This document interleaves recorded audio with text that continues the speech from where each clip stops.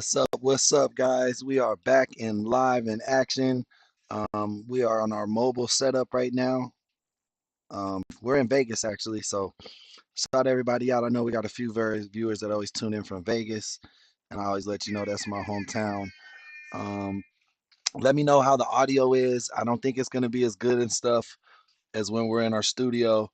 I definitely don't have the same camera setup, so it's gonna look a little different, but my apologies. April, welcome to the chat. Our first member showed up today, man. We are on the road.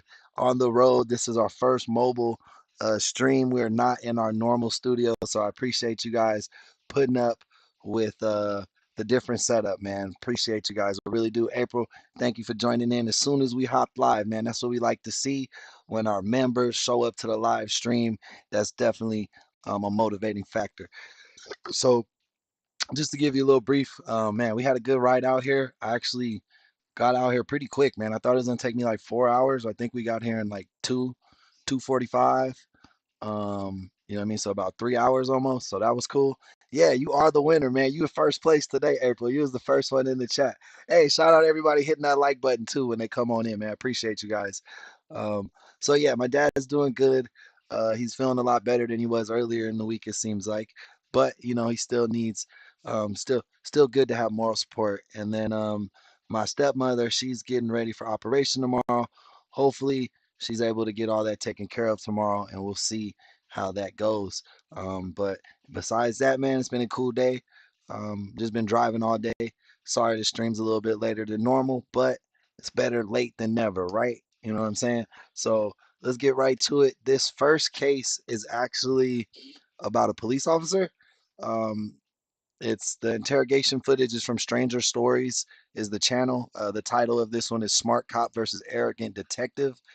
I guess this police officer is bullying other people and bullying other people in the department. And so we're gonna see what that's about. This is gonna be definitely. We did that internal affairs case a few days ago. This will probably be along the same lines, except for actually like cop on cop violence. So let's see what that's about. But let me know how the audio sounds, guys, because I do have different settings today. So you might hear background noise that you don't normally hear. Wasatch County Sheriff Jared Rigby is accused of bullying an officer who reported his police chief for excessive use of force. He has threatened our whole department. Well, because Lucas, it really comes down to the future, your future in the police department. The video of him intimidating the officer was sickening. Nobody's above the law. In March 2021, Officer Lucas McTaggart thought he was responding to a routine drunk and disorderly call. He was training. Shout out, Dope. Welcome to the chat. You know we got to sound the horn when the member enters the building. Appreciate you for showing up tonight, Dose. A new member of the force, and most of his attention was given to making sure he was clear on what was the correct procedure for the situation. The suspect resisted. No, I'm not tired. I'm just talking a little bit lower than I normally do because I know it's a lot smaller place than where I normally record. I usually have my own office, but I'm just trying not to wake up my stepmom because she's trying to rest for her operation tomorrow. Which wasn't unusual for his level of intoxication. So at first, McTaggart wasn't concerned. After all, other experienced officers were on the scene, including Chief Dave Booth. As the suspect continued to resist, McTaggart was shocked to see Booth's hand on their throat, since this went directly against department policy. It was also concerning since Booth was a superior officer, and it could damage McTaggart's career if he said anything. Still, he believed excessive force was used and made a report. This led to an investigation, where McTaggart was made to feel as if he were the one who had done something wrong. Is it on? Yeah. Okay. All right, so basically, this cop was on duty with his sergeant or whatever, and then He saw his sergeant doing some unlawful shit, using some techniques that are illegal in the police force. He decided to do what's right and tell, and now it seems like he's getting the short end of the stick for doing what's right. Man, sometimes that police gang is too real. So it's September 1st, 2021, about 7:10 in the morning. So what we want to do is provide you some intro to what it is we're doing, ask some questions. Chat, I will definitely let Sandy know. I know she'll wake up because she always wakes up in the middle of the night, especially she's a little nervous. But I'll definitely give her all your blessings and prayers, man. Thank you so much for all the well wishes for, family of the Fades.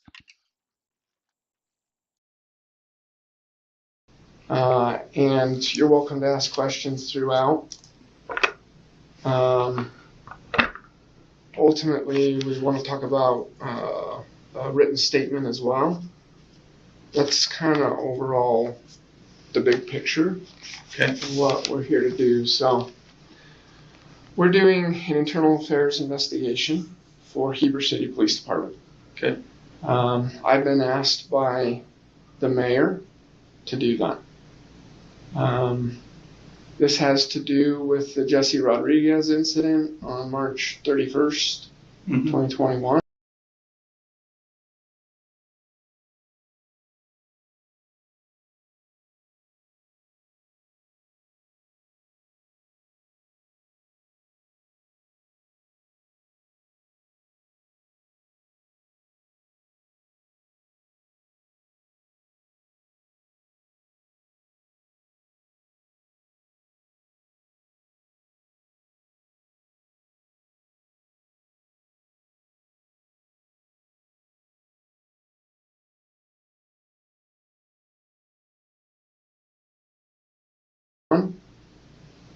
And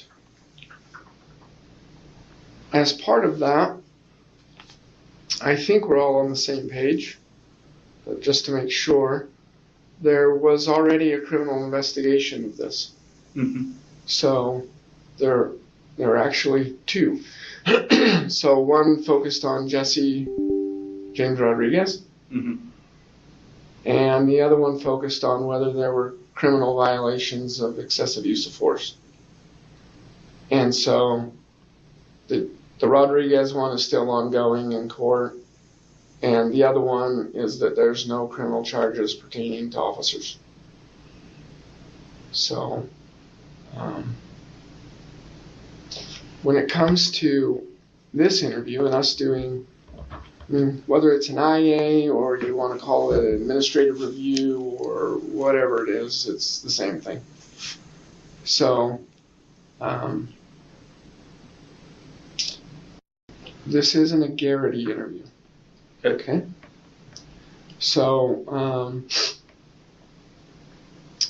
Garrity interviews, generally speaking, are meant when there are criminal charges that could potentially be on the table, or at least an investigation is ongoing or could be ongoing. Or, actually could be an and or, but there's concerns about a person's propensity to tell the truth. So there's some question as to whether they're making inconsistent statements or false statements. And if that was the case, then Garrity can be given to make it perfectly clear that there is an obligation on the employee's part to tell the truth, the whole truth, and nothing but the truth, kind of an idea. And so Garrity provides protections to an employee, like in your spot, having to do with potential criminal investigation. Doesn't say crimes can't be brought if Garrity is given, but instead is saying anything that we were to talk about here cannot be shared with criminal investigators. Well, there's already been a criminal investigation conducted we know there's no crimes that are going to come of that. And so at least that piece is not on the table, and so we won't do it. If we were concerned about your ability to tell the truth, or we questioned any of those things, then we would also consider giving Garrity. We're not in that boat. So you're not in trouble. Rigby assures McTaggart that he isn't in trouble, which is odd because McTaggart is the one calling out an issue, and he knows he is not the subject of the investigation. I don't anticipate any. Hey, that was crazy. Did you hear how this officer just prerequisited this whole interrogation, this whole interview? I mean, this is not supposed to be an interrogation. It's supposed to be an interview to figure out what this man actually saw and what it was he reported. Instead, the officer told him, look, bro, there's going to be no criminal investigation. No matter what you tell me in this meeting, it can't be used against any of the officers you reported. So they're already telling him that his job is in jeopardy. Like his brothers in blue will not have his back because of what he's already told. That's like what I'm getting from. Anything here causing you some kind of a disciplinary. I know lots of times officers get concerned about the consequences of what they say, meaning how that affects them with their coworkers. And I do get that, kind of the informal, kind of between officers, crews, supervisors. Are they going to be upset with me? Any of those kinds of things. So it's not a criminal investigation. It's not a Garrity interview. At least at this point, we have no reason to do that. With that said, there's always the expectation when an employee is meeting with their employer, or here we are in place of your employer, to tell the truth and the whole truth and not exaggerate and not leave anything out and not embellish anything. So we don't need Garrity for that. Yeah, all right. So just a quick recap. The officer in the gray hoodie, he told on his sergeant because his sergeant was choking a suspect and putting his knee on his neck and just being mad aggressive, like way over aggressive in the situation. This cop didn't like that, so he reported him to internal affairs. Instead of them investigating the cop who was using excessive force, it seems like they're coming down on him for telling on his boss for using excessive force.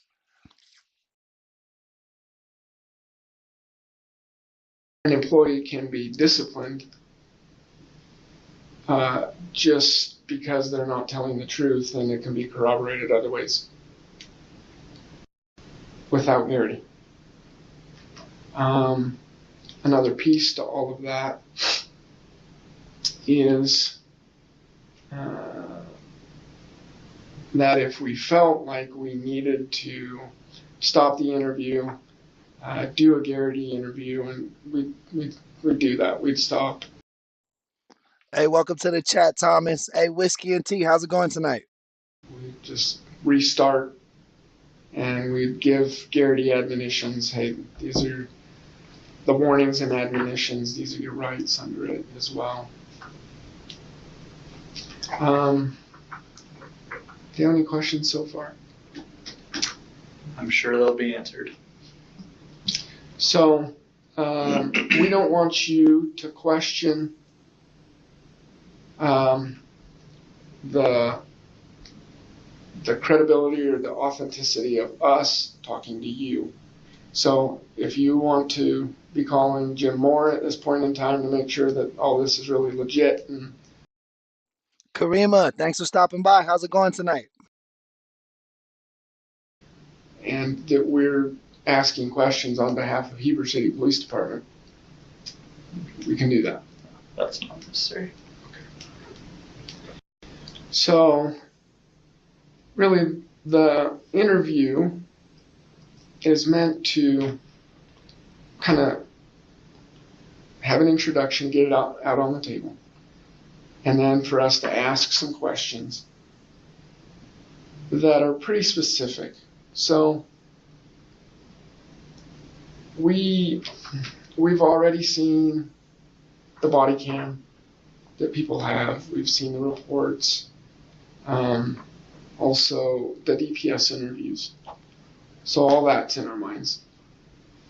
So lots of times in an interview we'll say, so start from the beginning and tell us about this thing.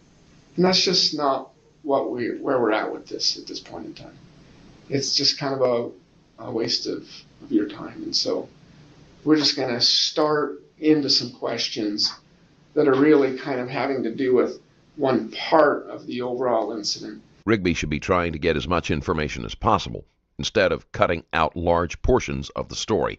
This is Bro, right when he said that, I knew he was on some bullshit because he said, look, bro, don't give me all the details. I just want to know about this. Tell me about this. And I guarantee you the question, we haven't seen this part yet, but I guarantee you he's going to only be talking about the suspect. Like, tell me how aggressive he was. What did he do to the cop? Things like that. Not did the cop meet his force with equal force. They're not going to talk about that shit at all. Watch. especially true, given that he is friends with the accused and should not be in charge of the investigation at all. I recently released another highly Having you think, Hey, Liam, shout out the UK, man. Thanks for stopping by. is it having to do with all this kind of stuff? It's like we can tell where there's policy concerns in these areas. Okay. Any questions so far? We don't want to take time out of your CIT training, so that's why we're going to cut straight to the meat of the subject. It's very kind of you. Why, you're welcome. It's very kind of All right. So, Hey, Jay Beauty, thank you for the subscription. Guys, we're on the road to 10,000 subs. We're approaching 5,000. We need all y'all doing all y'all work. Hit them buttons, double tap them screens, guys. Definitely subscribe to the channel if you like what we do. when it comes to how all of the concern came about, our concern has to do with inconsistent and false statements, not on your part. And so the first question really that we have is, we know that you're the FTO to Adrian Gondaria on this call, March 31st, 2021, right? Mm-hmm. Liberty Station, Jesse Rodriguez. Bro, when did that George Floyd stuff happen again? This was in 2021. So I'm sure this is like right after that. I'm sure this cop got hella training on what not. I'm sure all police got training on what not to do to a suspect after George Floyd. So this dude is just trying to play it by the book, bro. But that just tells you you can't always trust the people that's supposed to protect us. You know what I mean? And then from there end up being concerns in the police department about how it was handled, specifically whether there was excessive use of force, and even more specific, whether Dave Booth used any excessive use of force. So what do you know, or what was your involvement in after March 31st and that incident, and then discussion? I'm doing well. Emma, how you doing tonight? Welcome to the chat. With others. Hey, Liam, thank you for the subscription. I'm leaving the others open at this point in time. We can narrow down more on officers, supervisors, spouse, people outside the office, but all of that's on the table right now. What was your discussion about the incident? with others, generally speaking? It's been a while, so I don't 100% recall timing on everything or anything like that, but I know I discussed with, I think, 3 other officers, and I discussed with a supervisor. Okay, is the supervisor one of the 3 officers or separate? Separate. Okay, can you tell us more about the officers and the supervisor? What are you looking for? Names, times. What's best to your recollection? I believe I talked about it with Rojo, Richard, and I actually want to say Weischer, but that was kind of random because he was just in the office randomly. And that would have been, like I said, I don't remember time frames, but it would have been shortly after the incident, like within a couple days. So accurate to say shortly after incident. Okay, he's already trying to fuck up dude's testimony. He's asking him, so when exactly did you report this? He's trying, and the dude's like saying, well, basically the next day in the office. You know what I mean? But the cop's trying to make it seem like this cop couldn't have remembered what happened. Like he's misremembering and just making shit up. That's kind of what the detective is doing to this officer. This guy's the detective. This guy's the officer that reported. So he's trying to like disclaim his testimony before he can even say anything. Within a couple days. Okay. And the supervisor? Jarvie. Okay, and what were the circumstances there? My discussion with my supervisor? Uh-huh. I was doing what I was obligated to do by policy based on what I had seen. So, help us understand the circumstances of how that conversation happened. So, where were you? Kind of the time frame that it happened? In his office.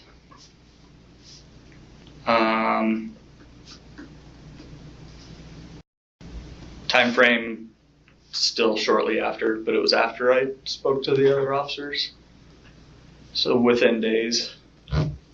McTaggart was shocked over what he had seen and wanted to ensure he wasn't misinterpreting what had happened.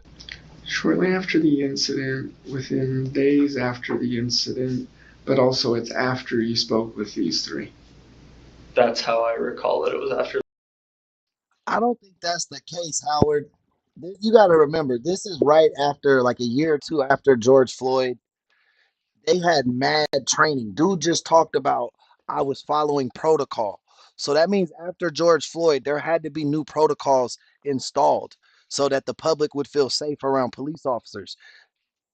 This dude did what they told him to do publicly, but now they're like, nah, bro, you're not really supposed to do that. We're really supposed to be doing what we've been doing. You know what I mean? That I would have talked to them. It was time for me to look into what I felt like I needed to do. Okay.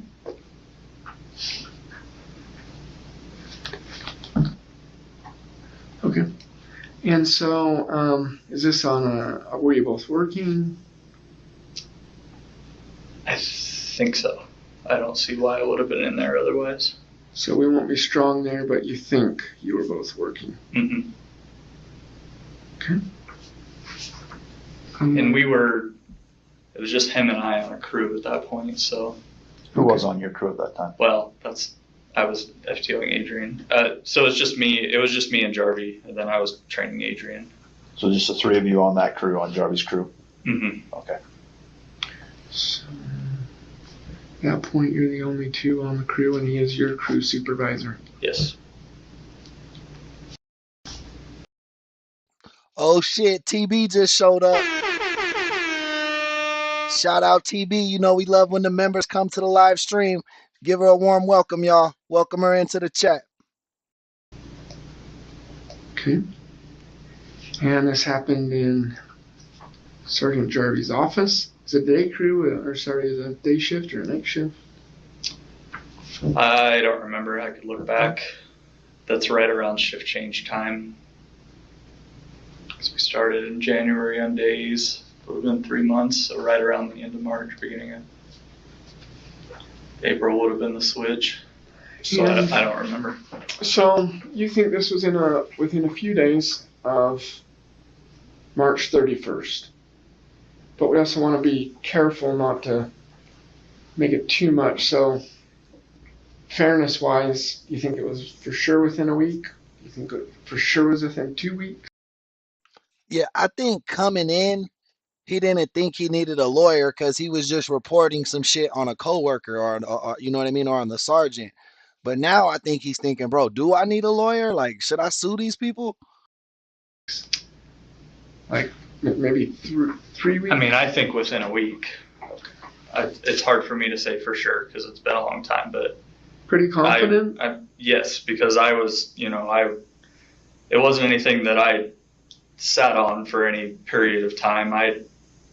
It happened. I did my research, talked about it a little bit, and determined what I thought I needed to do with it, and did that. Okay. Pretty confident the conversation with Jarvie occurred within 1 week of March 31st. Okay.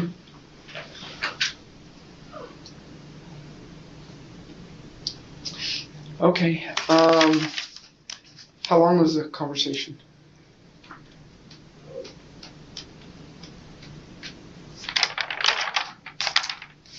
Couldn't tell you. I mean, it was not super brief. I mean, we sat and chatted for a while, but okay. I don't even know. Shout out Kyle, man. He sent in them 2 jewels, man. I appreciate you. You know I need all them jewels. Thank you so much, my boy. That it was all entirely just on that subject. Others present besides the 2 of you? No. Adrian may have been out doing paperwork in the office while the door was closed. Okay. Door was closed. If he was in the office, the door would have been closed. It wasn't a conversation I would have had for other people to hear. Did you consider it a formal conversation? Yes. Okay. And why would you consider a formal conversation? Well, what kind of the outward, or what was said? Not necessarily a formal conversation. Thank you, Lysandra. Yeah, she's real cute. I'm a lucky man. Whereas it's with my supervisor who I can talk with comfortably. This is more of a formal conversation than that, but formal because it was me doing what I had determined I was required to do by policy, and I made that clear in the conversation. I did my research, I looked into law and policy, and I determined I was required by Heber City policy to report what I had seen to my supervisor. And so I made it clear this is me reporting it to my supervisor. Okay. And he was clear on that also. Okay. During this conversation, see, they're trying to make it seem like he bucked chain of command, but he literally went to his supervisor. Like, that's probably what the protocol was. From the way when you spoke with Sergeant Jarvie, was this the first, from your understanding, was this the first that he had heard of this? From my understanding, yes. Okay. From the way he acted, from his reaction, from you telling him about. Shout out my boy Wild Man. Wild Man sending in them jewels, man. Appreciate you. Appreciate you, man. Let's keep that jewel train running, man. I love it. About this incident, it was the first time he had heard about it. Yes. Okay. Yeah. Not about the entire incident, obviously. No, or the entire not call, about the entire incident, but from what you were bringing forward to him. Right. Okay. Yes. So what were the concerns that you raised? That I observed an officer use excessive force. Or what I perceived to be excessive force from where I saw it happen. You heard that side cop said, so what you thought was excessive force. Not They didn't just let him say his statement of "I saw an officer using excessive force." They said this guy on the left, you can't even see him on full screen, but you can see his hand.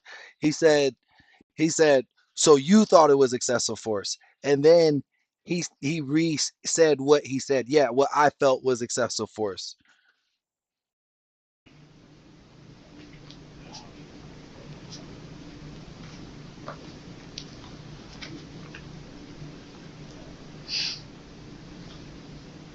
Okay. And so you're concerned about Dave Booth using excessive force. Correct. And you communicated that to Sergeant Jarvie. I did.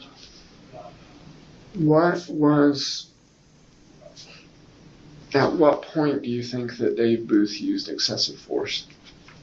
When he put his hand on Jesse's neck and squeezed his neck to put him into the back of, I believe it was Adrian's car, but that patrol car.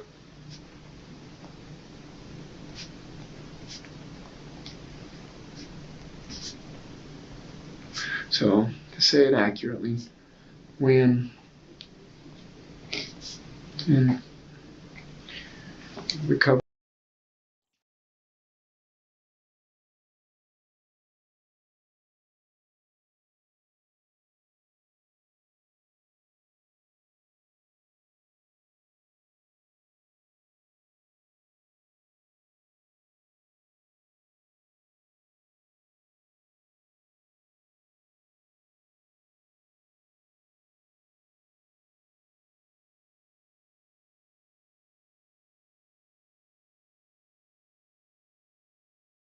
he knew that the recording was going. Okay. When he put his hand on Jesse's neck and squeezed. Hey, Element, welcome to the chat. How's it going? But man, yeah, no, I was saying the cop was trying to figure out a way to word it to make it seem less aggressive. He was like, "Well, let's talk about, let's say it, let's say it more accurately." Because the way this cop described it, the guy was choking the suspect into the car. Like he basically was like, "Get in the car." You know what I mean? Where now he's gonna try and put it like, "Oh, he was just helping him in, like making sure his head didn't hit or some shit." Watch, I guarantee that's what this cop is gonna try to flip it to. Is that accurate? Yes. And put him inside the car.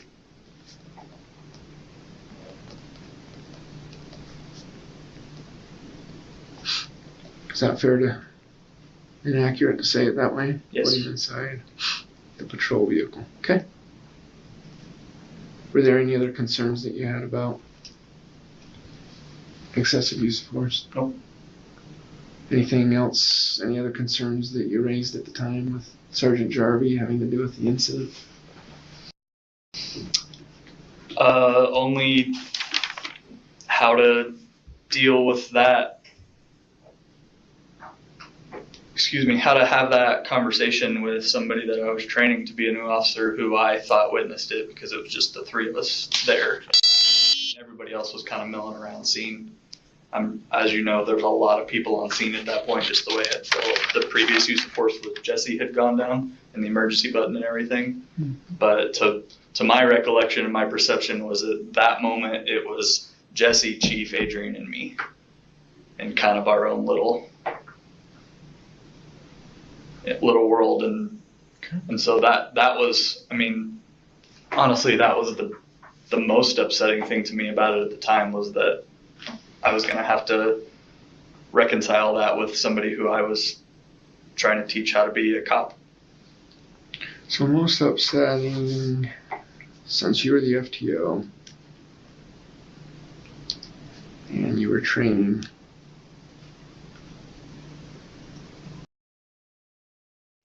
So we got it backwards. This was the guy training. He was training the guy who used excessive force. I thought the guy he reported on was the sergeant, but he reported it to his own sergeant. My bad. I have misheard that. So he was training another officer. The other officer uses excessive force, and he told on that officer. Of course, if I'm training an officer and he starts doing wild shit, I'm telling, bro. Because I'm gonna be responsible. He gonna be like, Yo, Faye taught me how to do that shit. I did not teach you that, bro. I did not teach you that. A new officer, and it was your job to reconcile. What do you mean when you say reconcile? I just didn't know how to approach it with him. Do I? Obviously, a difficult situation where it's chief. If it was another line level officer, yeah, like, hey, this is cut and dry. What you saw happen there was wrong and not the way we do things, and that'll be dealt with. But you don't need to worry about that. But we need to have that conversation. That's just a little bit more of a difficult conversation.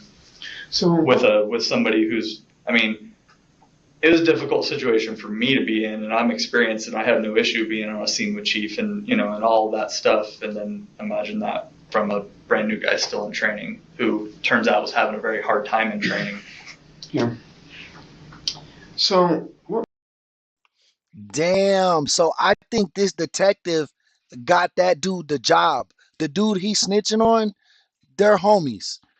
And this detective helped get that guy on the force. So that's why he's going so hard for this new guy. Because how would a new guy have more clout than the guy who's training you? That don't make sense to me. What makes you think, though, that Rigby begins to gaslight McTaggart by implying that what he perceived isn't actually what happened. Before we move forward, I want to extend my thanks for watching. This video today has no sponsor, so if you're enjoying it, subscribing helps the channel grow. You can also check out my second channel, Stranger Crimes. So should I have stepped in and grabbed Chief's arm and said, hey, quit? chokehold is anything that applies pressure? At that point, anything Feeling like you're seeing excessive use of force. That's not your decision. That is a determination that the department will make. Sure. And so, oh no, Element, you got a new form of COVID? Is that like COVID 26 now? I'm sorry, man. I hope you heal up, man. I hope you heal up, and I hope all is well for you. I like and I appreciate and I respect you going through the process. Hey, I have a concern. You raise it to your sergeant. That's the right thing to do. And maybe I'm misunderstanding what you're saying here, but the way that it's coming across to me, at least at this point, is that you're feeling like you have to explain to the new employee the chief just used excessive use of force, and now we got to work through that. Am I misunderstanding that? You're not. The way that I perceived that, it was pretty cut and dry from what I perceived. I was right there with it, and I didn't see anything, especially with, we've just been told chokeholds are against policy and all, George Floyd and everything else, and people go. What I tell you? What did I tell you, bro? I be shooting, but I don't miss. I be shooting, but I don't miss, man. I told you. To prison and all of this stuff, and then we see that happen, and that was very clear to me that was inappropriate. So in one way or the other, maybe not. And maybe this is what you're getting at. I'm not saying that. Yeah, he committed a crime at that point. What's a chokehold mean? Anything applying pressure to the neck. I mean, they're saying George Floyd, they're relating that to a chokehold, and he had a knee on the back of his neck, and you can't stop breathing from the back of the neck. So I mean, what? Is that what your policy talks about with chokehold? Is anything that applies pressure to the neck? I don't know, honestly. I don't know off the top of my head right now. But so you see how he's using his words, like he's trying to dissect the language, like what exactly is a chokehold? And then he gave him a simple answer. Anything that applies pressure to the neck. If the cop putting the knee on the back of George Floyd's neck was considered an illegal chokehold, then for sure your hands around someone's neck is an illegal chokehold. So him using common sense is clear as day to me. But this detective is going to say, well, what is the verbiage in the actual policy and blah, blah, blah, blah, blah, blah, like trying to trip this guy up because that new cop that's getting in trouble is his homie. And to back up, that wasn't anything on the back of the neck. I mean, I watched his hands squeeze around the front of his neck. How long do you think that lasted for? I have thought about that because my other concern when I researched what my obligation was is, coming across the duty to intervene. And so I had a second to myself to, should I have stepped in and grabbed Chief's arm and said, hey, quit?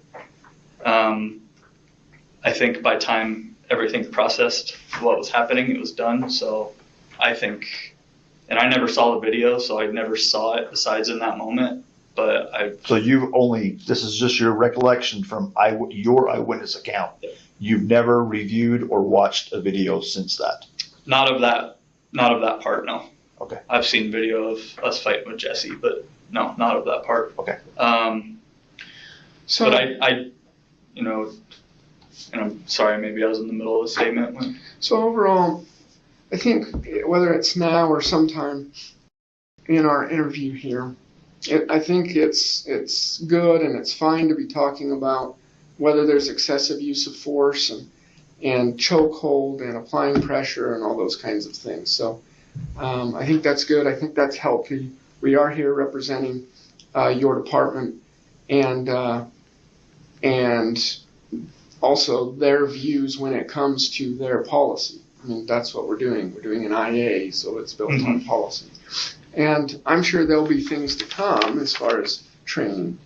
But the bottom line is for right now, is it accurate for us to say that at least at that point in time, you felt... Yeah, and of course they're not going to let him see it again because he's the one that reported.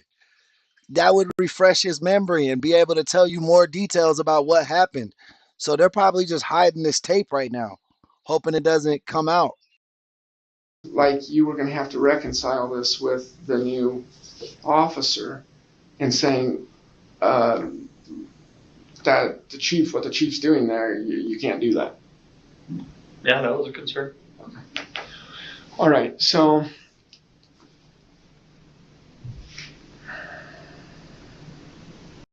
hey guys, let's double tap them screens. We had 20 likes. Let's get up to 25 real fast. We got a lot of lurkers tonight, man. Quit being weird.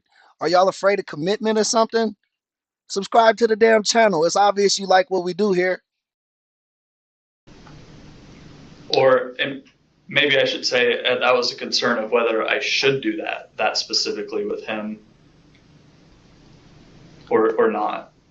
Mm-hmm. Or how to approach that was my biggest concern, is how to deal with that as his trainer. Okay. And so, being the representative of the police department at this point in time, I guess the communication is that takes at least part of that off of your shoulders is really it's a determination that the process needs to follow, right? So if through the process it was determined that it's excessive use of force, then you're going to be in that boat. I understand that, but that's also not valid, because if the law is going to sit and say that an officer is legally required to intervene when there's excessive force being used, that's an in-the-moment thing, right? Mm-hmm. So how do I intervene on something that has to be determined by this later process? But you didn't intervene. No, I didn't. So you don't need to get with the officer. If you didn't intervene, then why would you need to get with the officer and tell him? Because the reason I didn't intervene is because there was not time for me to intervene, because it was done. Okay, so what was my perspective of it? And like I said, I had that thought afterwards: should I have intervened? And I realized, this is something that happened so quickly. Bro, he probably didn't intervene. Just be honest. I would have been real. Like, I wouldn't have wanted to stand up, dude. Like, hey, Kristen, thank you for that subscription. Appreciate you. Basically, he don't want to make the police look bad in front of the people they're apprehending. He's like, I'm training him. I'm going to talk to him about that later and report this shit later. We got to get this situation under control and get everybody back home safely tonight. We can't be fist fighting in front of fucking criminals or the people that we're apprehending. that by the time I processed everything, So it wasn't something for, if that had gone on, it would have been something for me to have interviewed. Did you end up having a conversation with Adrian about it? A very non-specific conversation. Okay. So Lucas, help us understand. So you're really concerned about the spot it puts you in, because you're going to have to reconcile this with the officer, but you didn't reconcile it with the officer. Well, that was my concern immediately on, did he see did Adrian Hey, Stacy, welcome in. Welcome to the chat. I'm sure you'll like it around here. see what I saw? Is he processing what I'm processing, which Mm-hmm. I don't His know. perspective, is it the same or different? Yeah, I to this day do not know. In that conversation with Jarvie that I had, I also had this conversation about how to approach it with Adrian, and we kind of determined it was best to have a more broad conversation.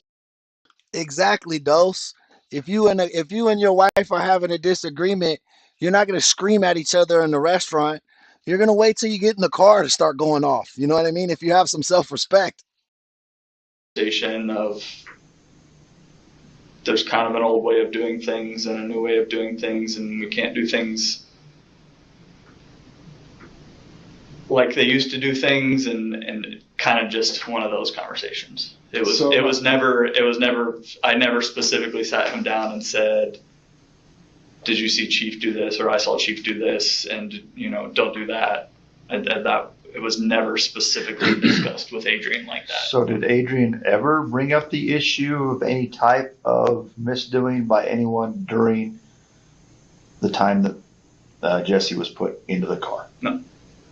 So he never did come to you and say, listen, I'm concerned, or during this conversation that you had of old school, new school. This answer does not work in McTaggart's favor, since it sounds like he may have been the only one who thought both used excessive force. There was nothing brought up by Adrian as far as any concerns.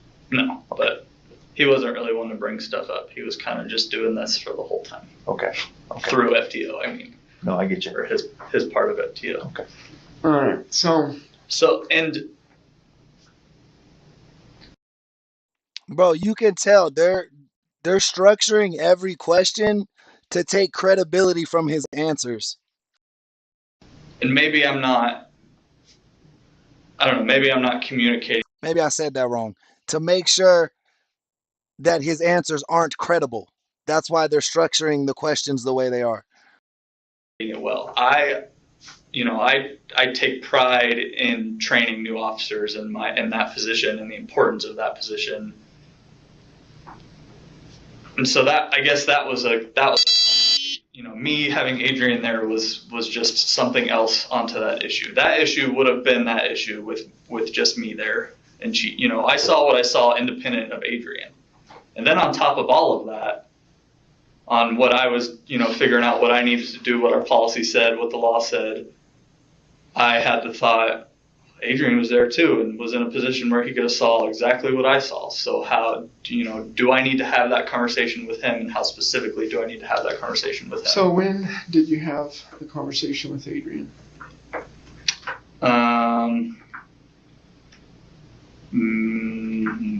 Either that day that I talked to Jarvie or within the next shift or two, quickly after.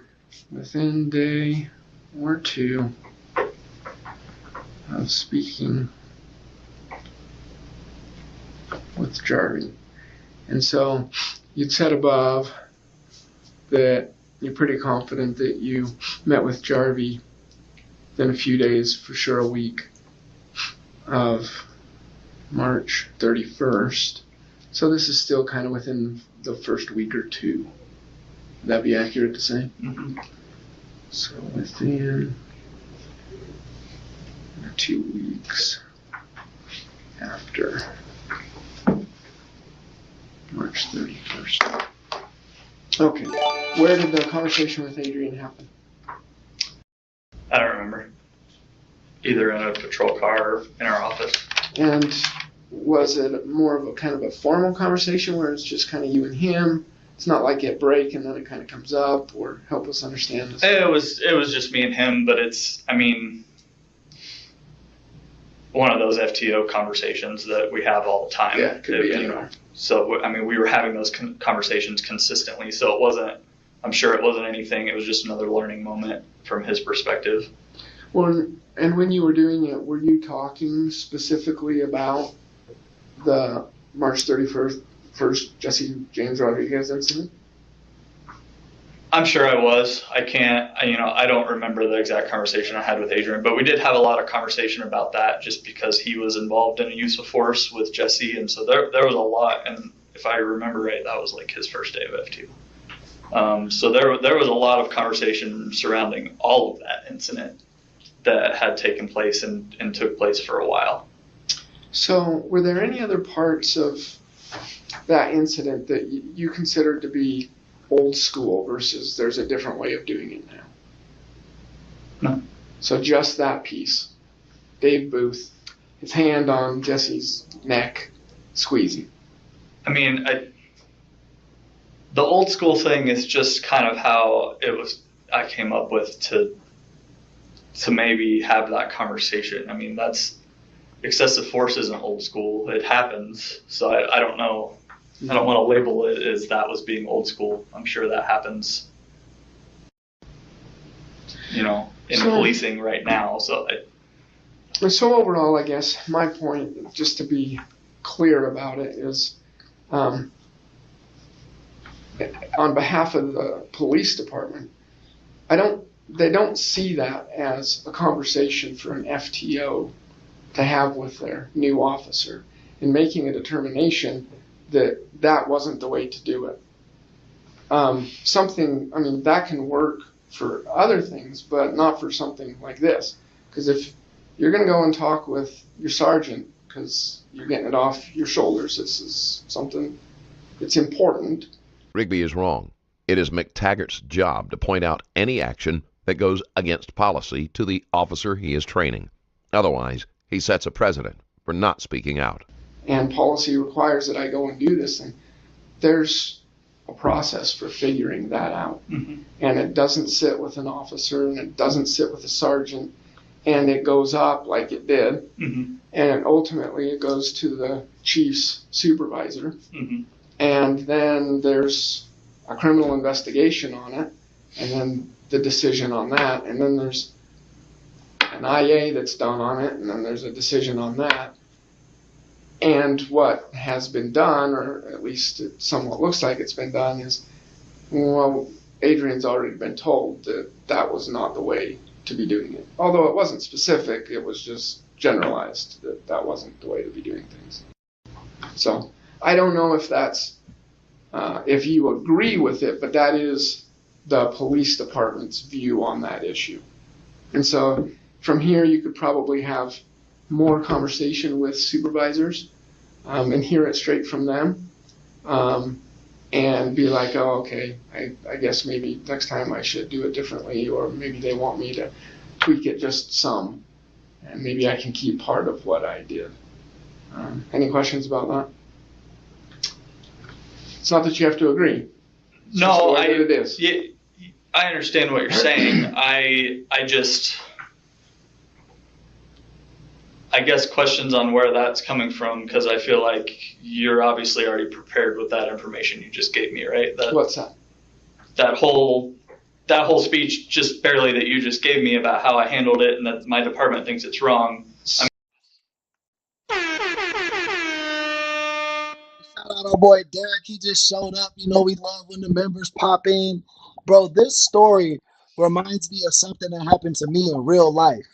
I used to work for a company called Boot Barn, and we had a store manager. I was the sales manager, and we had a general manager. We were the two managers of the store. Dude was sexually harassing chicks in the store. 3 different women who worked for us complained to me that he was sexually harassing them.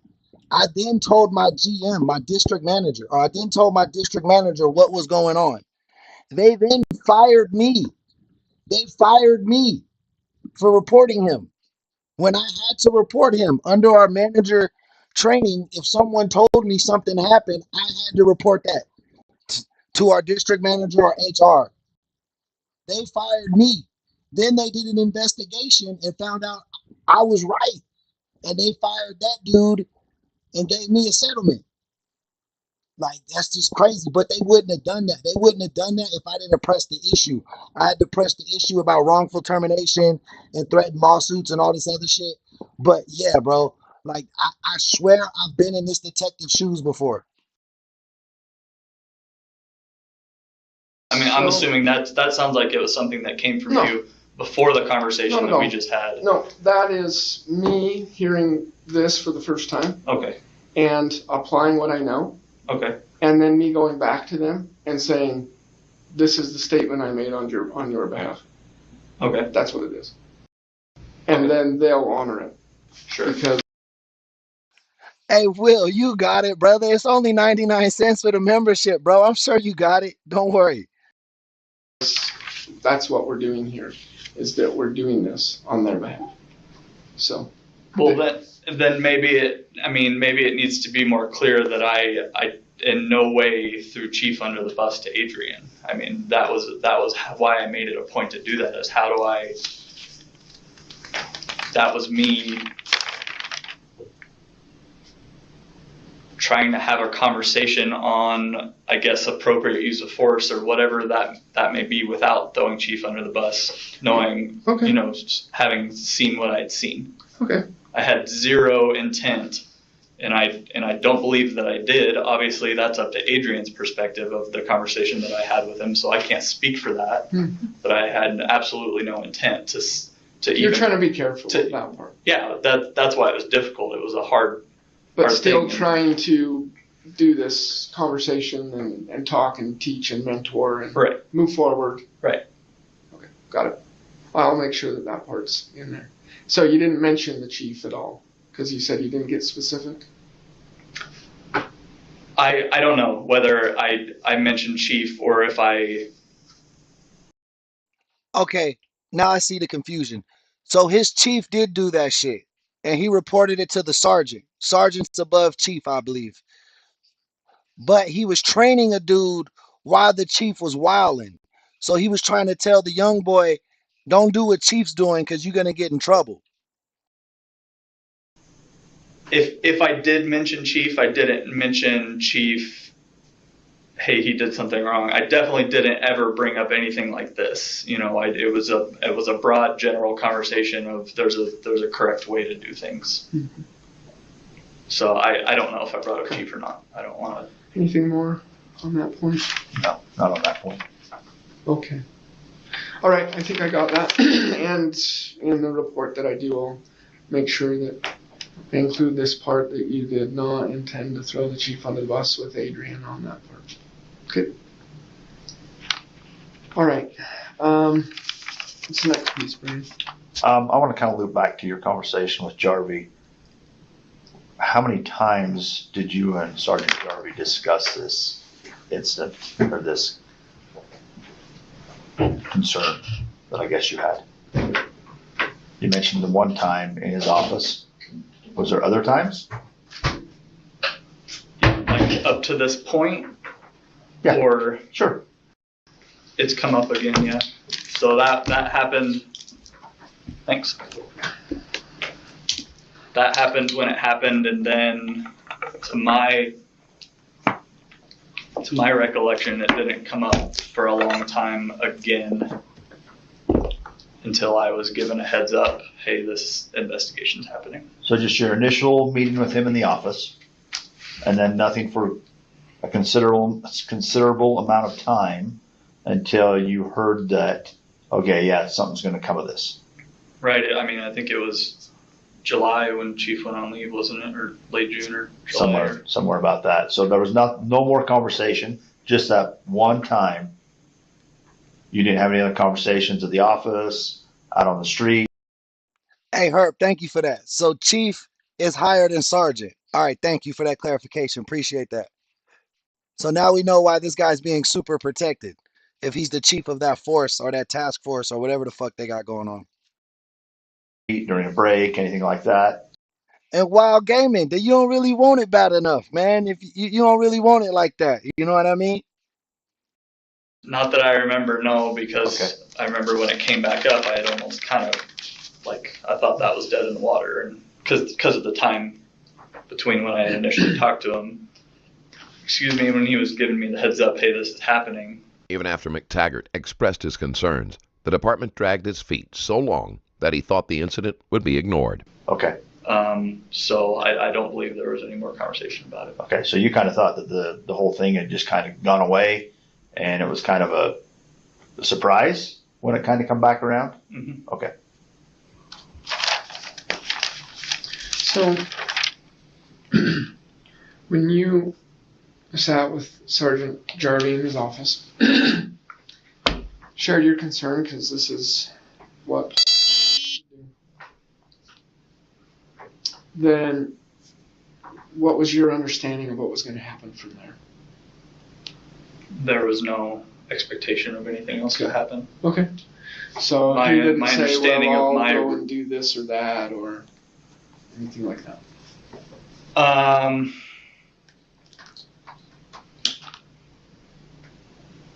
He definitely gave no statement of this is going to happen next.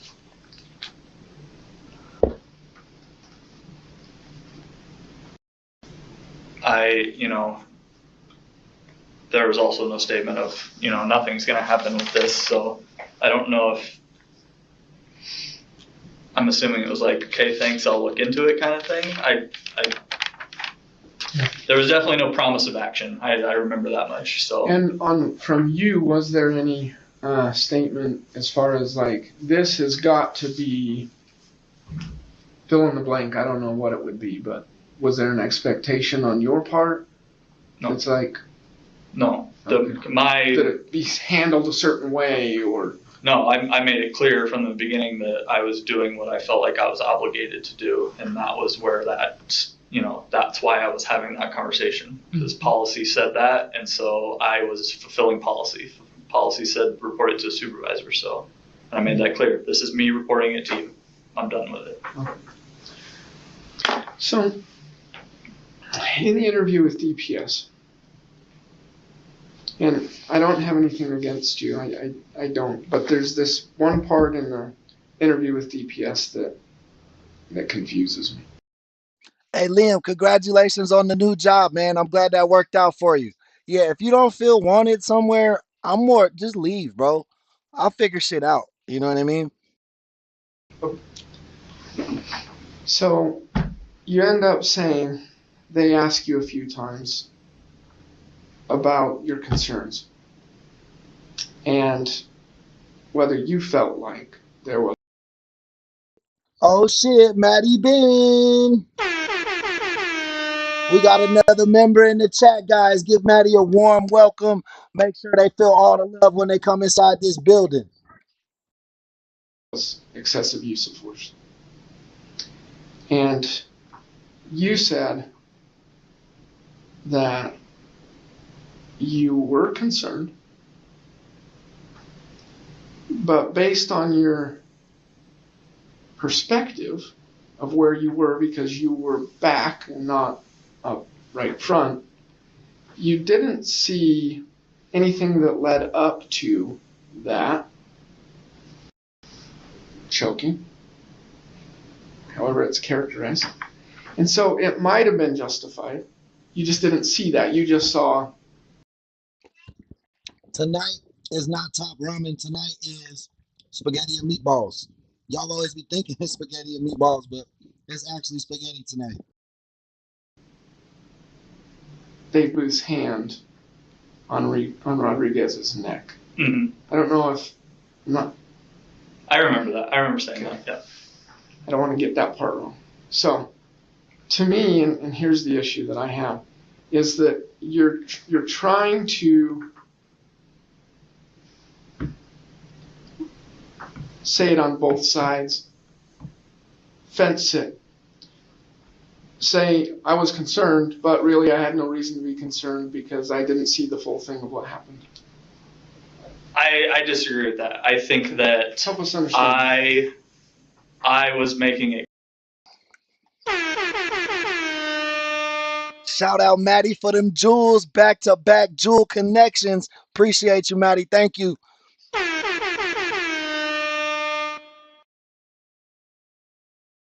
Clear that based on what I saw, from my perspective, I observed excessive force. I was also recognizing that excessive force is not determined by my perspective. That's what it was. It's as simple as that. I was, especially where that was a criminal investigation, so I'm not going to sit there. Obviously I'm going to be honest, and this is what I saw, and I explained what I saw, and so I made that statement to acknowledge that knowing what I saw is this perspective. And so maybe I'll clarify to you then. I do not believe that there was anything that warranted that, but I also acknowledge that it is a possibility that something could have happened that I didn't see. That's a possibility. So you don't believe, help me understand that it warranted that. What's that? What Chief did, what I saw. You don't believe there was anything. Any type of neck hold goes against department policy, so there is nothing the suspect could have done to warrant such treatment.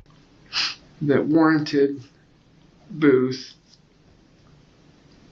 taking his hand and putting it on Reed's throat. I didn't directly observe anything that warranted it, so I can definitely say that because that's my observations, right? And from where I was, which was close, it was behind Adrian, but still close. Mm-hmm. I don't really, there's no way that it didn't seem likely to me that something would have warranted it. I'm just acknowledging that I'm not, all seeing and all knowing. Yeah. Okay, so that does help us because now we know clearly that you think that Dave Booth used excessive use of force. Yeah, and if I didn't, it would have just died. At the same time, you're trying to acknowledge the fact that this is one perspective and there could be other perspectives. Right. Yeah? Mm-hmm. Okay. Let's talk for a minute then about the perspective. You heard that little statement he said? So you admit that this is from your perspective and there could be different perspectives, right? Basically, he's saying, so you're telling me what you're saying doesn't mean nothing. Basically, he's telling him, bro, all this shit you telling me don't mean shit. So, I don't expect you to agree with it. In people's situations like this, I would expect them to do a counter to the whole thing and come up with the reasons why it's not that.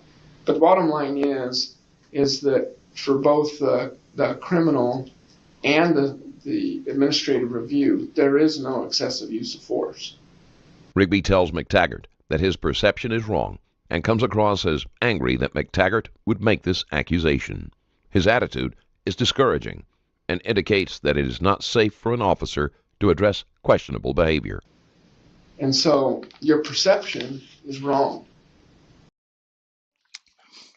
Hey, Cheeto Dust, you ain't wrong, but I definitely got a couple extra pounds on me. But I like eating, man, so I'm going to eat. My apologies. And so you'll just have to figure out how best to go about that from here on out. I could go into more detail about why that is. I don't want to kind of belabor the point when the main thing is knowing. No, Wesley, he can't invoke the fifth right here because this is supposed to just be a meeting. It's not an actual interrogation. He told on one of his fellow colleagues or superior officer for using excessive force, and now they're treating him like he's under trial. I'm pretty sure they're going to fire him and he sued them or something. I think that's how this is going to play out. That's just not. You and anyone else that thinks that that's how it is, that might have been your perspective at the time, but it's been found to be false. So there was no excessive use of force. So I don't know if it helps you at this point in time to have me explain why that? Sure. Okay. So the overall thing, and you'd have to go through policy, so we could sum here, but I don't want to take all your time. You only have 2 hours. If you want me to go through policy, I will. But the bottom line is that in policy there's formal complaints and there's informal complaints. Also, when it comes to, and each one you're supposed to follow a certain way of doing it. Mm-hmm. And so when you're coming to your sergeant and doing a formal, Yeah, no, Wesley, for sure, they treating this shit like an interrogation. I ain't even gonna lie to you. Cheeto dust. That shit don't bother me none. Cause honestly, I'm not that heavy. You know what I mean? I'm not that big of a guy. You know what I mean? I got a dad bod, but that's about it. formal complaint, there's certain things that are supposed to happen. So it says in policy that you're supposed to come immediately. And so I don't know that you coming within a few days is immediate, but I think it's pretty close. I don't have a problem with that.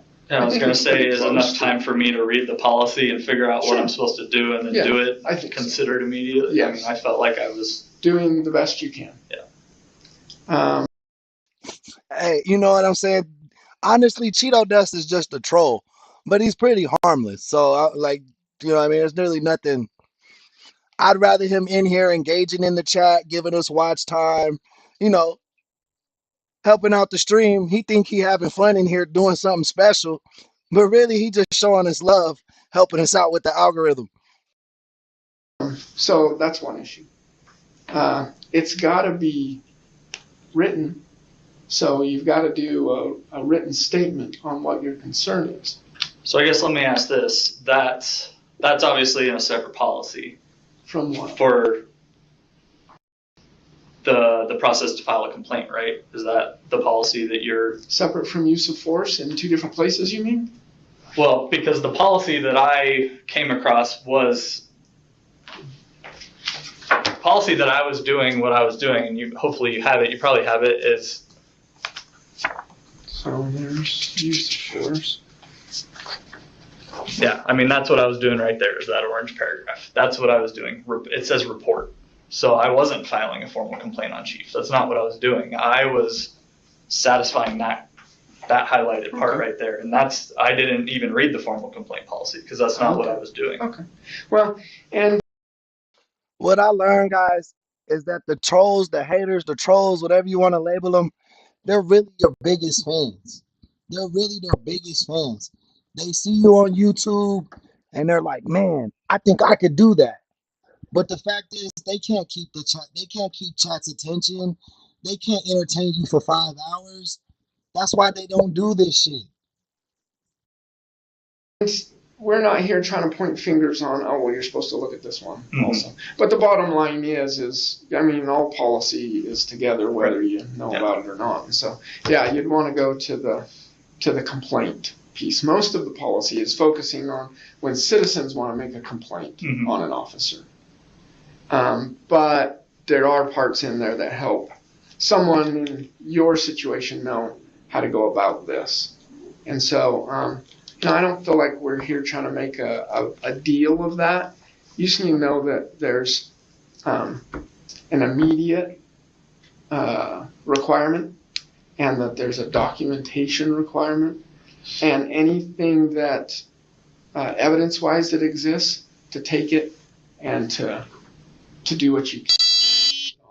I know in this situation that there's questions having to do with the video and whether it's accessible or not. Mm-hmm. So we're not here trying to get in the middle of that stuff. But overall, yeah, when you have like police officers with this gang mentality like this, running around like thugs, it gets dangerous because you can't even report on them because like you said, Karima, they're the law, right? that is what you're trying to do. You're not trying to be as an officer or as an FTO officer or as a sergeant. You're not trying to do an investigation that so-and-so just brought you, then pass it on. So you're informing the proper supervisors, you're finding out what they want to have happen. Mm-hmm. And from there, then they get the right people involved that they want to have involved. Yeah. How to join the membership, Triple Z? Just hit the super chat sign, the dollar sign, and on the bottom of the super chats, there should be a membership. There should be a membership thing for you, and you can sign up real quick like that. Hey, David, welcome to the chat, my boy. So just don't want anyone thinking, and again, this is something that you can take to the bank. It's not just what I think or how we run things here in the sheriff's office or something like that. I'm speaking for the police department when I say that.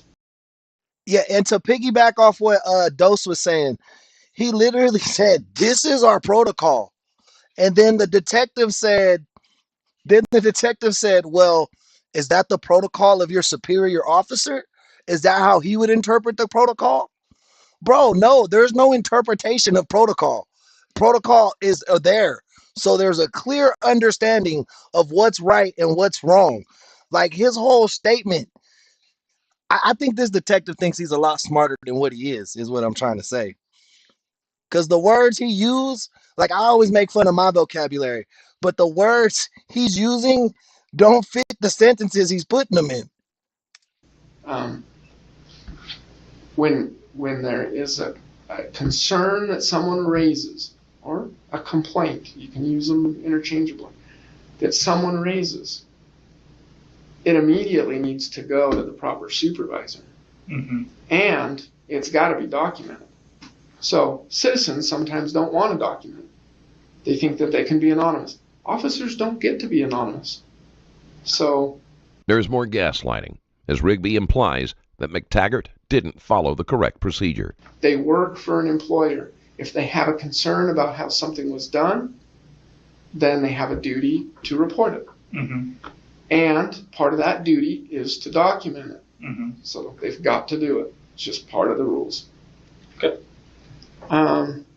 Okay, more on the excessive use of force piece. So in this situation, it's not what Dave Booth did is not even use of force. Now, people might disagree. Hold up. So now he's saying that cop did nothing wrong. He was totally in his parameters as a cop to squeeze a gentleman by his neck while he was handcuffed. When clearly the protocol says there's nothing, literally they read the protocol. There's nothing that allows the officer to choke you. Nothing. So if the guy wasn't being violent, that's double you can't choke him. With that. But in policy, it's saying here the application of physical technique or tactic. So it's like, okay, so what did Dave do? I think that what's an issue is with his right hand, he took it and put it on Rodriguez's neck and squeezed. I don't know if there's a dispute on what that technique or tactic is. Okay. Technique or tactic.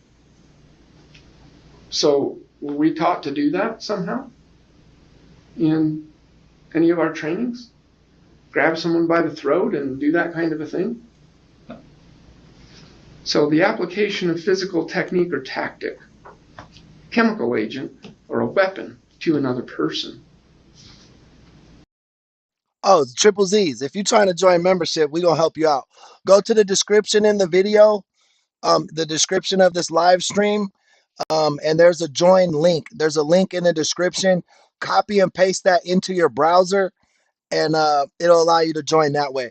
If you got an iPhone, sometimes it's the membership can be confusing on iPhone. I'm not even going to lie to you. It's not a use of force when a person allows himself or herself to be searched, escorted, or handcuffed. So by the definition, if you're not taught the technique or tactic, it's not a use of force.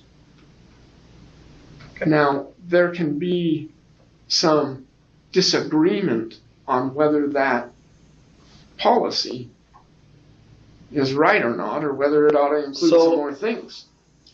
Okay, so, I mean, the statement you just made, if I punch somebody in the throat, but I've never been taught to do that, then that's not a use of force. Is that... So in your trainings... Maybe I'm misunderstanding you, because your statement sounds ridiculous to me. In your trainings, you've never been taught to punch someone? Not in the throat, no. Like, are you... Bro, what is y'all training for? Are y'all out here training for blood sport? Like chop the kumite? Cops is out here chopping people in the neck and shit, bro. Get the fuck out of here. That's not allowed. Kumite. I mean, we've been taught to grab people, but we've never been taught to grab people by the throat. So, I mean, it's what it... Yeah, right. How specific are you going to be on it? That's my point, is that you've never been taught to grab someone by the throat. So, you have to take application of physical technique or tactic, chemical agent, or a weapon to another person. It's not a use of force when a person allows himself or herself to be searched, escorted, or handcuffed.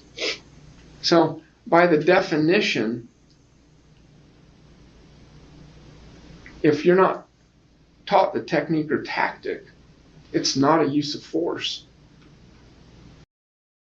Hold up. So if the police don't teach that tactic, it's not a use of force? What is this dude talking about? So if a cop just walks up and roundhouse kicks me in the head, since he never learned that in training, that's not a part of that's not excessive force. They never taught him that. Bro, I see why you told me to rewind that, Dose. That's crazy. In Cheeto Dust, I don't have to go to law school, my boy, because they literally just told us what their protocol was. He said, this is the police protocol. That was not followed. Pretty simple. Now, there can be some disagreement on whether that policy is right or not, or whether it ought to include some more things. Okay, so, I mean, the statement you just made, if I punch somebody in the throat, but I've never been taught to do that, then that's not a use of force. Is that... So in your training... Maybe I'm misunderstanding. Hey, shout out this cop, because that's exactly what I heard from this guy. Understanding you, because your statement sounds ridiculous to me. In your trainings, you've never been taught to punch someone? Not in the throat, no. Like, are you... I mean, we've been taught to grab people, but we've never been taught to grab people by the throat. So, I mean, it's what it... Yeah, right. How specific are you going to be on it? That's my point, is that you've never been taught to grab someone by the throat. So, you have to take... We've been taught specifically to not grab people by the throat. No, I disagree. You've been taught to not do a chokehold. Okay. And then when it comes down to what a chokehold is, it comes down to blood flow or airflow. So then what you end up looking at is whether... Rigby tries to convince McTaggart that he misunderstood the training. By now, McTaggart has realized that Rigby is not taking this investigation seriously. The circumstances that surround that issue. So a chokehold is more one of these things. Yeah. Well, I don't want it to appear that I'm trying to argue to the point that I think Chief is guilty of something. Because I did not ever want to be in this situation in the first place, and I'm not the one trying to say he needs to whatever. Like, I don't like this situation, and I don't like that I'm in it. It's crappy. Yeah, David, the officer in the middle on the left, right here in the gray jacket, he's the one that told on the other officer for using excessive force. And now it's like they're coming down on him like, bro, you should have never told, blah, blah, blah. And they're just gaslighting him, essentially. But I thought a lot about it, and I made a very informed decision, and I'm a very experienced officer, and I read case law, and I read lawsuits, and I know what is appropriate use of force, or my perspective of what appropriate use of force is. Obviously, I'm not the one who determines it, and it was determined that it wasn't. And I understand all of that. But what you're saying is not changing my perspective of what I saw. Nothing's going to change that. That's why we're here, right? Yeah. Well, because Lucas, it really comes down to the future, your future in the police department. Sure. So you can dig in your heels and say, and that's not what I'm doing. This is how I feel, and no one's going to change. Nah, David, Cheeto does just a troll. He's just a troll. We just letting him play around in the chat, help us boost our chat ratings.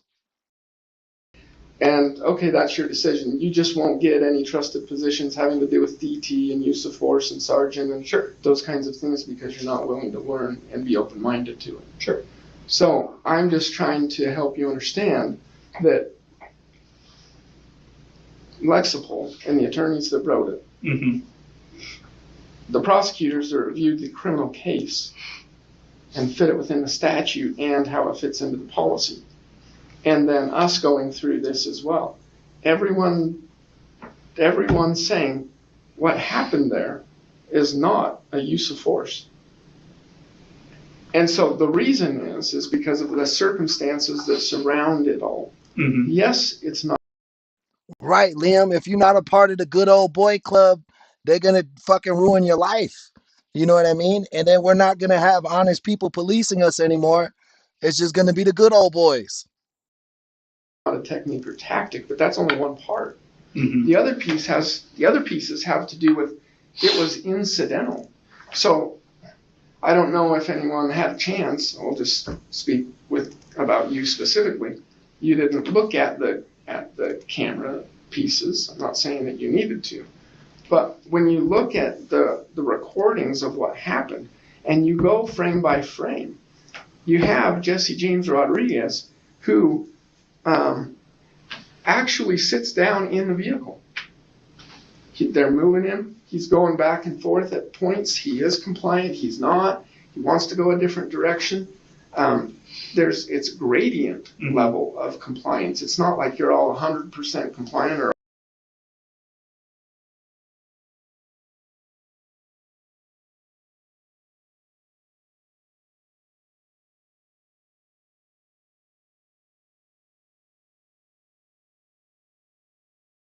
or 100% not compliant. My bad, I was muted. The officer's name was Lucas Mataggart, the guy in the gray. If you guys look up Lucas Mataggart, I'm sure we'll figure out what city and state it is. Right. It's this kind of level of how that works. So, point is, Jesse James Rodriguez goes and sits in the vehicle. They get him in the vehicle. Now he decides he wants to come out.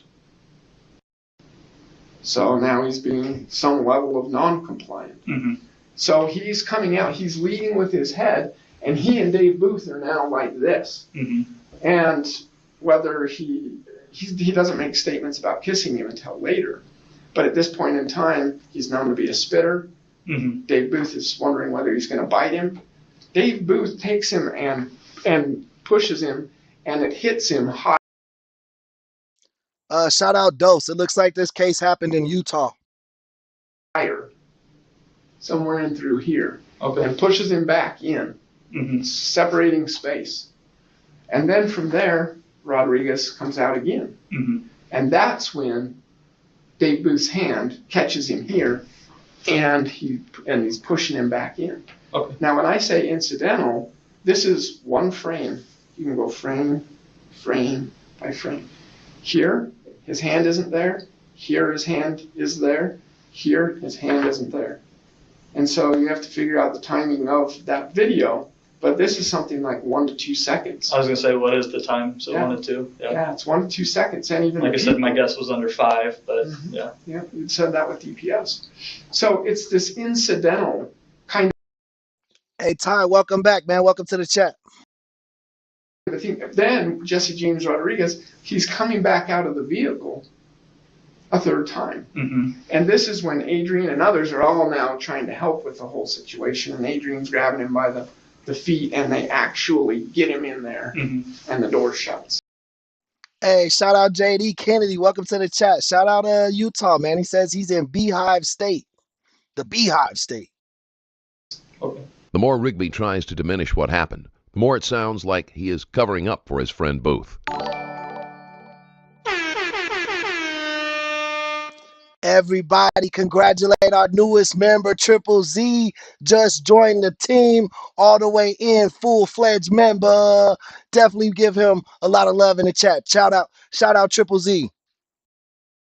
And so when I say incidental, it's like the first time, that's not what Dave Booth was doing. Right. The second time, that's what happened. Mhm. And the third time, that's not what was doing either, because now it's down lower. And so none of us knows for sure, did Dave intentionally on that go around grab him by the throat? That's what he was after and put him in there. Right. But you end up having to look at the overall thing and say, well, he didn't do it the first time and he didn't do it the third time. Mm-hmm. And you also have this arrestee, and he's in cuffs, and Mhm. that's an important piece to make. Some people are using that to say, therefore, he shouldn't have had someone put his hand on his throat. Mhm. But the point is he's fighting, he's resisting, and he's continuing to come out and out and out. And Dave Booth is, whether people agree with it or not, Bro just fucked up his whole argument. He said he just admitted the dude was in cuffs when he was getting choked. Bro, how am I resisting and need to be choked if I'm already in cuffs? final decision is Dave Booth is doing the best he can to get this guy in there. Mm-hmm. And this whole thing was unintended. It was unintentional. It was incidental. Mm-hmm. It was inconsequential because there's no loss of anything. You don't see anything happening. Yeah. With all of that. So in the future if we can go there for a second, in the future, the issue really comes down to not whether someone's hand was on someone's throat. It has to do with, was it intentional? Mm-hmm. Was it a tactic? Mm-hmm. Was it a technique that's being used against another? Here, we're not even technically affecting an arrest. I mean, overall, you could say that's what they're doing. Mm-hmm. But they're really not. They already arrested him. Right. What they're doing now is they're escorting or transporting. Mm-hmm. And that's in policy. And so it's not so much use of force to make an arrest. Although there's an argument that the whole thing, from the time you take him from the house to the time you get him to the jail, is arrest. I acknowledge that. But policy gets even more specific. And when it starts talking about escorting and transporting, then it's like, well, it seems like the policy distinguishes between arrest, escort, transport. And so the bottom line here, the decision here is it doesn't even rise to the level of use of force because it doesn't meet the definition. Maybe it needs to be changed. Heber City ought to go through that if they think that it does. But by circumstances, it also does not. It's not a technique. It was only incidental. It was only used for 1 or 2 seconds. It was only one frame on a video, Mm-hmm. things like that. And the courts and the attorneys and admin, they want to give cops the benefit of the doubt. Mm-hmm. Because when you're in it with someone and all of a sudden... You know what's so funny? This is supposed to be a meeting to get this guy in the Gray's side of the story. Like, hey, what really happened out there? You know, let me know your perspective. But instead, he's just getting lectured on why he should have never reported this shit. I would just get up and leave at this point. My forearm hit him in the neck, and now it could have cut off some airway for some amount of time. And Right. So it is concerning when you do see an officer's hand on someone's throat and that it's gripped. I'd say that it's like, And, that was my concern. That's the concern. It's just once you, and it's kind of like pulling a trigger and then it's all second guessed forevermore. So once you actually go through the process and it ends up being, this isn't one. Valid to be concerned about it because it's this, but in the end, it's not.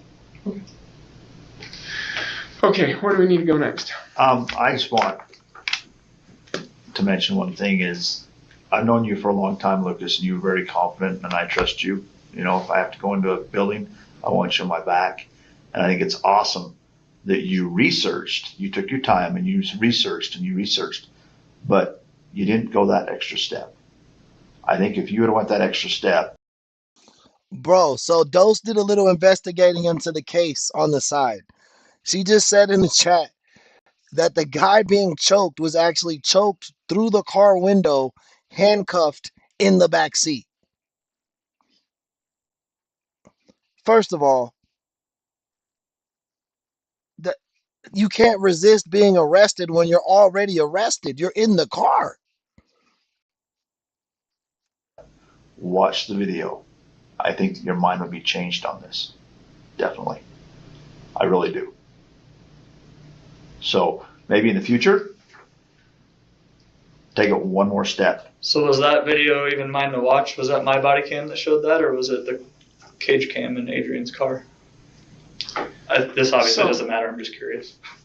So it's not Adrian's because his fell off, right? Right. His body camera fell off. Then there would have been one in the vehicle, then my camera. Yeah, I'm not talking about the one that's in the vehicle. Okay.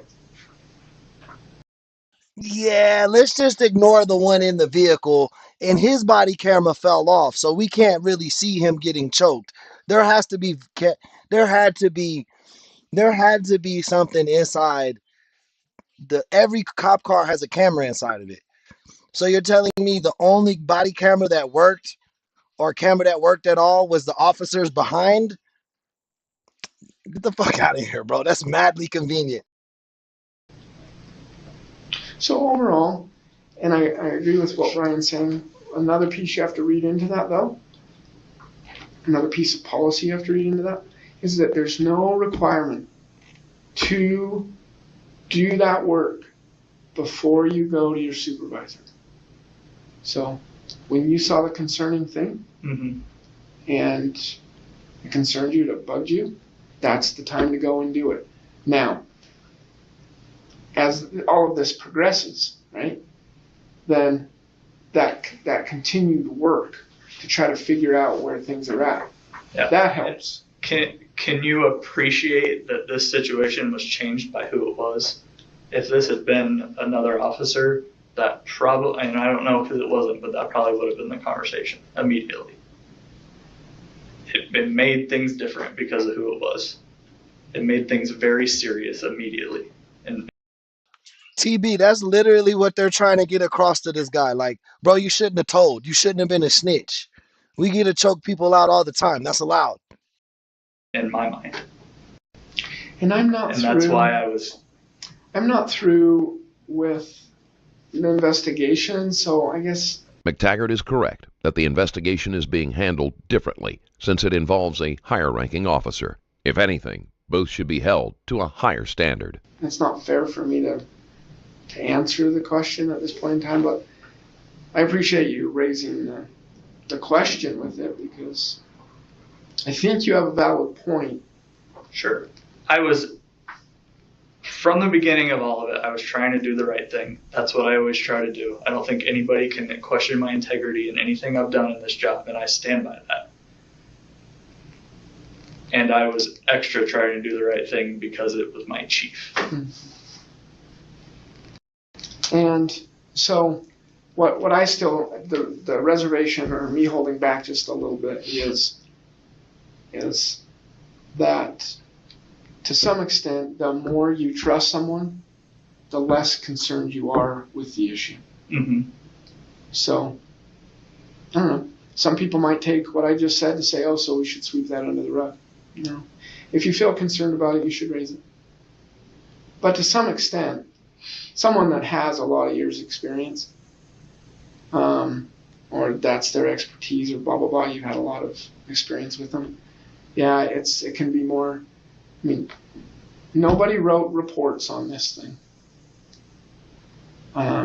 Nobody went to the county attorneys on this thing.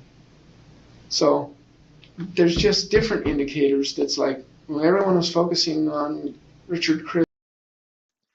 Yeah, Bill, I for sure would have did what this officer did. Like, if I'm seeing my chief choke people out in the back of squad cars, bro, I gotta say something. That's not policing. And Jesse James Rodriguez. Mm-hmm. That's where the issue that's where the use of force was. Right. Because that did involve technique and tactic. Yeah.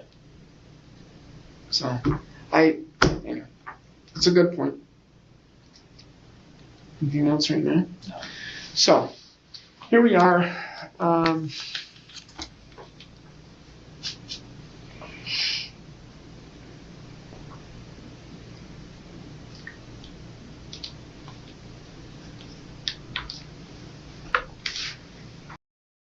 I like what TB said. She said, you should know better than to make us do our damn job. That's basically what the scolding is in this meeting right now.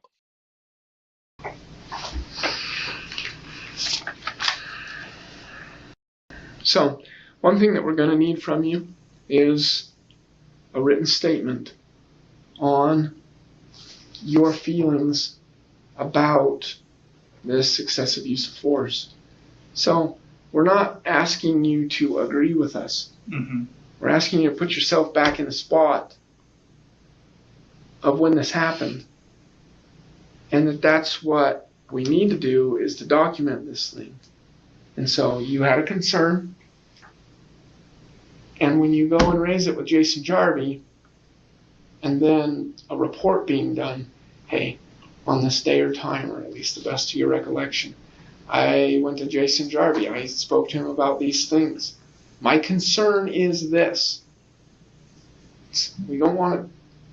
Other people can try to make it that it's some other concern. So that's why this matters, is that's what your concern is. It's not any of these other things that people end up using for. Ty, that's what I'm saying. This is supposed to be the officer in Gray's meeting. It's supposed to be a meeting where he's able to explain what he saw. 90% of this video is this fake ass Matt Dillon. Is that his name, Matt Dillon? I'm going with it. Matt Dillon from The Departed. Is that what's dude's name in The Departed? He looked like a fake version of him. But he's just been lecturing our boy, bro. This whole time he's just been lecturing. For their own benefit. That's really the issue. It's like, what's your concern? You brought it up to your sergeant. So why did you go to him? Let's get it on paper.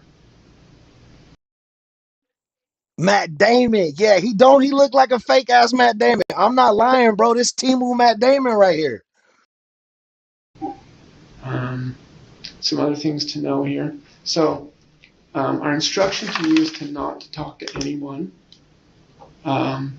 about our conversation.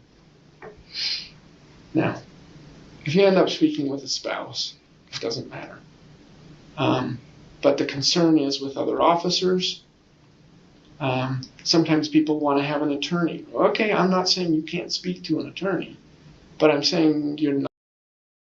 Hey, you don't gotta apologize for telling the truth, David. Not supposed to go out and speak with friends or the media or, other officers, whether they're in your agency or not. If you needed to talk with some. No, Matt Damon and Marky Mark are in that movie. Marky Mark kills Matt Damon at the end, on some hater shit. I did not like the ending. I was so happy when Matt Damon, it looked like he got away with it all. And then Marky Mark just in the room in his bow. someone because of the stress of all of it, yeah, you go and you talk. It is an active investigation, and McTaggart knows he isn't allowed to discuss it outside of a few exceptions. Rigby makes it sound more like a warning. That's the professional you talk to. You can talk to doctors, you can talk to attorneys, all of those things. It's just, oh, so I'm going to call a trusted source within law enforcement. No, you're not going to do that. At some point in time, all that's lifted. But at this point, we still have more people to interview, and we don't want the information to be shared. I don't know if you feel best about writing this statement on an actual witness statement, or you're going to write it out on a lined piece of paper, or what you're going to do. Steve Conley, is that the movie? Is that the real life case of what The Departed was based on? Because I remember that was supposed to be based on a true story, loosely based on a true story or something. You know how Hollywood does it. So his name is Steve Connolly. I'm gonna look that up. But Either's fine. Doesn't matter. okay, give me a sec while I go over.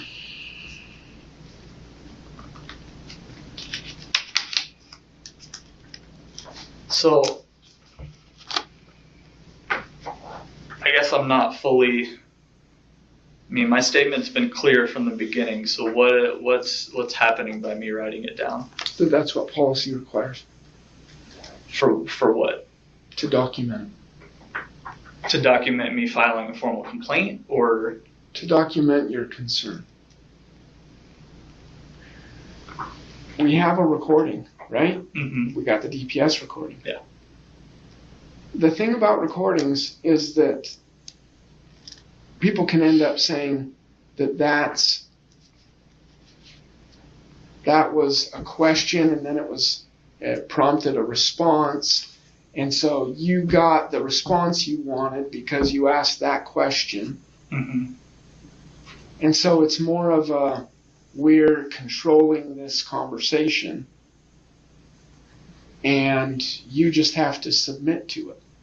It's like, okay, I disagree, but all right. A statement is more, hey, you have a concern, right? You went to Jason Jarvie, you raised a concern. Yeah, his body language, the cop's body language, the good cop, his body language is telling me like, bro, you're so fucked. I'm about to sue the shit out of this department. He's still laid back. He's got his leg folded sideways, like the man way to fold your legs, not the lady way to fold your legs. You know how them cops be, I don't know how them cops be sitting like a lady, bro. That should be squishing my balls. But yeah, he's sitting out here very confident. He knows like he didn't do nothing wrong. Concern. Mm-hmm. So on your own, when you write out what your concern is, now the department knows that that's how you feel. So in your case, it might be exactly the same as what you've stated here. But things have a way of changing over time when attorneys or others get involved. You're not in trouble here, even after some of the stuff that we've talked about and explained. You're not in trouble. You don't need to expect disciplinaries from this. Now, when I say that, Bro, you can't unsee fake Matt Damon, bro. I'm telling you, that's Timu, my boy Timu Damon. we are not the decision makers. Right. So we take what we found, we turn it over to the mayor and the manager, and they take it. Shout out Jazzy. She just entered the chat. Y'all give her a warm welcome. Let her know what's going on tonight. Appreciate you so much for showing up, Jazz. From there. But my feeling is that there's not disciplinaries that ought to be handed down.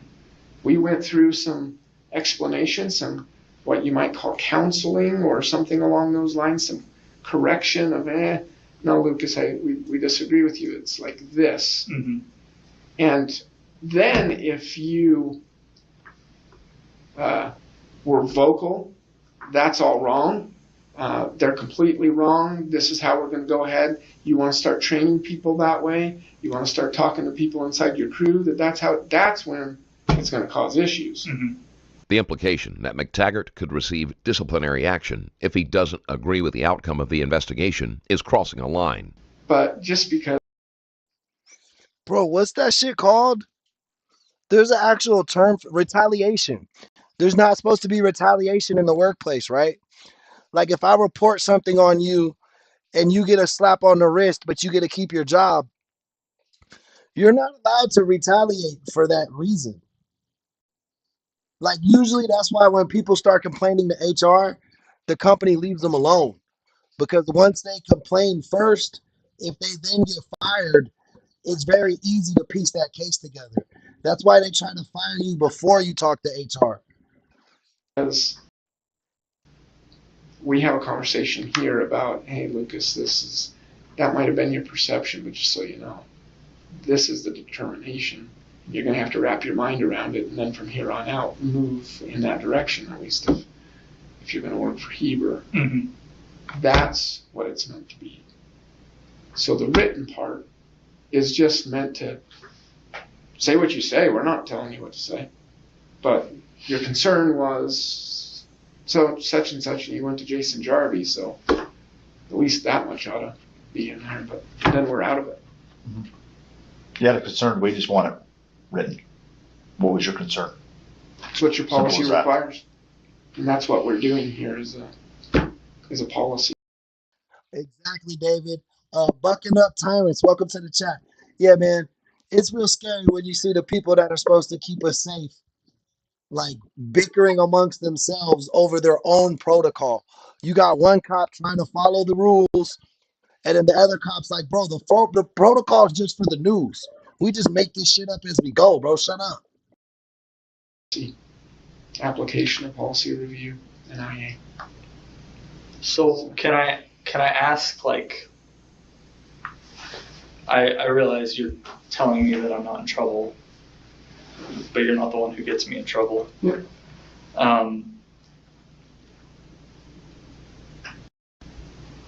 So I guess what is this? Like, what's the bigger picture of this? Because I felt like I did the right thing, and now I'm in way over my head. Mm-hmm. So, hey, Simply a Rebel, welcome to the chat. I don't think that you are. I know that that's how you feel. So I'll address. I'm right here. I mean, here we are. Yeah, I'm getting pulled out of trainings for IAs. So yeah, I get it. So overall, yeah, you're in the middle of something that's not comfortable and you don't want to be. At the same time, this is one of the most difficult spots to be in law enforcement, because there's very few other places where you work and they really care about this. And then what happened, and then what happened, and okay, and so we want you to do this and that, and it's all recorded, and all this kind of, right? There's not many other employers, except for this industry, that really care about that stuff. Now, the bottom line is you're just going to have to trust. Maybe that's difficult to do, but that is what it comes down to. You're just going to have to trust that when we're saying, hey, policy requires this, you can go and look in policy and double check. But we're not asking you to do something that's not in policy. Sure. Well, I mean, I guess am I the subject of this IA? No. Okay. So somebody else, obviously an IA is on a Hey, Aussie Bev, welcome in. person. I mean, they can, right, they can all start, and it can be a generalized thing. Right. But I'm also not trying to. And obviously you're not going to tell me more information than that, but okay, so I'm not the subject of this. And I'm not trying to pass this off as though this is just an IA and it could be anybody, anything. It is not generalized that way. No. Okay. But no, you're not a subject. Okay. The only way that you can get in trouble here is if you don't do what we ask you to do. So if we ask you a question and you don't want to give the answer, well, that hasn't happened here. That's going to cause you issues. Yeah. We ask a question, you give an answer, we find out different, that's not how it was, that's going to cause you issues. I don't think that's happened here. And I like to understand things, so I'm asking questions. I'm not trying to do And that's good. anything.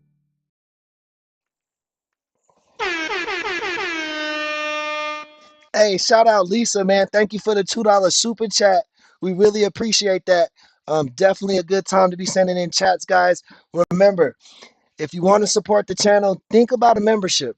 Think about a super chat. Think about a gift. All that stuff really helps us out a lot. We're a small channel, so any donation you guys can afford really goes a long way for us. Thank you so much and appreciate you, Lisa.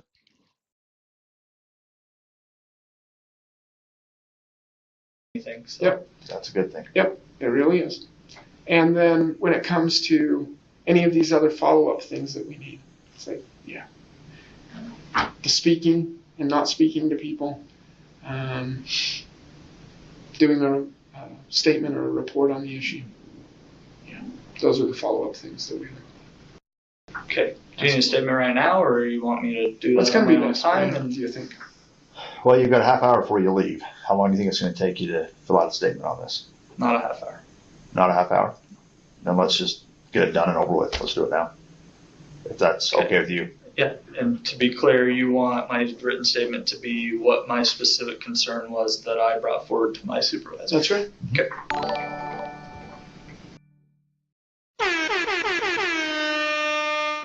Shout out Aussie Bev with the $2 from Australia.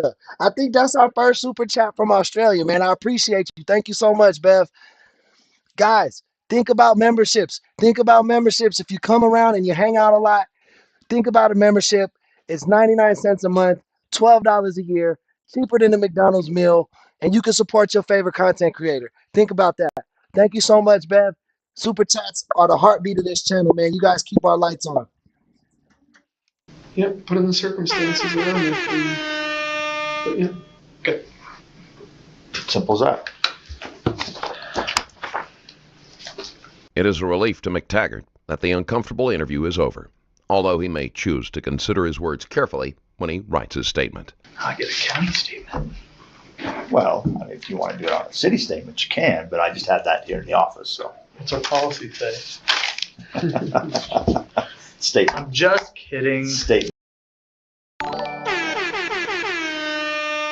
Maddie Ben coming in with the not $1 super chat. Thank you so much, man. Appreciate that. Written statement. 2103. I don't remember. I was That's gonna fine. see if I can No, remember it. you're fine. March 31st, correct? Yes. It was. Yes. Lucas, are you aware of anyone else that's concerned about excessive use of force in this incident? I should say in the police department.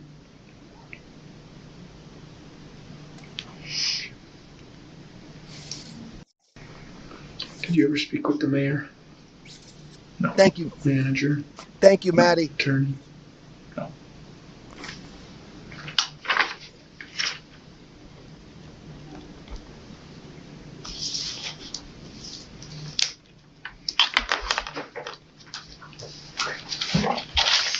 So a couple things.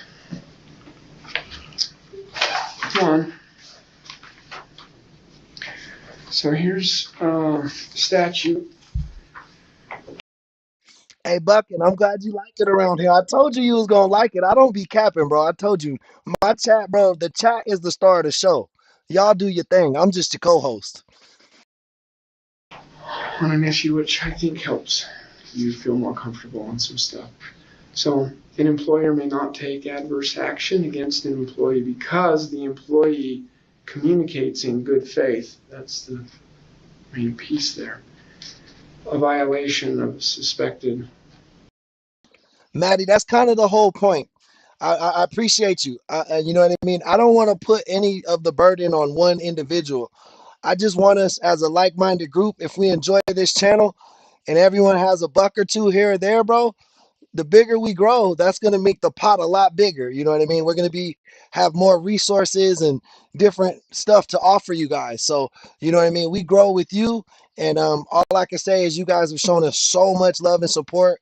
We are the fastest growing true crime channel on YouTube. And I think we're the best community on YouTube. And I say that in all hardest, in all honesty. We have a very mature audience, and everyone seems to get along. And even when we disagree, we don't attack each other personally. You know what I mean? It's really cool to see this whole thing formulate. Or suspected violation of law. So you've done that, and it's in good faith. How do we know that? An employee is presumed to have communicated in good faith if the employee gives written notice. To a person in authority over the person alleged. So, Hey, Jazzy, I didn't eat tonight. I didn't eat ramen noodles. Tonight I had spaghetti and meatballs. My pops makes the best meatballs. I think his first wife was Italian or something. You know, he a player like me, so you know he had a few wives. You know what I'm saying? But he could chef it up when you talking them meatballs. and then there's this piece of an employer may not take adverse action against an employee. Man, shout out TB. She just gifted the chat 5 members, man.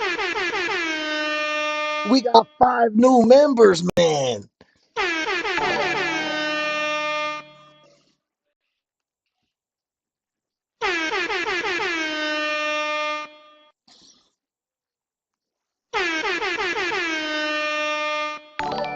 Hey, shout out TB, man. Thank you so much for the love. Thank you for spreading the love amongst the community, making sure more people can be members of this family as we grow. Them memberships will be worth. It's gonna add up because you're gonna be able to prove I've been here since day one. Because an employee participates or gives information in an investigation. So by doing that piece, and also by consenting to the interview as well, which I know it's required, but you get the good faith presumption. I think that's a great thing here. Yep. It shows everyone that you're just trying to do the best you can. You don't have anything against anyone. You're researching things. You're conscientious. You're wanting to help train employees. That's all you were doing. And I think we can say the same thing now. I don't. It's like he's telling them, yeah, bro, you didn't do anything wrong, but you fucked up. You didn't do anything wrong, but you fucked up. Like that's what he's got going on right now. I don't see a change. Not at all.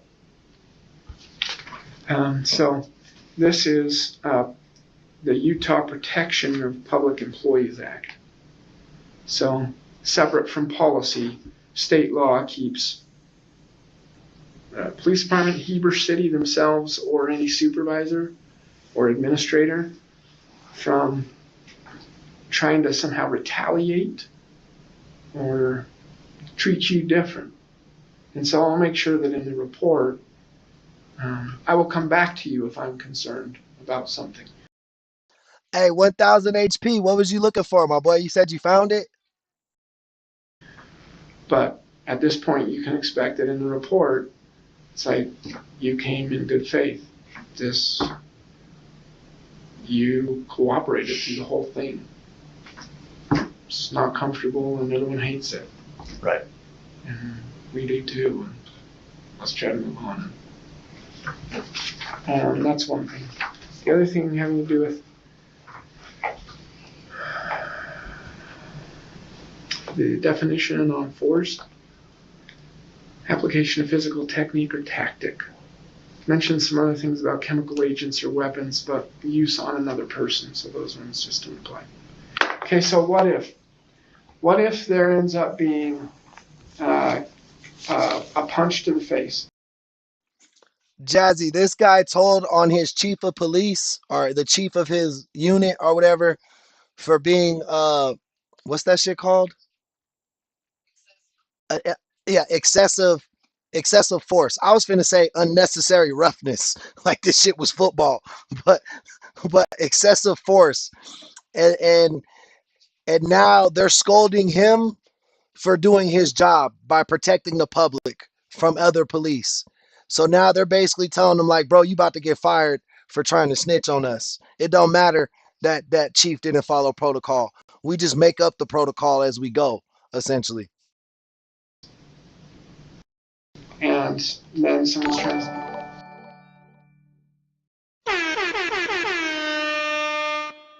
Aussie Bev with another $5 Aussie bucks. I wonder what the conversion is on Aussie bucks. Man, shout out Aussie Bev. Give her a lot of love. Shout out Australia, man. Thank you guys. Y'all killing it tonight, man. Let's keep the train rolling. Let's keep it going. I got videos for days. Let's go. See if that is a tactic or not. Or let's say they're kicking someone, or they've tackled someone, or whatever other kind of action. Even though the interview is over, Rigby cannot restrain himself once again from insinuating that McTaggart did not perceive the situation. Hey, time out. We got a cat in the chat. We got a cat in the chat. Cat, how are you? CJ the cat, how do you type with your paws? The phone, how do you type with your paws? I'm confused. Hey, we got a new member. Shout out my man, Wild Man's Prophecy, joining the team, full-fledged gang member now. Appreciate you. Situation correctly. An officer could take on someone else. And maybe we never actually got it covered there. So the overall thing is that's when the state statute would come into place. So is it an assault? Is it a threat? Is it some kind of a, yeah. Hey, David, shout you out, bruh. I love when jokes from previous streams come back to this stream or to the current stream, because that means that we're all locked in, bro. We're all locked in, and it makes it super funny. Shout out, David. Some one of those intimidation things. So state statute would apply at that point in time. So that's why in this situation, the criminal part needed to happen because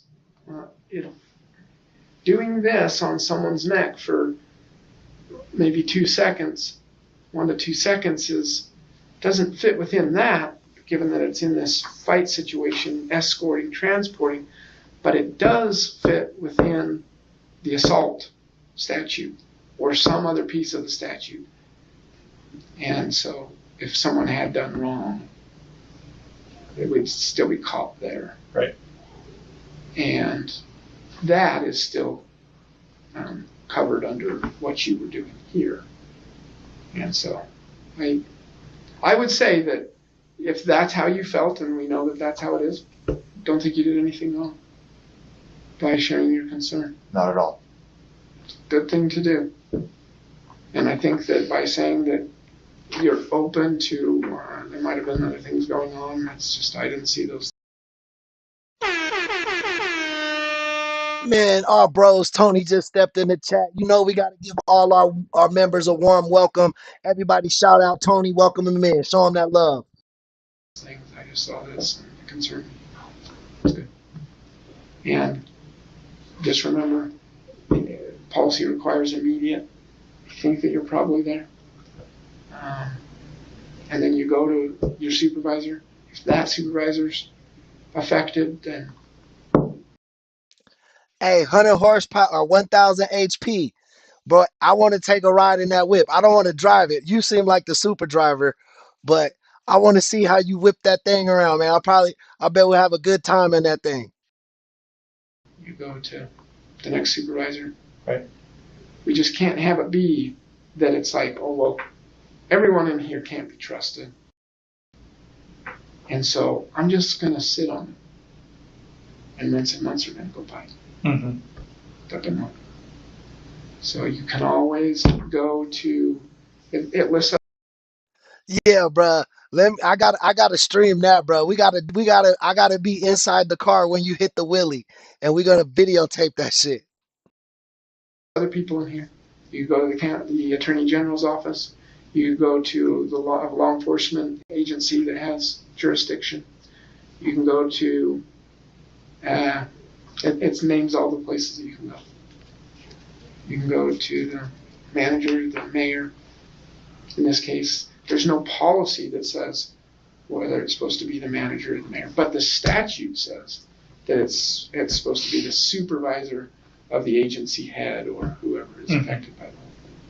So we don't I've never been to Nolans, but I've always wanted to check it out. get it all in one place. So, okay, I think you did well. Okay? Okay. May I shake your hand? Absolutely. Thank you.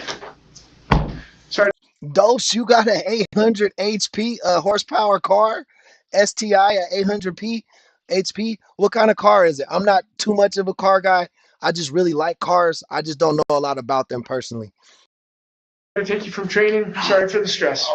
It's not intentional. Thank you. Now's the fun part. I mean, the training. Yeah. The training. We done? Yeah, no, you're good. No, it's the training. The fun part is, Yeah, we get to is go to the go down to the hospital. Can I get back upstairs without? Yeah. Thank you. I'll take it. Oh, probably. He walked out that room so fast once they said they were done, bro. He was closing the door and shit. Like, get the fuck away from me.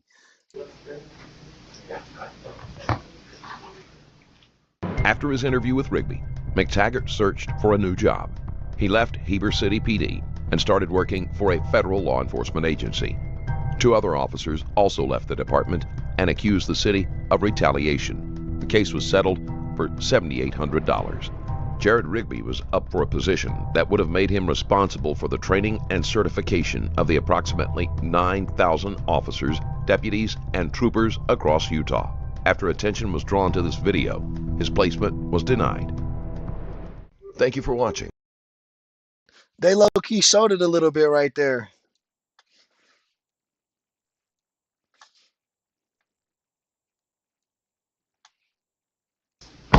Sorry to take you from training. Sorry for the stress. It's not intentional. After his interview with Rigby, McTaggart searched for a new job. He left Heber City PD and started working for a federal law enforcement agency. Hey, shout him out.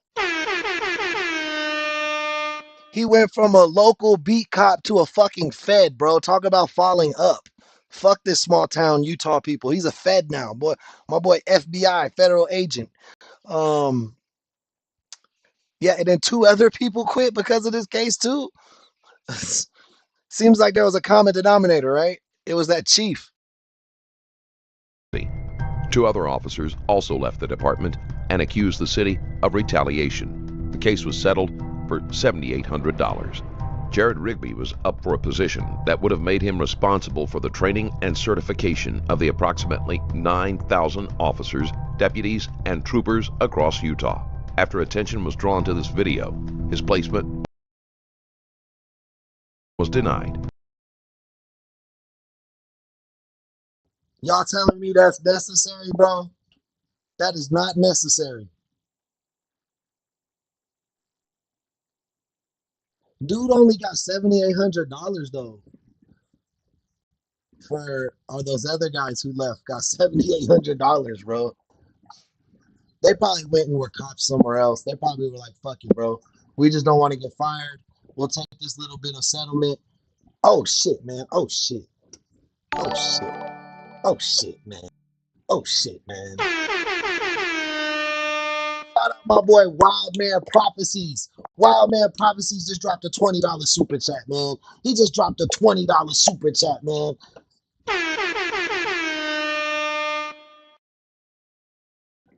Everybody, thank all the sponsors of today's episode for your extended viewing pleasures, man. We got, let's see who we got. We got Triple Z. We got Lisa. We got Aussie Bev, Maddie Ben, TB with 5 gifted. Aussie Bev came back again. William Prophecy got himself a membership and dropped a $20 super chat. That's love tonight, gang. That's love. I appreciate you.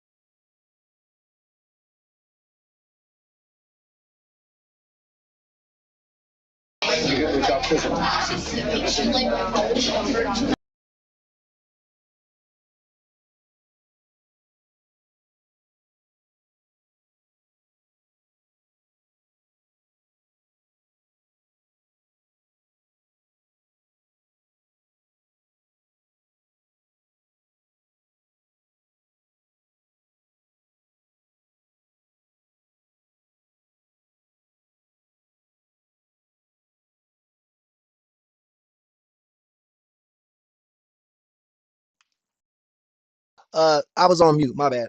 But Ronald, don't worry about it, my boy. When you got it, you'll have it. You know what I'm saying? But until you got it, just make sure you double tap the screen, subscribe to the channel so that YouTube doesn't control when and how you see our videos.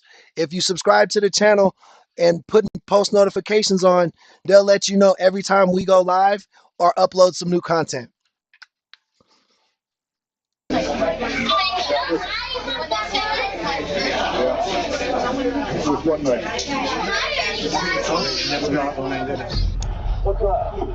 Oh, come on! Dude, are you serious? I need to take these off. Oh my God! This is 50-year-old Joseph Traeger. Dose, you got to tell your husband to get on his phone, man. Get in here. There's a party in here. He'll understand why you drank that fifth. Arrested for the murder of his wife, Janine Catanzaro.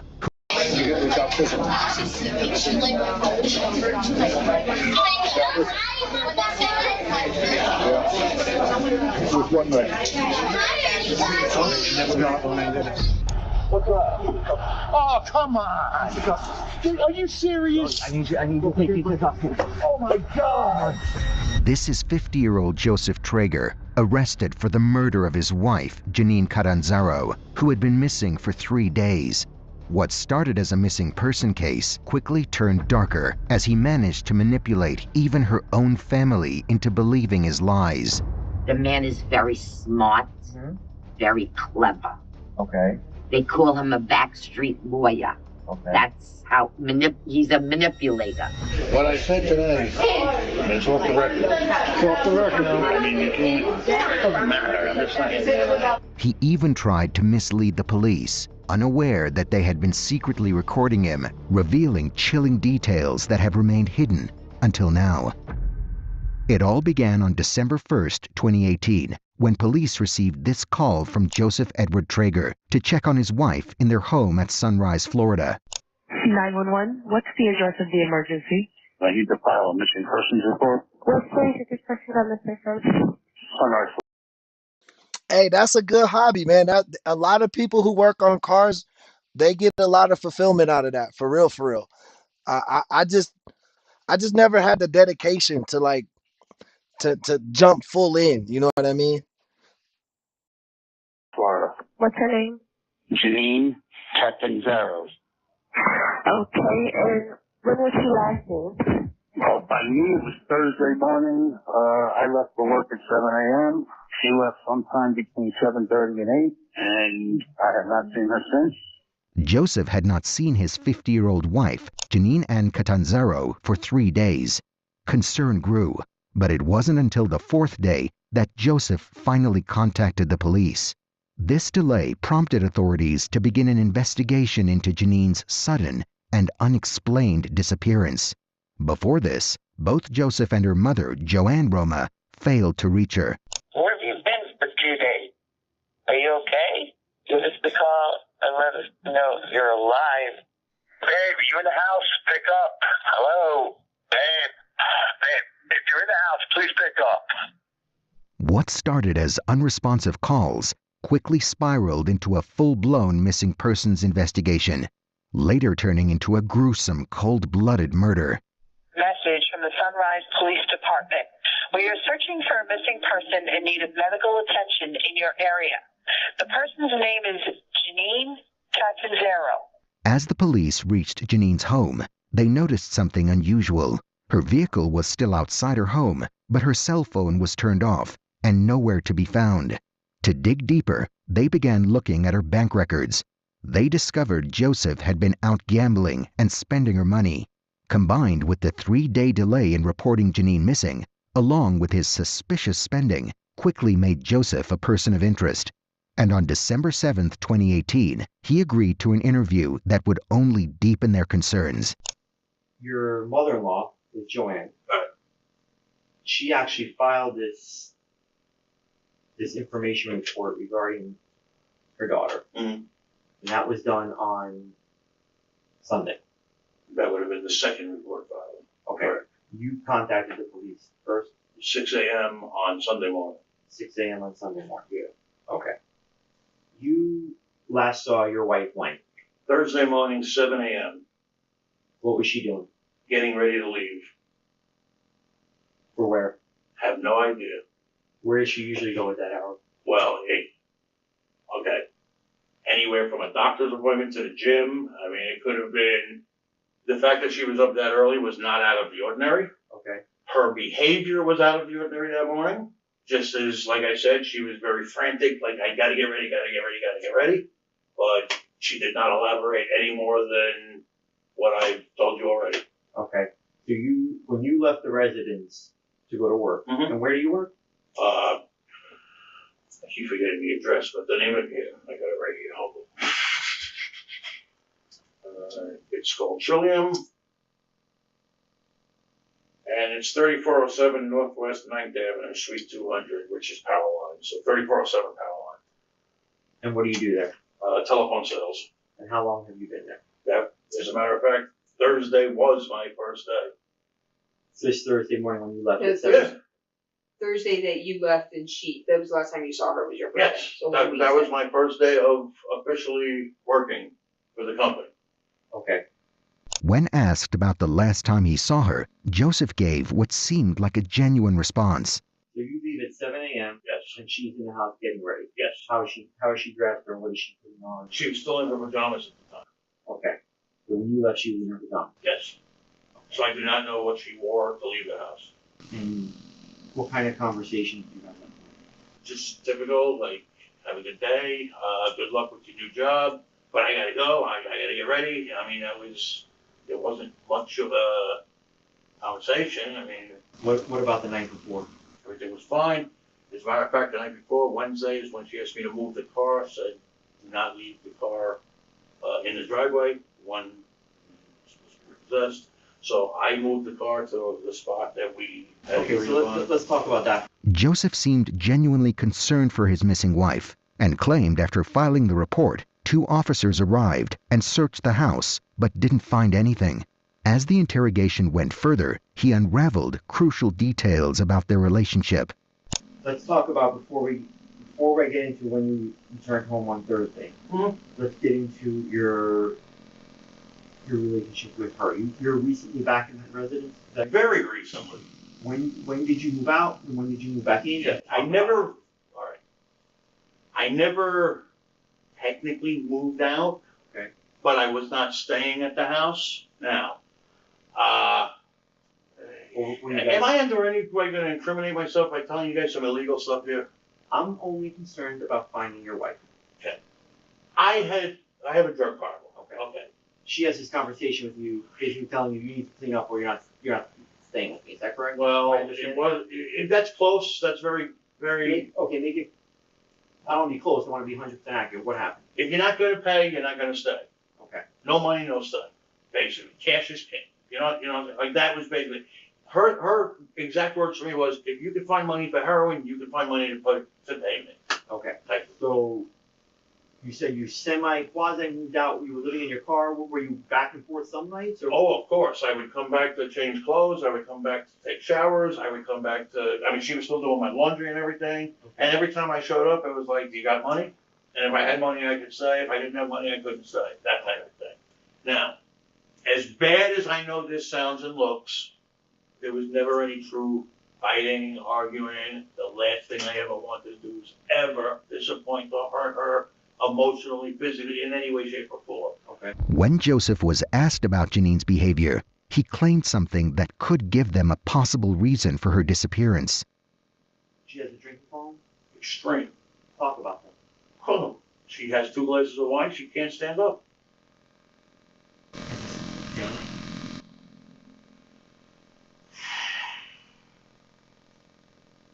It seems like it, but it's not. I mean, if you ever been around an alcoholic?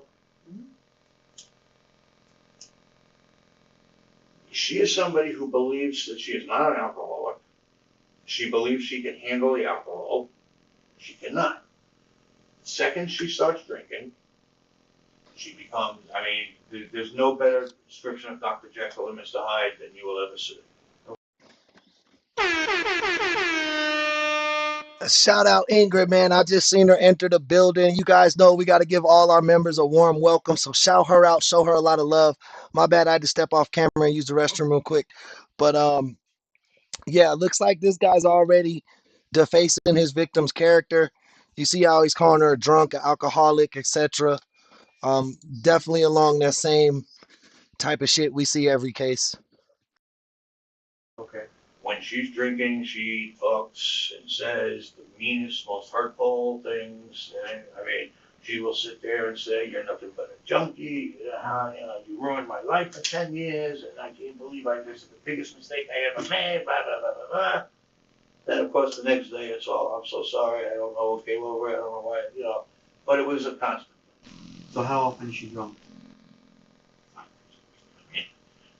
She drinks a lot. I mean, she drinks coffee. It's not that she drinks a lot because she can't handle it. When is she usually? When? What time is it? Oh, at night when she comes home.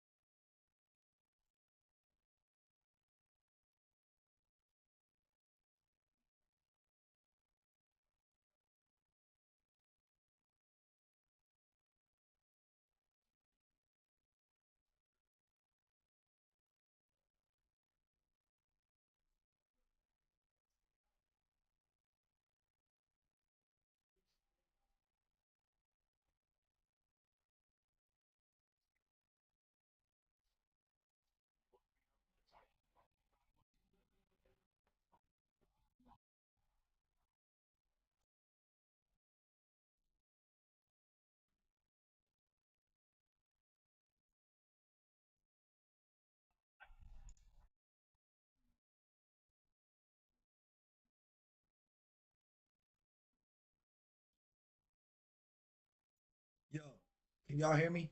Can you guys hear me? Mic check, mic check.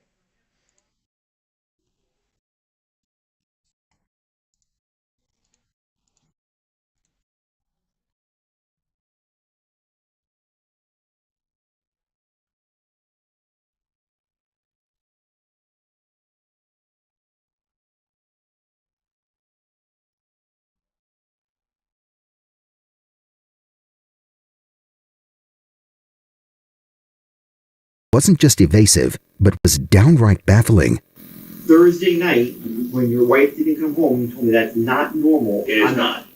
I have to ask you why you didn't call the police at that. Literally, I'm not the cop. I mean, I just, does it sound stupid? Probably, but I expected that she. All right, guys. The Ray-Bans, I had to charge them up again, so I had to switch some of the audio features around. Let me know how the mic sounds. Can you guys hear the audio and stuff too? Let me know. She'd be home. I really did. I expected everything would be fine. I knew she wasn't driving, so I figured she's with a friend. She's okay. Everything's all right. Now, Friday. Understand? Wait a minute. Oh, because I really want to answer your question. Now, all of this progression throughout the day, and his reaction, I'm sitting there thinking to myself, I wouldn't. Yeah, I'm sitting there thinking to myself, man, I wouldn't want to deal with this either. Like, I kind of understood why she was avoiding everybody. Like I told you at the house, she's wound up so tight and so nervous because of him. I know that it's my fault that she's gone because she can't deal with him. She can't deal with giving Joey a chance. I already know this is what's going through her mind. There's no doubt in my mind. When you say it's your fault, Upon being asked why Janine might have disappeared, Joseph pointed fingers at her family and claimed their ongoing dislike for him was the reason she ignored calls and cutting off contact. Well, my fault, because I'm there, she can't. She's afraid to have that confrontation with her family. Okay. You understand what I'm saying? Like, for as long as it's been going on, whether it's from August 21st of 2017 or 2 weeks ago, whenever it is, she's been telling everybody that Joey's on heroin, that, you know, he up his life, it's 10 years, if nothing but going downhill, blah, blah, blah, blah, blah. So now she's confronted with, all right, I'm giving him another chance. Now I gotta go back and tell everybody that I just told all of this garbage to.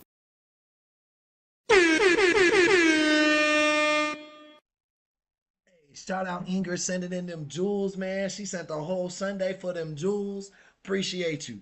Thank you, thank you, thank you. That I let him back in the house. Okay. In my opinion, at this point, she's hiding out because of it. They then turned to her closest friend, John. He was the last known person to have seen Janine just 1 week before she vanished without a trace. That detail alone catapulted him to the center of the investigation. Whatever he saw, whatever he knew, could be the key to unraveling the mystery behind Janine's disappearance. So you go to her house on Monday the 26th, and what do you guys talk about? We talked about Joe, and then she played messages, which were insane. And I've heard several different messages over the last couple months. Well, actually,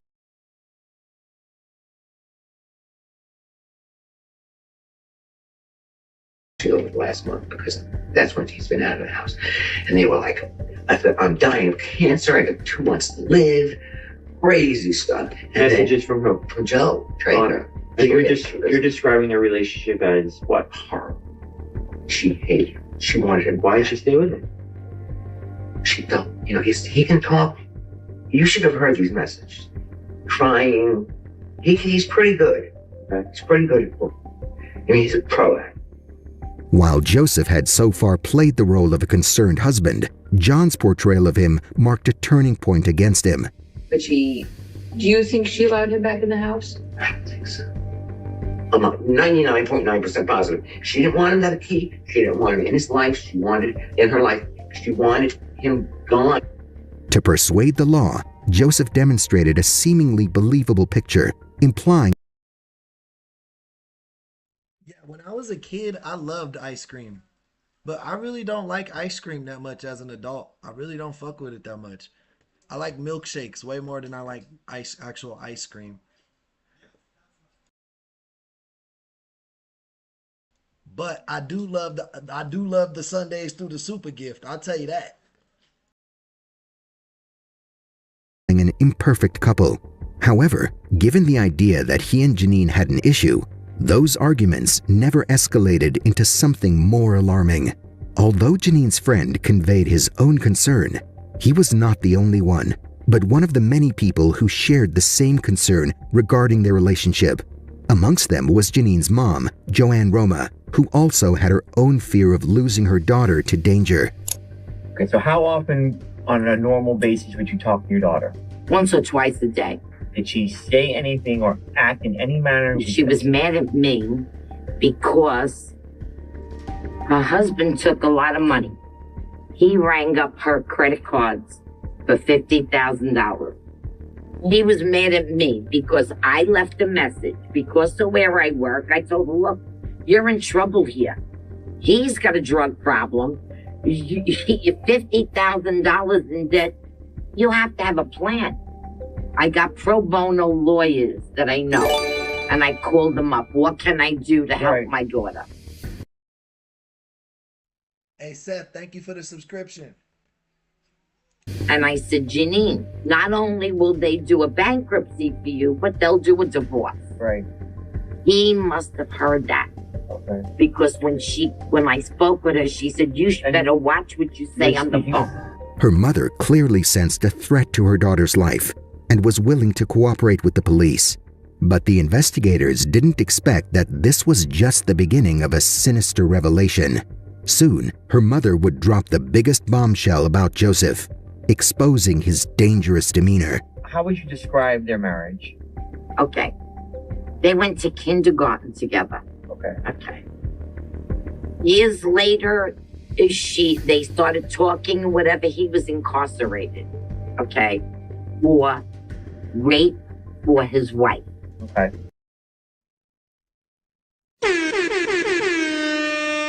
Oh, we got back-to-back horns. That one's for Wild Man Sunday, man. Thank you. I'm eating up them Sundays.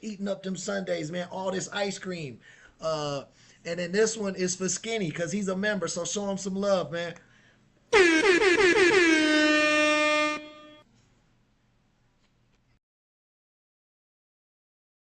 Which he claimed he didn't do. Okay. Okay. She believed him. However, she believed him. Bro, Skinny, you hit it on the head. She does sound like Marge's sisters. Y'all know from The Simpsons, Marge's sisters that always smoke cigarettes. Oh, that was a clear, that was a kill shot, bro. You put that shit right on the money. Me, my ex-husband, my brother, we all talked. What are you, nuts? I said, are you crazy? Mm-hmm. Well, anyway, she married him, and then it was one thing after the other to get him a driver's license. Then he went and took $6,000 out of her bank book. Okay. How he did that, we don't know. The man is very smart, very clever. Okay. They call him a backstreet lawyer. Okay. That's how he's a manipulator. You know what I mean? Something's fishy. Okay. Something's fishy. Okay, we're gonna get to the bottom of it. This was the biggest twist so far, knowing that the man they were questioning might not only be responsible for Janine's disappearance, but someone with a known history of violence involving an assault conviction. Despite this, Joseph had his own narratives to weave, going as far as blaming Janine's family. That could outsmart the truth and might bring fate in his favor. I know that it's my fault that she's gone. I already know this is what's going through her mind. There's no doubt in my mind. When you say it's your fault, what do you mean? My fault, because I'm there. She can't. He's afraid to have that confrontation with her family. He of his life, these 10 years have been nothing but going downhill. I've been the worst husband on the planet. She's told everybody in the world that I'm the worst husband on the planet, but she still loves me. Regardless of Joseph's version of events, detectives shifted their focus to the most reliable source, contacting his ex-wife, a victim in his previous conviction for assault and attempted murder, to understand his past behavior that could shatter his defense. Okay. Can you tell me your relationship with Joseph Drake? I'm also a victim in a prior case that he was convicted for. Okay. And how is the relationship? It was from the get-go. It was He's probably got gambling or drug debts. I would agree. He seems like a fake halfway ass mobster. Like Dollar Tree, Tony Soprano type shit. You know what I mean? off and on. It was not good. It was a volatile relationship. I realized that about 7 years after. There was a lot of gambling. There was a lot of verbal abuse, a lot of, social threats. I didn't feel safe. My children weren't safe. There were incidences that happened between us that ended up in domestic violence, charges against him. So at that time, I couldn't take anymore. And it was, shortly after I had told him that he attacked me. When he made threats to me and he tried to take my life, he told me that you ruined my life. You're not leaving here alive. I'm going to kill you. Then let us find your body. I'm going to wrap you up in trash bags and I'm going to dump you and they'll never find you.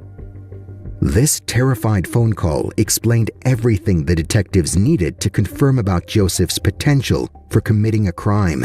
His first wife escaped the horror, but Janine was not as fortunate and became his prey.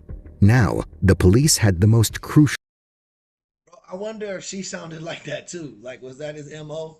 I like chicks with raspy voices. Evidence to confront him, not knowing that Joseph was already one step ahead of them. There's no story for you to tell. There's no story for me to tell. Thank you, Derek. You know I be shooting. I be shooting them shots, man, and they don't be missing. And I'm telling you, I had nothing to do with her disappearance. Yeah, but I had nothing to do. but now you're lying to me. So I'm just going to stop you because I'm not going to let you sit here and lie to me. It makes no sense to do that. All right. I said, Well, you know, you're calling me a liar. oh yeah, you're definitely lying. No. Oh, yeah. You a fool too with that haircut. My boy got the high top bowl cut. I never seen the high top bowl cut. That's wild. Yeah, there's no question about it. Listen, very well, I'm past that. Like, how the fuck do you look in the mirror and be like, yeah, this is acceptable to go outside? Like, this is cool, bro. Nobody's going to say nothing about this. He still refused to answer questions about his wife, Janine, so they shifted the question to his ex-wife. Tell me what happened. Tell me what happened with your My ex-wife. Yeah, tell me what happened. Since this has absolutely nothing to do with anything, I'll tell you the story. We were separated. I'm trying to get my family back here. Anyway, after like the third cigarette, we ended up in the bedroom, and we ended up having. Bro, where I grew up, if I came out the house like that, nobody was going to be my friend, bro. They was just going to roast me, bro. Like, you can't look in the mirror like, yeah, that's good. That's my cut. This is my hairstyle for the day. Anyway, not 30 seconds after we ended up having, she says to me, well, let's go shopping. And I overreact. Well, I was like, wait, let's go shop. What do you think? I'm going to be a cash machine for you? I mean, you know, you just when you want something, you know, I overreact. I ain't going nowhere. So I stopped her from leaving. I mean, I grabbed her, I threw her on the ground, I threatened her with. I can't stop looking at his hair. It's not even like a bowl cut. It's like an octagon cut. Like, what shape were they trying to? I don't know. A baseball bat. I mean, I did what I did, but I never tried to kill her. But that's what I was convicted. They convicted you of what? Criminal penetration, attempted first-degree murder, aggravated battery with deadly weapon, and false imprisonment. Well, they said that I tried to choke her. With what? A drawstring from a pair of sweats, which I did not. I mean, I grabbed her by the back for her. For real, Jazz, I never seen a bowl cut with sharp angles. Like, what the fuck? I never tried to kill her. What were her injuries? A minimally displaced fracture of the fifth metatarsal on her left foot, which turned out to be a fracture of the pinky toe. We had the medical report, yet she sat there and told the jury that I hit her with a baseball bat and shattered her foot in 5 places, which is bullshit. Even after pressing him about his conviction, he remained elusive, expertly deceiving the police with fabricated stories. To break through his defenses, they needed solid evidence, which led them to do the polygraph test. Question, did you hurt Janine? No. Okay. Did you hurt Janine on or after Tuesday, November 27th, 2018? No. Okay. Did you cause Janine's disappearance? No. In 2018, have you ever hurt Janine in any way? Excuse me, what was it? Prior to 2018, have you ever hurt Janine in any way? Well, the answer is going to be yes. Okay, because you told me earlier when I asked you, you never hurt Janine. No, I never hurt her physically. Okay, so have you ever, prior to 2018, have you ever physically hurt Janine in any way? Prior to 2018, have you ever wished anyone dead? No. What made this polygraph test interesting was the situation where Joseph said something he shouldn't have. When asked if he had ever hurt Janine, he didn't deny it. Instead, with unsettling confidence, he answered that he never hurt her physically. But he didn't stop there.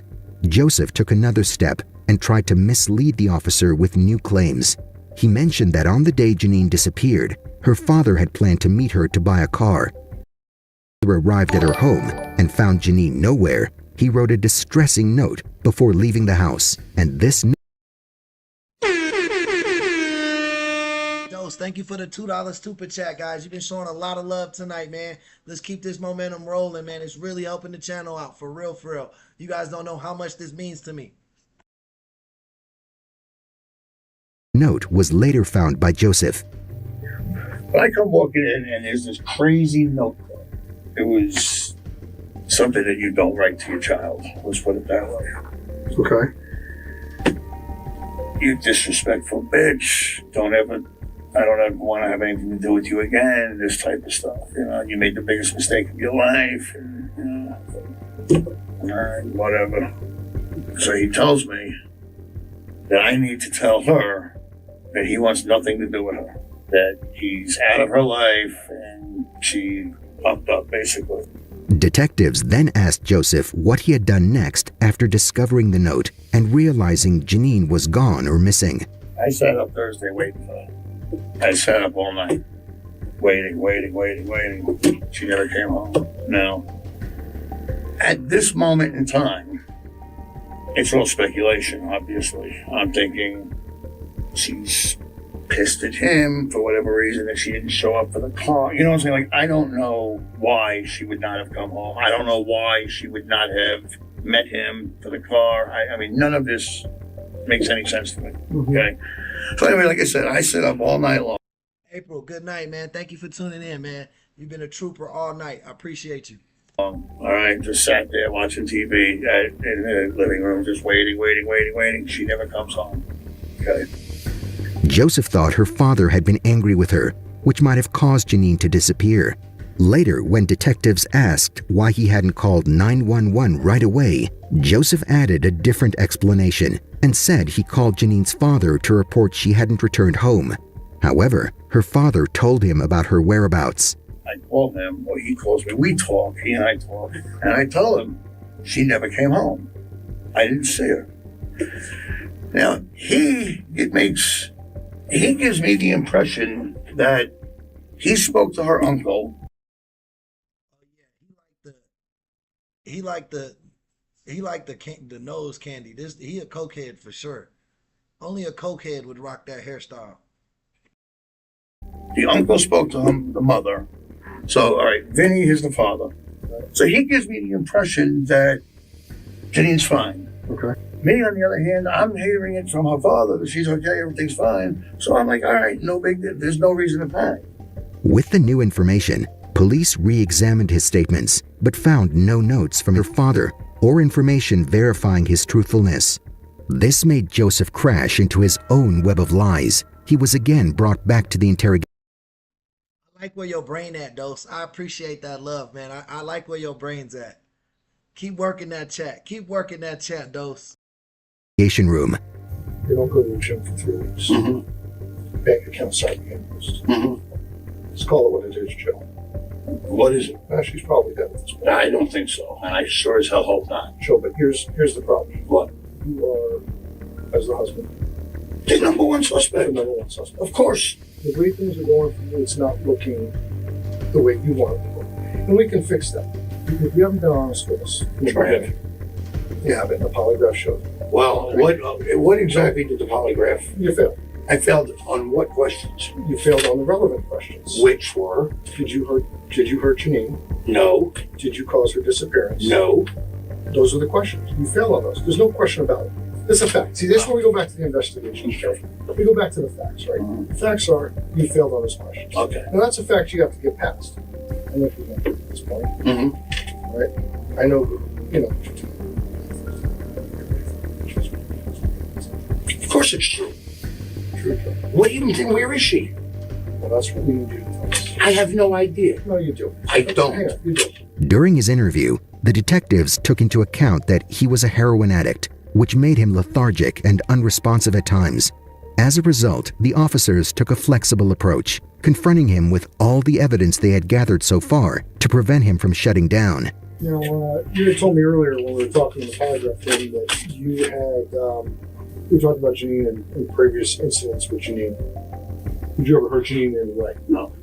Okay. Not physically. Not physically. Right. All right, yeah. We were out at the house. When we were out at the house, sometime in like beginning of November, right? For Janine, she had some medical issue going on. I don't know. Contusion on the head, maybe? That wasn't because of me. Well, what happened there? I wasn't there. She got drunk. She fell down, cracked her head open in the front of the house. Is that the story she told the police? I have no idea what she told the police. Were you home? No. You weren't home when the cops got there? No, not for that incident. All right, so it would be surprising to you that she told us that you did that? Oh, no, that's absolutely ridiculous, and that is. I don't think he went to a barber. I think he cut that shit himself. Like he just grabbed the clippers and started going crazy. Is 100% bullshit. Total bullshit. Total bullshit. She made it up. Made it up. Emotionally hurt? Well, unfortunately, because of my behavior, yeah. I mean, she's, accused me of emotionally draining her, and. If nothing else, at least he admitted to emotionally draining Janine, which also contributed to his violence. Additionally, the officers knew that he was in a hot water balloon, ready to burst any time under pressure, so they continued to push him with their line of questioning to obtain the truth. That she does not leave the house after 8 o'clock on the Wednesday morning. She doesn't. We know. That's, well, see, again, we're back to the $1 million question, Joe. We're back to the $1 million question. She didn't leave the house. Oh, not on her own. She didn't walk out. Okay. She didn't walk out, Joe. I didn't.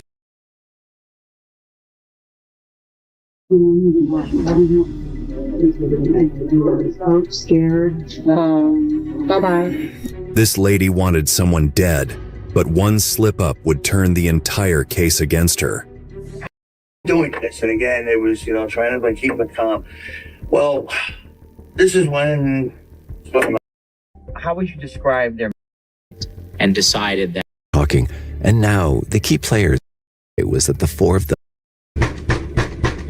Confession and collecting all the incriminating details, detectives hit Joseph with a bombshell deeds.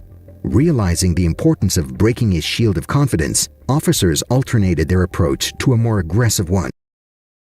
My bad, guys. I fucked up I accidentally moved the thing. There's multiple stories on this video. That shit confused me. My bad.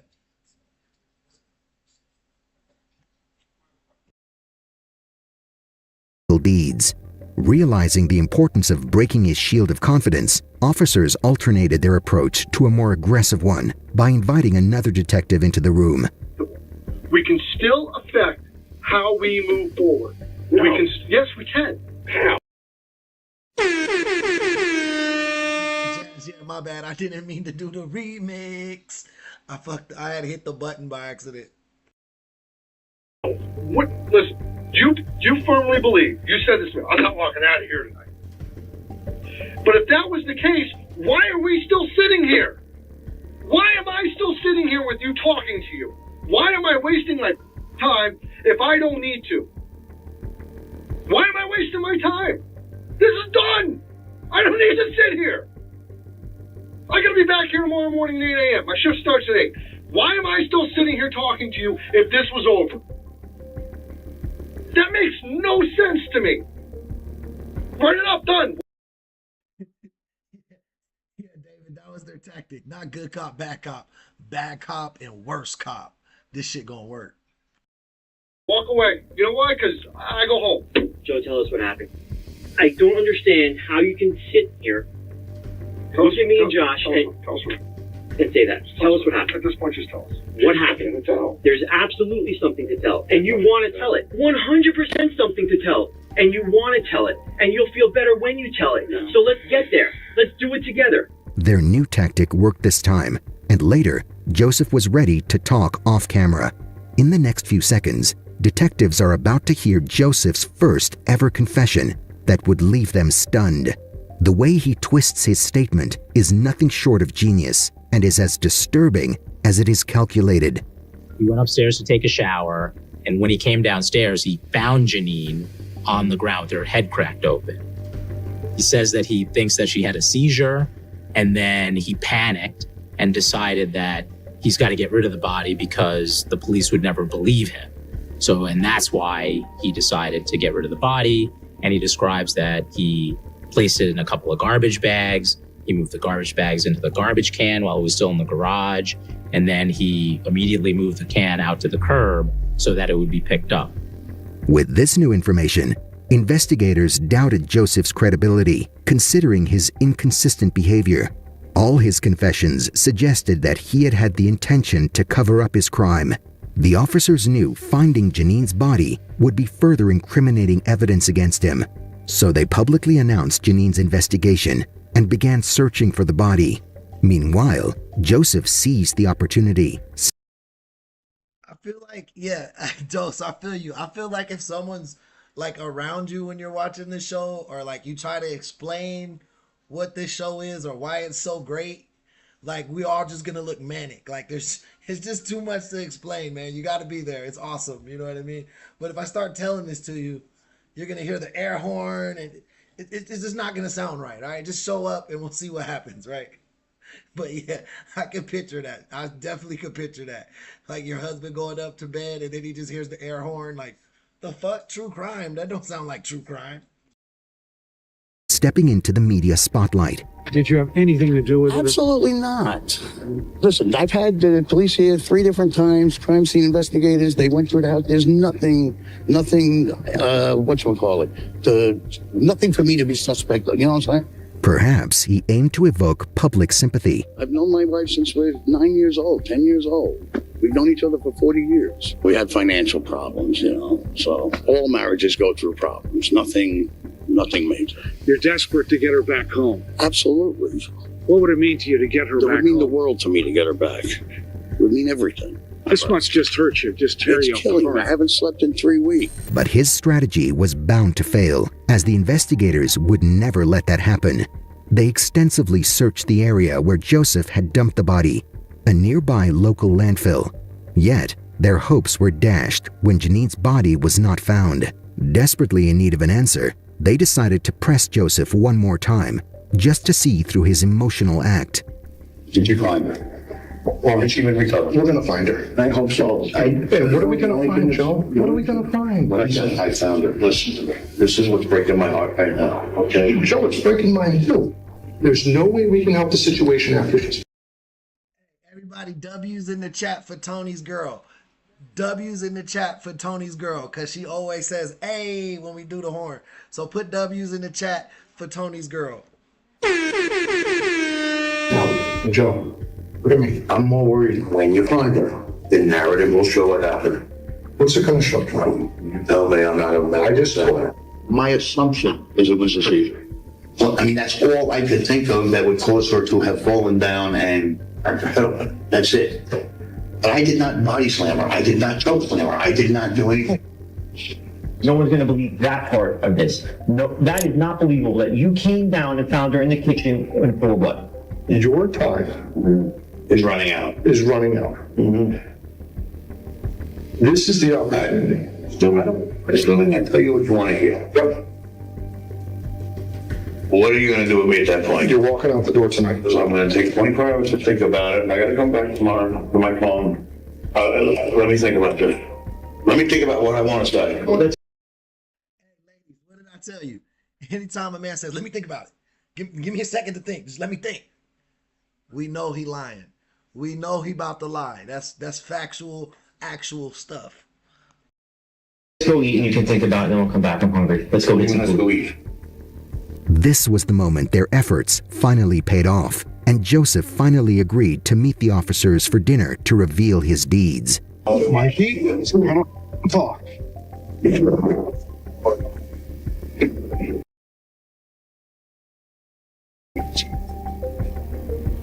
Yet considering his unpredictable behavior, nobody could predict his next move.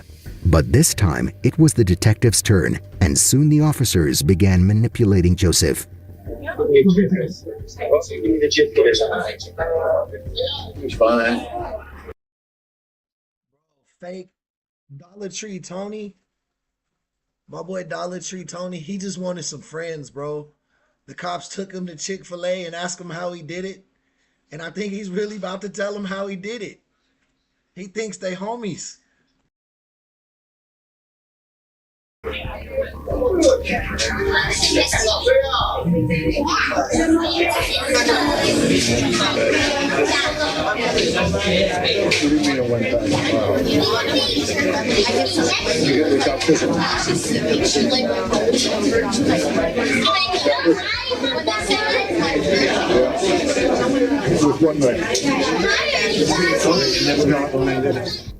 Officers were baffled to hear his confession, but what he was about to reveal was even more shocking. I'm not gonna run. This time, I will be ready. Is there anything else you want to tell us? Anything else you want to do? Well, 9 bodies left. Might as well get it all together. I don't understand stuff. You guys about ready to go? Yeah. I'm excited. Yeah, keep in mind. Oh, all right. What I think today, it's off the record. Off the record. Off the record? Off the record, I killed her, bro. Like, you can't charge me, right? It's off the record. Like, I said off the record. After his damning confession and collecting all the incriminating details, detectives hit Joseph with a bombshell he never saw coming. I understand. I'm holding the door for you. Come on, John. Come on, let's go. Come on in. What's up? Sorry. Thank you. All right. Hey, Carol, what's up? Hey. We're going out. We're trying. Thank you. Well, I'm going out. Wait, come on. Dollar Tree Tony was so hyped. He thought they was homies. He was like, man, what's up? Yeah, I'm going out, man. He don't realize he about to jump his ass into the back of the squad car. Oh, come on. Dude, are you serious? We was homies, bro. I thought we was cool. I need to take you to the hospital. Oh my God.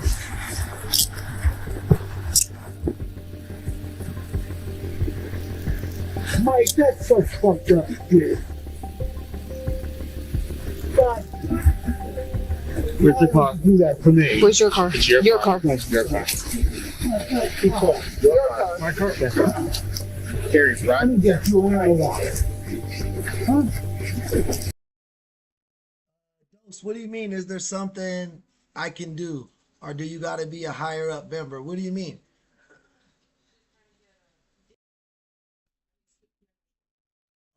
You got to, no, you don't have to be a higher up member. Just copy and paste the join link that's in the description into your browser. And instead of buying yourself, I think there's a gifting option. I think that's how you do it. Are you serious? Joseph was brought in for questioning immediately after his arrest. At the station, he looked dumbfounded at the officers, questioning their credibility. John, Mike, I'm straight up with you. You know what I'm saying? You didn't have to do me like this. You could have given me the week I was asking for. I can't do that, Joe. What? I couldn't do that. You could have. You didn't have to do me like you did. I could not have. All right, well, you know what? You see, like I said, I just... Then came the moment investigators had been waiting for. They began... Shout out my boy William, man. Shout out Wild Man's Prophecies with another $5 super chat, man. My boy coming through tonight. If you want to gift memberships, I think you do it the same way you purchased yours. But instead of buying yourself a membership, you do it. I think there's a gift button. Actually, let me look on my phone. Let me figure it out, and then I'll let you know. Began pressing Joseph for the answers they desperately needed. The reason behind his dreadful act. Like I stated earlier, starting on the night of the 27th, I had texted her saying that I needed to come to the house in the morning to get my Social Security card because I was going for a job interview, basically.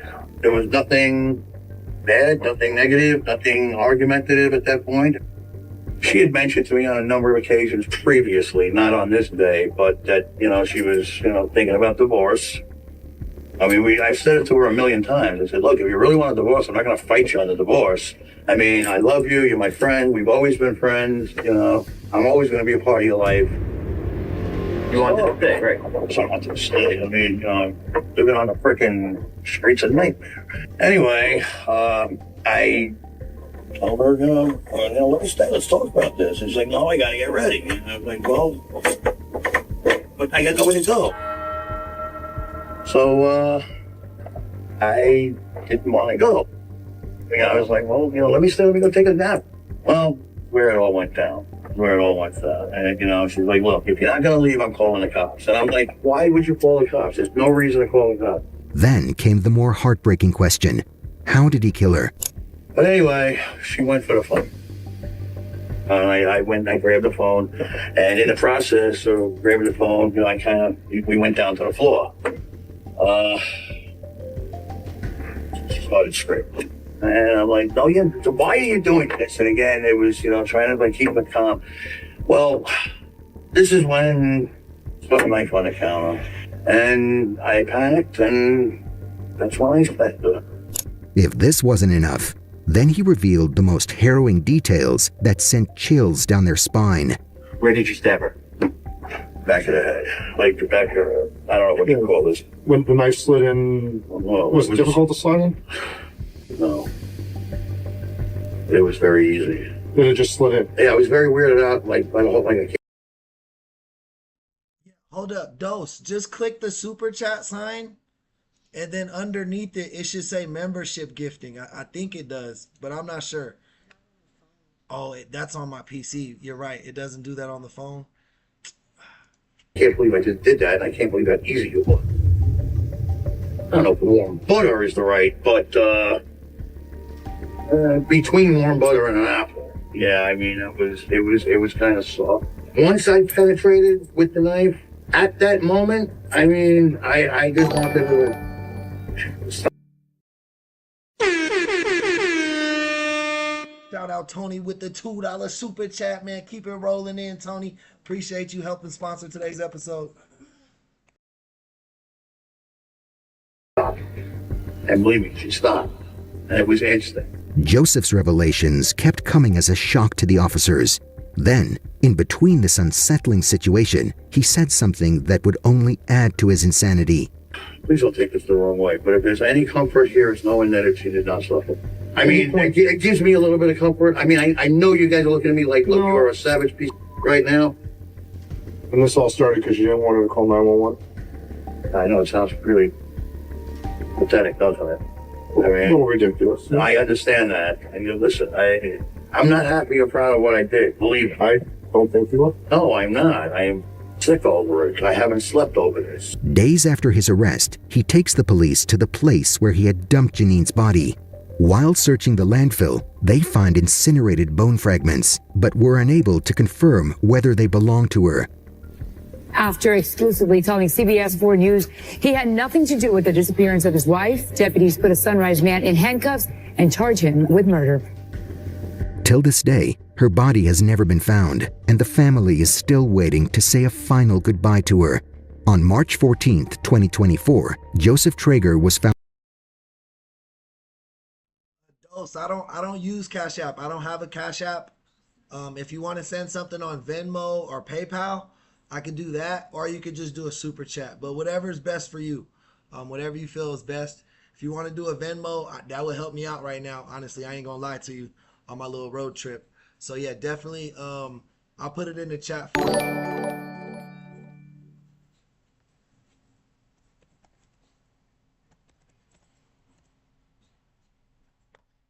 That's my Venmo. That's my Venmo in the chat if you wanted to send me something directly. Dose. Hey, Jazz, shout out for that $2 super chat. That's a real one. Jazz been a real one since she showed up. 10 toes down. Faking, true crime review, family, baby. Found guilty of second-degree murder and sentenced to life in prison. At present, Joseph Traeger is serving a sentence of life in prison.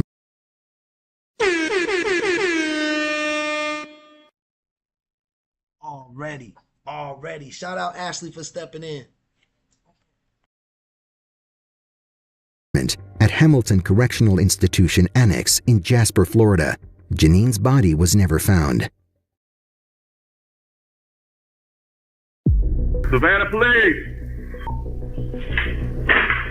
Metro, go ahead and start me EMS. Immediately as I stepped into the threshold of the door, laying on the floor next to the wall was a female victim, lying face down. As I walk into the room more, I can see another female victim.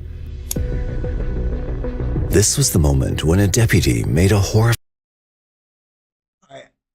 I like this channel, but I don't love this channel. Let's go back. Let me see what else I got on the list. I just don't like how those videos break down.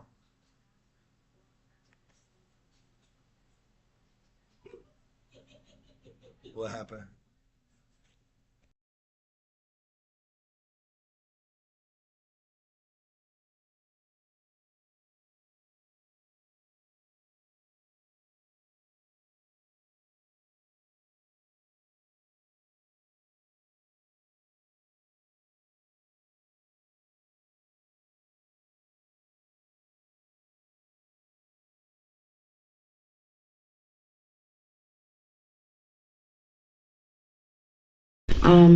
I will say that, you know, I don't go out looking to harm anybody. It wasn't my intention to even get into an altercation with her today. I will murder you. I will murder you. I will murder you. I will murder you. I will murder you. She came over to my place of residence looking for my fiance. Well, she can't get away because I'm going to still run after her and beat her up. That's not my intention. I do feel, you know, very remorseful about anything that has happened with that young lady. This girl, she came to my house. She's been sleeping with my fiance. She works over there. She's his manager, and she keeps on forcing him to have sex with her after he'd been cut it off. She thought she was smart and was going home after fooling the detectives. But little did she know, her evil secret was caught on camera. Stop. You're so lucky my nails is hurting because I was really do worse to you right now. I will do worse to you. I will do worse to you. This is the kind of case that shifts every time you look at it. The lines between victim and villain blur every moment. I'm just mentally out of it right now because this is the person that I wanted to grow old with. This is the person I wanted to share my life with, and I feel dirty, I feel disgusting, I feel heartbroken, and I feel stupid.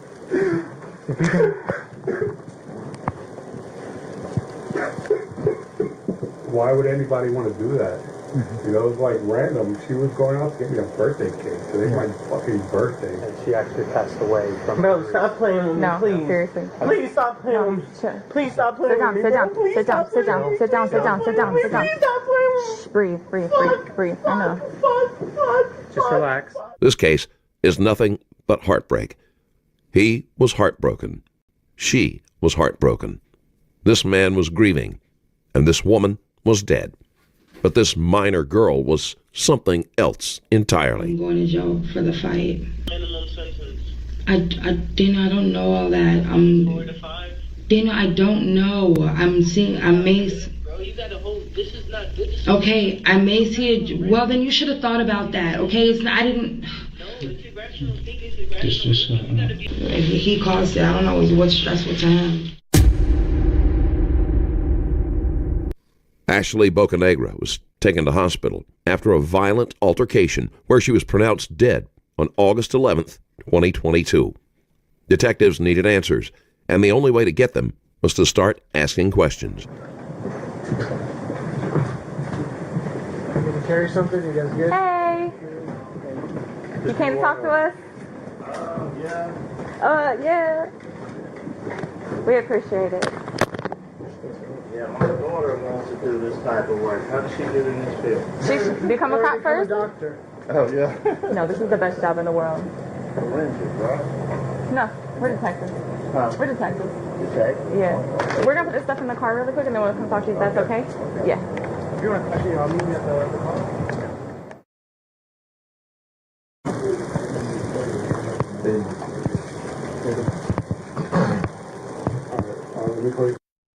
Hold up.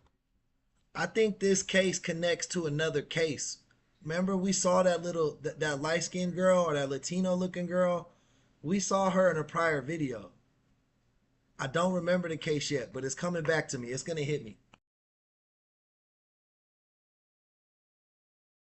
There you go. Hey, Dose, did you see the Cash App? Did you see the Cash App Lethal put in the chat for you? If you want to donate through Cash App, just send it there, and then she'll make sure I get it. Cool, thank you, sir. Yeah, there. Okay. How you doing, sir? Detective Araya, this is Detective Blackburn. First, just want to say I'm really sorry for your loss. Appreciate it. We're going to do everything we can to find the people responsible. Please, you know, please. Yeah. If you can...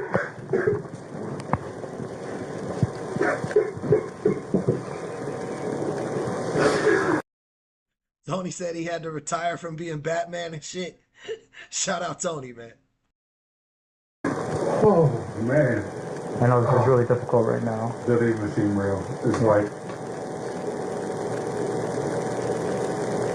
oh my God, every day is just a normal day. It doesn't even seem real. Ashley Bocanegra's husband sat here confused, devastated, and searching for answers. He had no idea why this happened to his wife. He didn't know about her secret life. No one told him the truth before. Now, he had to face it all at once. About the incident about yesterday, you saw a couple of females fighting. I kind of seen the tail end of it, I think, because I was moving the refrigerator kind of in that area.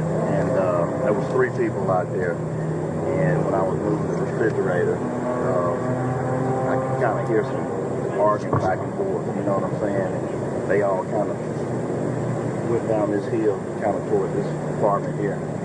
Okay. Did you hear what they were saying? Something about screwing my man or something, screwing my man, you know, and I... Sit down, sit down, sit down. Shh, breathe, breathe, breathe. We're going to do everything we can to find the people. I don't have a phone. She was like holding it like she was possibly recording, maybe? I didn't see her recording anything. I know she had a phone, though. Okay. How was she holding it? Like I said, I was seeing the tail of them come back, so I don't know. She was just... All right, let me clear it up.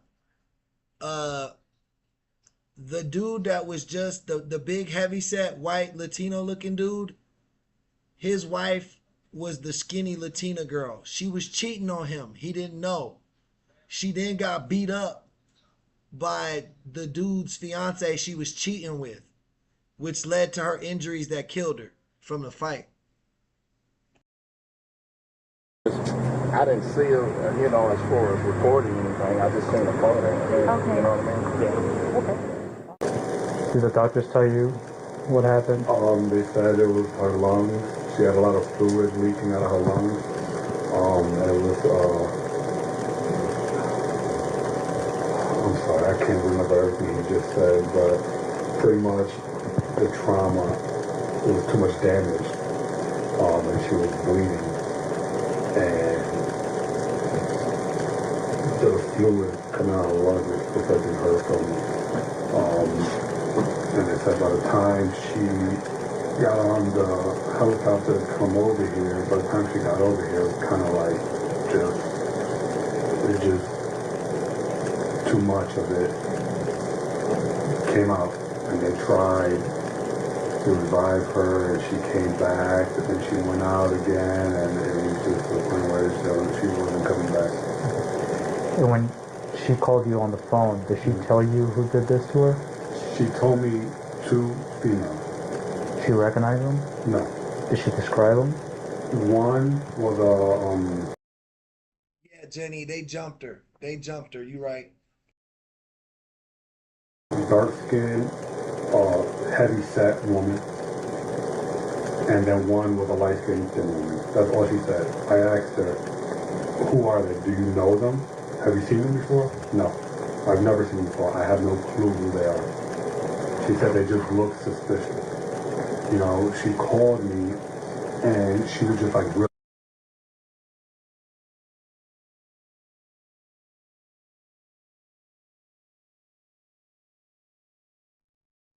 Mic check.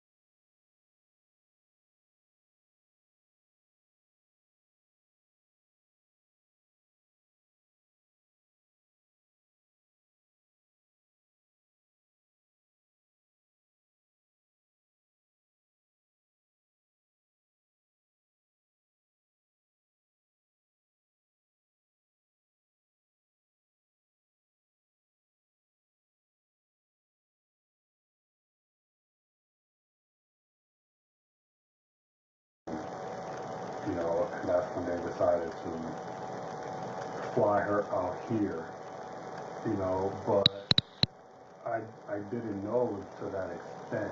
She was banged up. She was banged up, but what got her was, because she told me, she had gotten bit on her cheek. She bit me on my cheek, she bit me on my arm, they kicked me in my ribs while the big heavyset one was on top of her. So, Hey, Be Wise, welcome to the chat. Yeah, we good. We good. I figured it out. My bad, guys. I'm not in our normal studio, so we're having some little bit of mishaps. My apologies. the other one was kicking her in her ribcage. Okay. Detectives had seen wounds like this before.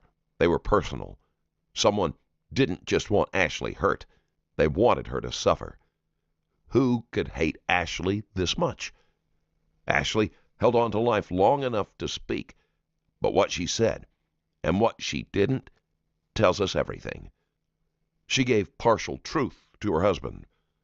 She would have thought she'd make it to the...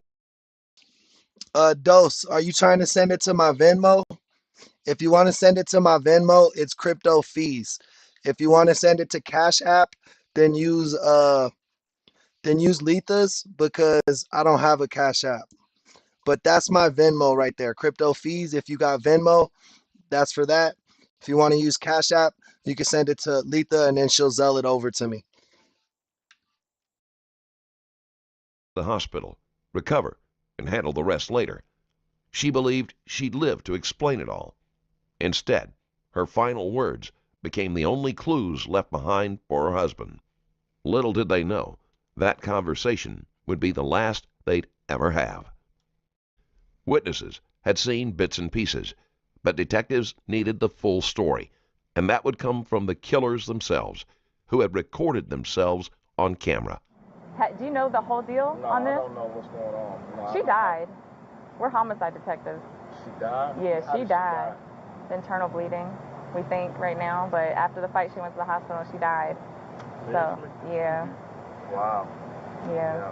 Okay. All right, I hear you. So, That's why it's not just a normal. Normally, I get what you're saying. Like, it's just a fight. Why, But this one, it's a big deal now. Yeah. Obviously, that's what caused it. And She said that they were using any weapons? She didn't say anything about weapons. They were fighting. She said it happened so fast that she didn't have a chance to do anything. Mm-hmm. It was just... And then let me know when you send it, though, so I can do your air horn, because it won't notify me. You know what I mean? Let me know when it goes through so I can shout you out and let everybody know. They just ganged up on her. And I just don't know why. Because we only been back in Georgia. We recently just moved back less than a year ago. When was it? We moved back in December of 2021. Okay. After my mom passed. My mom passed in November. Yeah, that detective or that police officer was not professional at all, but I'm all for it, bro. She was just giving them guys the deets. Like, bro, she died. Tell me what you saw. Right before Thanksgiving. We moved back in December to be close to family. 8 months later, 9 months later, this happened. And it's like, there's no reason. Like,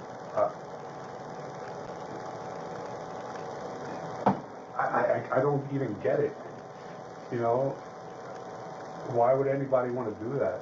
Mm-hmm. It's like random. She was going out to get me a birthday cake. Today's my fucking birthday. She was going out to get me a birthday cake. It did happen. And we have a 7-year-old son. And I have to go to my son and break news to him. And that's going to be the most difficult thing in the world. I don't know how to do it. No, I imagine. Did she ever discuss any issues with anybody around? No, she will, complain and bitch about a few people, but that's with any job, you know what I mean? Mm-hmm. But she never mentioned anything of that aspect, like nothing that major that people would look for her or anything like that. And I mean, she came home every day. She worked overnight, so she would come home in the morning, and she would never say anything. She would, oh, today was a good day. Today sucked. Today was a good day. And that was it. Never anything about issues. Imagine waking up on your birthday, thinking your wife is out getting you a cake. Hours later, you're sitting in an interrogation room, trying to understand why she was murdered. So it just blows my mind.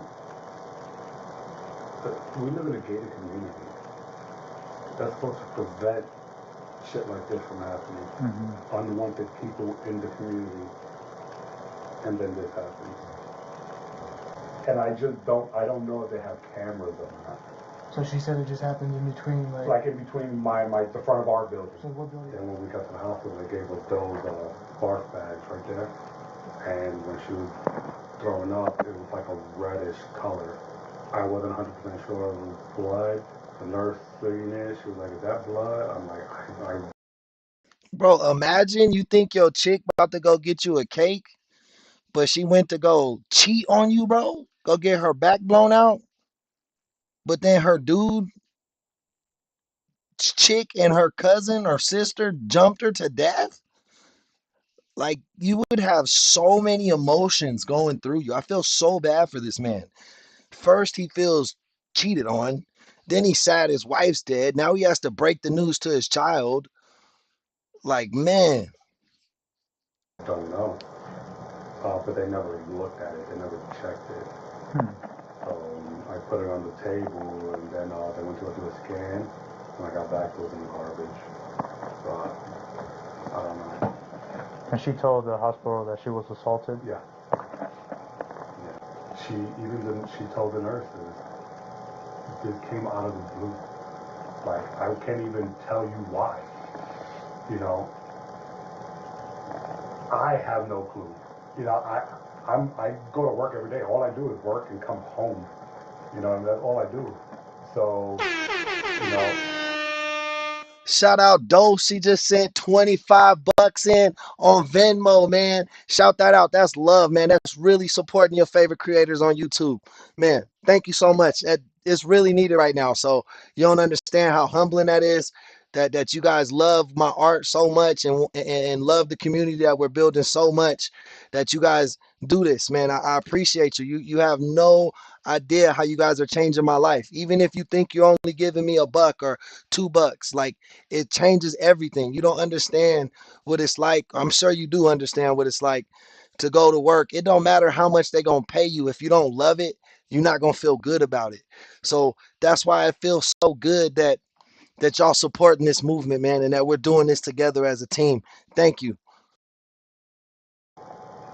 If I had any slight idea of what could have caused this, I would definitely say something. But it's like, I don't even know. I don't even know. Like I said, we only been back in Georgia 9 months, and we don't do anything. We literally work and go home every day. So I don't know. I'm still hot. Shout out Cena, man. She sent in that high five back to you. I keep thinking my camera's on the left because in the studio it's on the left, but on the laptop it's right on the laptop. But hey, man, thank you for that high five. I appreciate you, Sheena. So I'm gonna leave it on just so we can. That's okay. Yeah, they probably went out the back this way. Well, that's what. Yeah, because she said meet out back, and they probably went out and walked that way. When we get up here to the building, setup probably was. Because they could have easily hid behind this other building up here. Wow, man, prophecies came through again, man. Y'all super sponsoring this episode. Thank you guys so much. Matter of fact, let me give a shout out to all the sponsors tonight right now. Shout out Dose of Dopeness. You know she did her Thug Thizzle. We got Lisa Burt. We got Triple Z, Aussie Bev, TB gifted out 5 memberships today. And when you gift out memberships, that's detective tier. So that's big bucks. Thank you. Wild Man with the $20. Dose of Dopeness with the $2. Wild Man again with the 5. Tony Anderson, Jazzy, Judge Jazzy is one of our sponsors today, man. Chat is really showing up and showing out. And chat, that's why I tell you y'all to start the show. Just keep chatting and we're going to be all right because we just need the chat to be chatting. You feel me? So when she walks past, it's right by the speed bump, and that's where they jumped her. Yeah. Did you watch the body? Well, you got the pictures. Did you get the rest of the body cam? Did it show anything? Like, did they come up here to look? I didn't see the rest of it. Okay. Maybe they did. That'll be good. Yeah, there was another. Yeah, Leith, I see a wild goat in the chat. Wild goat is doing his thing.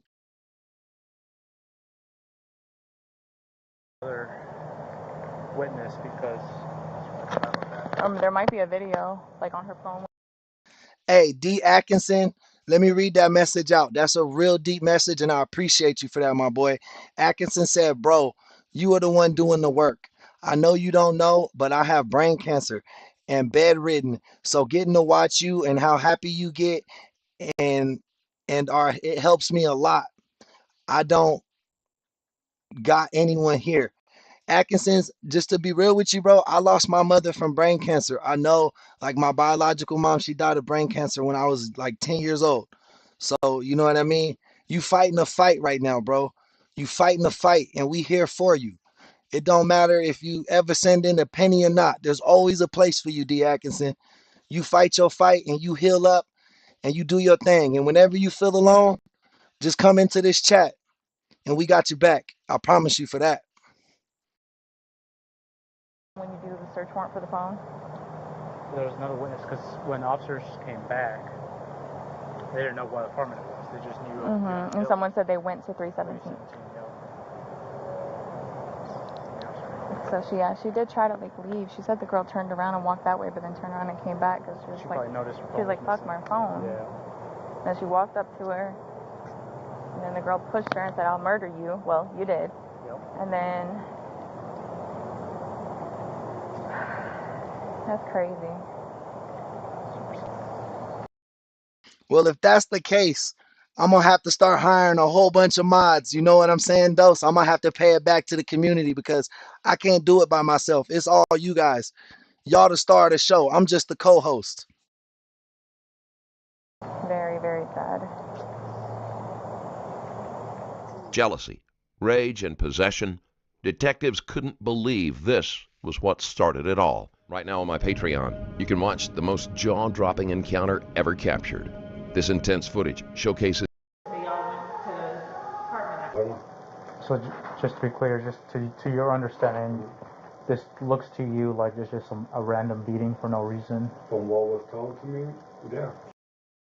Dose, when the time has come, you definitely gonna be on the board. You're gonna be on the board. You know what I mean? When this turns into a full-fledged thing, I'm telling y'all, there's gonna be spots. That's why I need y'all in Discord so I can contact you easily and we could talk outside of the stream. So guys, definitely join the Discord, man. We a family. It's much more than just a show here. She said she doesn't know who the girls are. I feel like I'm to blame, you know, because it's my birthday and she would have never went out there to get me a cake.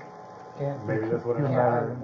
No. You know, but I have to, because it's like, I just feel like you can't do that. It's going to eat at you for forever. It's like, you never predicted this. You didn't see this coming. He thought he knew everything about her, but he didn't. Why did this happen to her? Who could have done this? And why didn't he see it coming? You know, New York is wild. You know, we were born and raised, like, in the projects, you know, where there was a lot of shit going on all the time. So we finally moved to Georgia, you know. To escape it. My parents moved to Georgia. Bro, that shit be happening. I already know what happened. I can tell you what happened with his wife. He was ready to move out of New York to start all over. His wife still had the New York mentality. When New York people be moving to like Florida or Georgia, it looks a lot nicer because New York looks like shit and smells like garbage. But you know what I mean? So they move down there and they see all the trees and the land and how spread out shit is. And they feel like it's sweet. but really they could be standing in the hood. Like in Georgia, you could be in some projects and it looks nice, but that don't mean it's not the projects. And when people are from like New York or Chicago or LA, those bigger cities, they feel like can't nobody fuck with them because they came from the trenches, not realizing no matter where you live, bro, you could live in Connecticut, you could live in Las Vegas, you can live in fucking Florida, Texas. There's gonna be a slum there. There's gonna be a hood there. And they're gonna be just as real as anybody you knew back from your old state. So now that you just in a new state and you from New York, that don't make you hard, bro. You still the same person you was in New York. Georgia, my family moved here in 2013. You know, I came out here to visit. I liked it. I was like, you know, it's nice. I think I could live out here. We moved out here in 2014. I convinced her. At first, she hesitated. I'm like, please, come with me. Like, you don't want to be in New York. Like, there's nothing here for us. And she was like, you know what? Okay. She came down here to Georgia with me. We was here a few months. She got pregnant. We had our son in 2015. Right, but we were both New Yorkers, so we always wanted to eventually go back. So we decided to go back last year. We moved in Hey, Coy boy, you've been missing a great stream, man. The chat been so live tonight, but I'm glad you showed up, man. Better late than never. January of 2021. Being back and going back to where, you know, to visit her mom, it was just like, we forgot what we left. Like, we don't need this shit. Like, it's just so much, and we see on the news about all these random shootings and beatings and stabbings. Hey, shout out my boy Triple Z, man. My boy changed his profile pic. He looked like a whole country music album now, man. You looking handsome. And everything we did was for our son.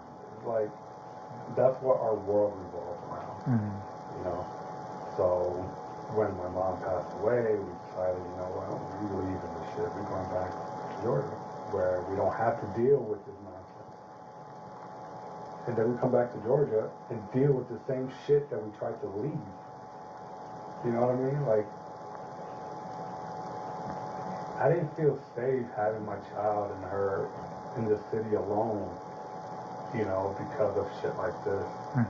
You know, and then we come over here and I make sure I find a gated community so we're a little more safer, you know. And then this shit happens.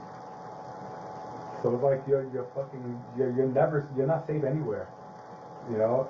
But I try to do the best I can to give my family the best I can, you know.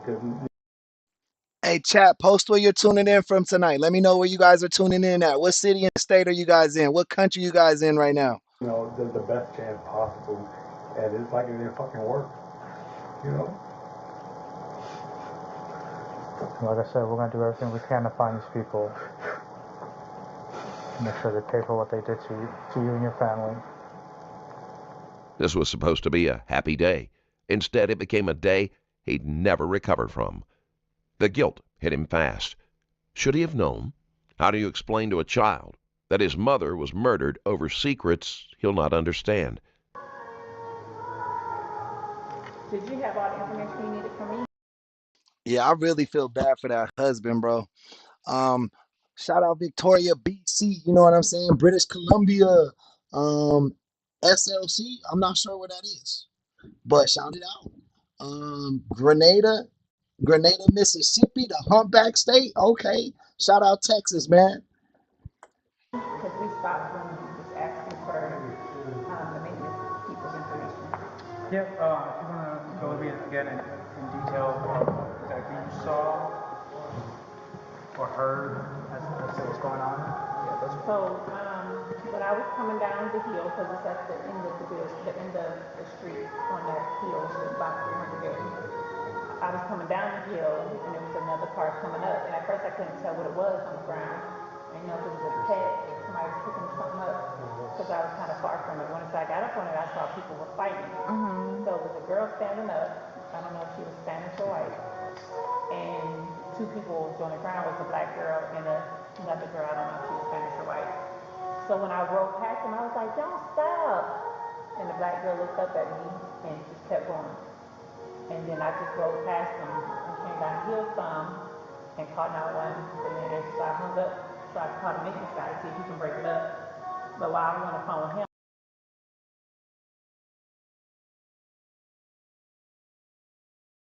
the 911 lady, she's bleeding, like she's hurt. But then they all walked down the hill together and went into the same building. I was like, that was kind of odd, because I thought they were going to go separate ways. But they went to the same building. I didn't know what part of it was until we started exchanging stories. Like, I thought you was going to break it up. We saw you riding past them. And they was like, we was watching it from the window. And I was like, why you ain't break it up? So that's when they started putting their little pieces in and said that the girl that was standing up, that wasn't fighting, but kicked the girl, had his phone in her hand and the video. Yeah. So that was their part of it. What building did they walk to? The 300 building. The high numbers. Yeah.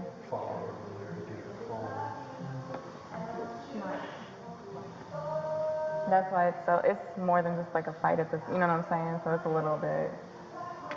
So we go to fights all the time, but like then that came, I was like, oh my, it's crazy, like all over a guy, like it's ridiculous. Like they were young. I know they wasn't. They're not that young. One of them is kind of young, but is that the maintenance guy right there? It's to make the people able to open the door for the police if they're here on search warrant for an apartment. A life lost. A woman beaten to death. All over a man who wasn't even loyal. But this was just the beginning. How you doing, sir? My daughter called me, and she told me that, that Ashley was talking to a guy in her job. Okay? Now, supposedly they were just friends, but the guy's girlfriend got jealous about it. So, I think his name is, she said, it might be Chris. Supposedly. W dad. It looks like she called her dad before she died in the hospital. Probably on the way to the hospital or probably initially after the fight or something. Because she said, I went to go visit my friend who was Chris and his girlfriend got mad. So now they're going to be able to identify the girls that jumped. Oh, girl. He lives in the complex too. Who told you this information? My daughter, Christy. Now, I don't think she was honest talking about we platonic friends, but I think he was just trying to cover up his daughter's image at that point because, she passed and she had kids and a husband. How did she know about this? Because they were best friends. So she confessed it to her. The victim had... Oh, her best friend called her dad. W best friend. A bigger female had pinned her to the ground. The victim's about 5'2", 100 pounds. So the big female basically just sat on top of her as she was repeatedly punching her. Another skinnier suspect, female, was kicking her on the side, around her rib area. It's two suspects. Yeah, that's exactly what it is. It was like a love triangle gone bad.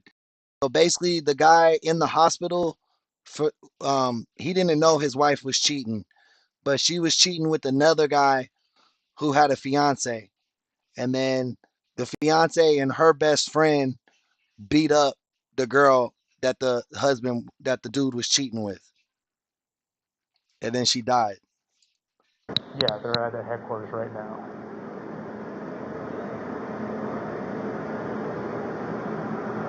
So far, the two stories I'm getting is one, it was an affair, and this is the girlfriend who jumped her, or the other, or it could be just she was just being friendly with a guy at work. This is a coworker, and then she's just an over-jealous girlfriend.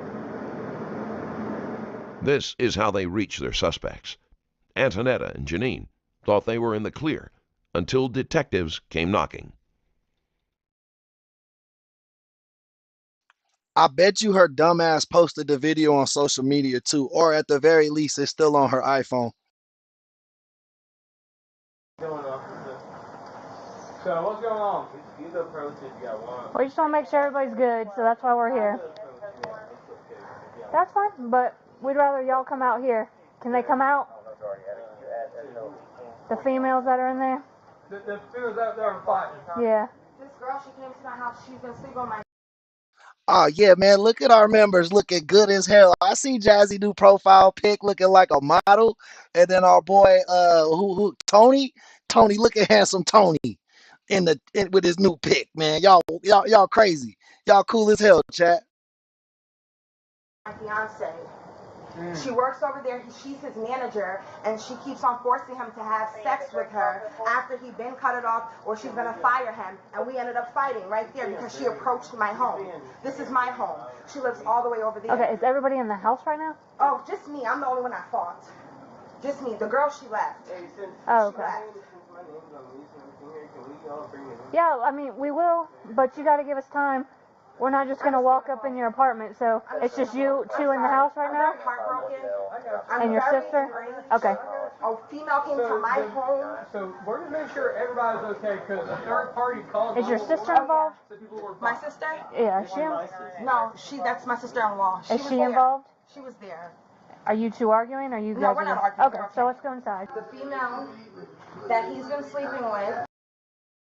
Dose, I thought you updated yours a few days ago. I remember you had the one with the spray paint gas mask on. Now I can see your face and your nice blonde hair. Him? Yes, my fiance that I've known for 5 years. We moved here together from up north. He works at Floor and Decor. He's been sleeping with his manager. And that's who was here? Yes. Okay. And I've been feeling it for some time now. Okay. Yesterday I'm walking to Quick Trip. I see them walking together. And you're a woman, you know our intuition. So what, you finna kill this bitch now too? You gonna kill every woman your husband's cheating with and not give him that same energy? Sounds like there's a common denominator to this problem, and it's not these women, it's your husband, lady. I know that's the girl. I seen her, we argued yesterday, he broke it up, it was fine. This morning now, she's calling, text him, saying that she's gonna be coming here. I waited for her, and then I fought her, because I'm just enraged. I'm very heartbroken. You see, I started packing my stuff yesterday. Nothing is even in bags. I'm just mentally out of it right now, because this is the person that I wanted to grow old with. This is the person I wanted to share my life with, and I feel dirty, I feel disgusting, I feel heartbroken, and I feel understandable. Stupid.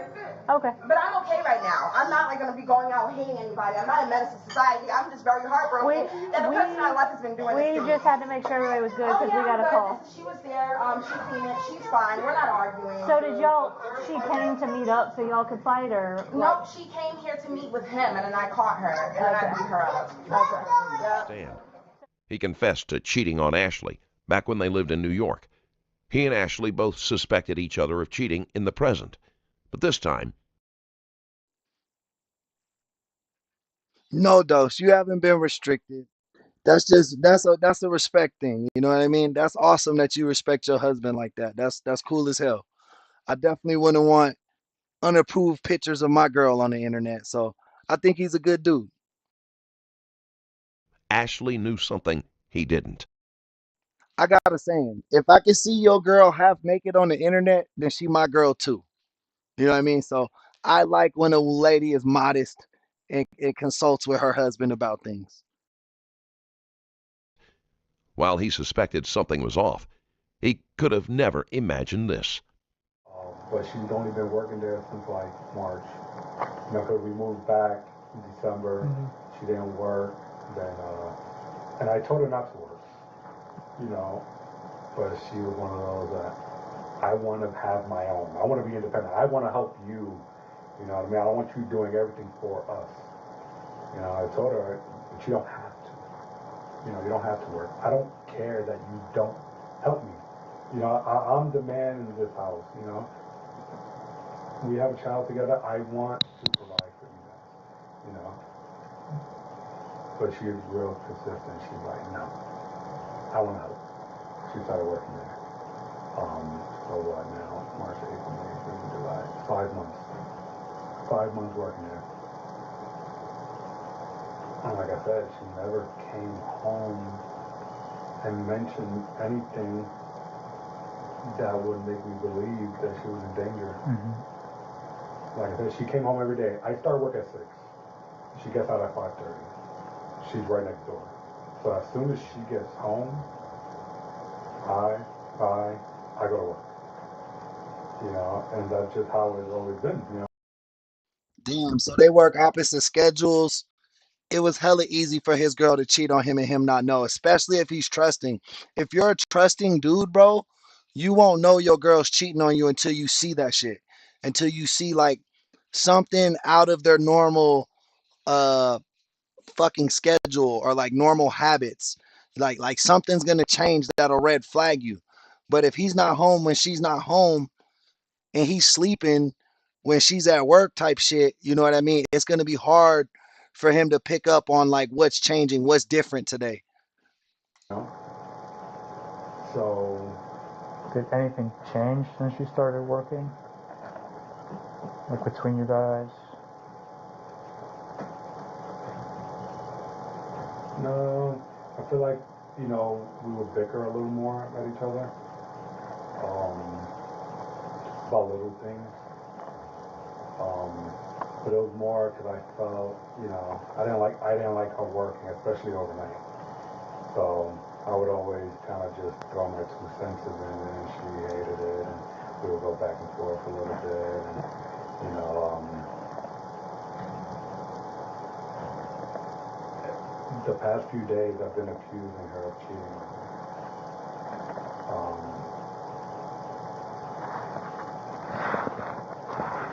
It could have me, you know, like she accuses me of cheating on her, I accuse her of cheating on me, but for some reason I don't know, it's like I get these little moments where any little thing you do will make me believe that you cheated. So I was accusing her of cheating, and we were kind of having a little back and forth argument about that. And it's like, it was so petty. And it's like, the last few days we were fighting about something that didn't matter, and now you're not even here. And it's like, I could have spent those last few days. Still don't get it. You know, I get it. Sure, okay.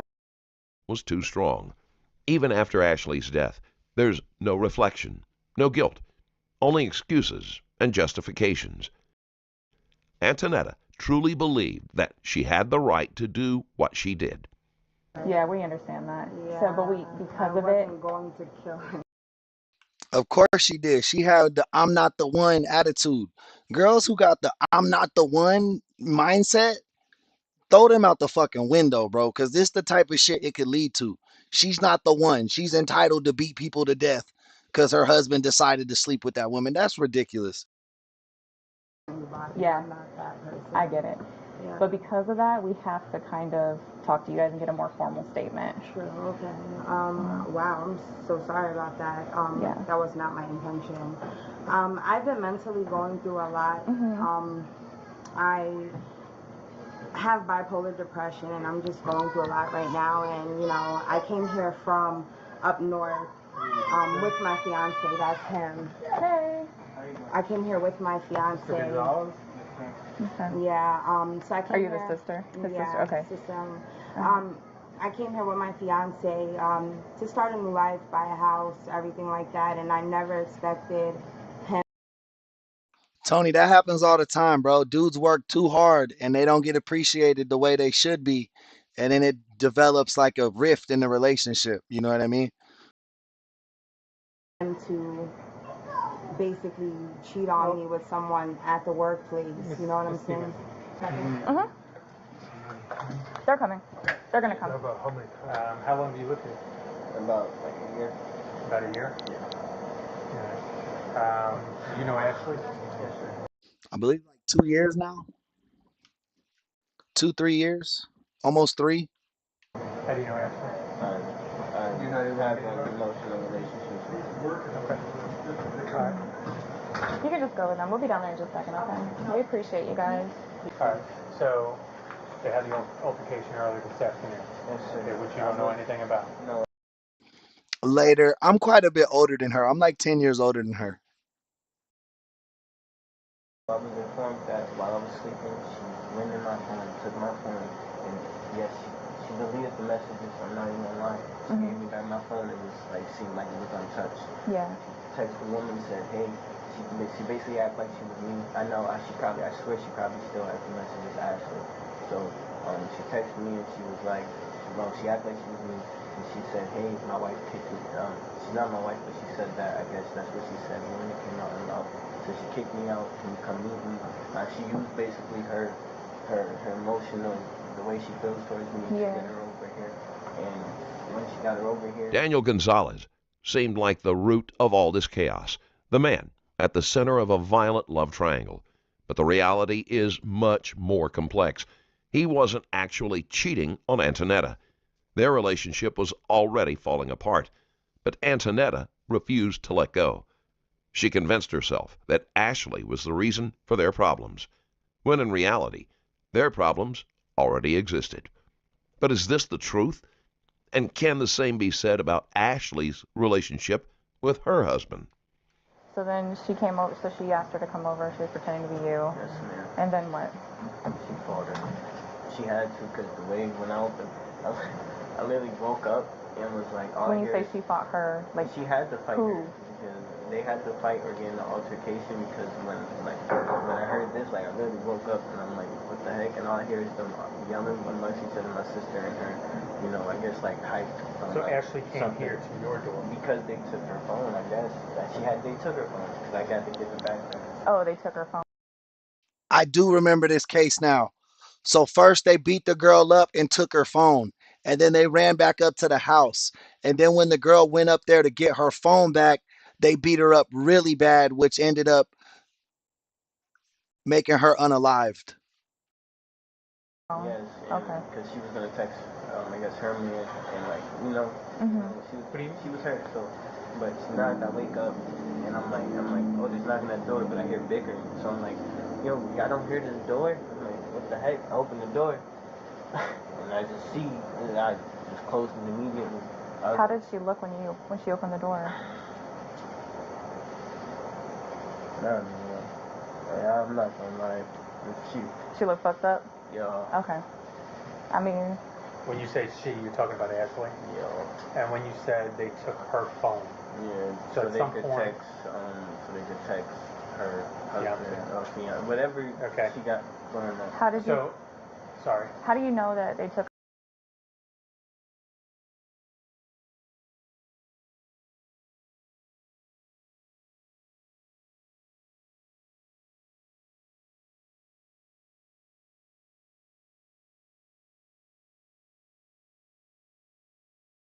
Her phone? Did she tell you?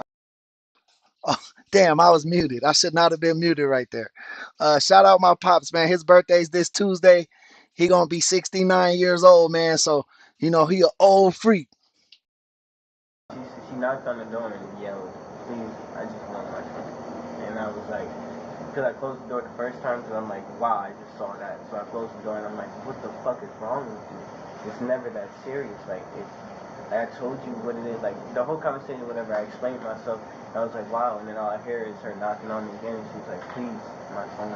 And I was like, okay. I grabbed her phone. She threw the phone to the wall. So that's the only time I got to grab the phone. When you say she threw the phone, who? Antonetta. Okay. Threw the phone to the wall. I tried to grab it. And when I grabbed the phone, I gave it back to her. And it was I just gave her the stuff that she thought. Dad, they telling you happy birthday in the chat. Jazzy said, happy birthday, Pops. Shout out Jazz.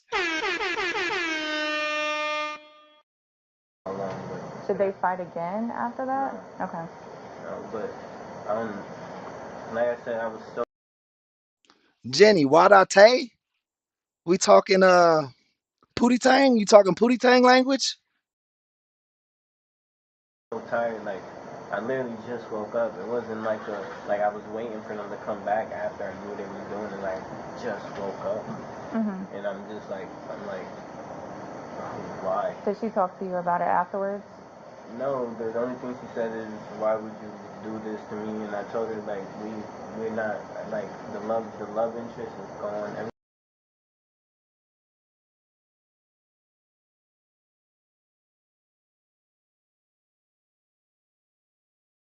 Like, I told her this yesterday when she saw me walking with the girl. Oh, okay. And I stopped her. I was like, you're not gonna fight her because of what we're going through. It's not her fault, you know. So you and Antonetta are having relationship problems already. Yeah, no, it's deep. Like, it's deep. We got a kid and everything, so it's like, it's more. I go off of respect. I have a kid with you. I'm gonna respect you regardless. But if I'm not with you, then I don't have to. No, we're not Italian. My dad is Greek. And my mom, my biological mother, she was Mexican.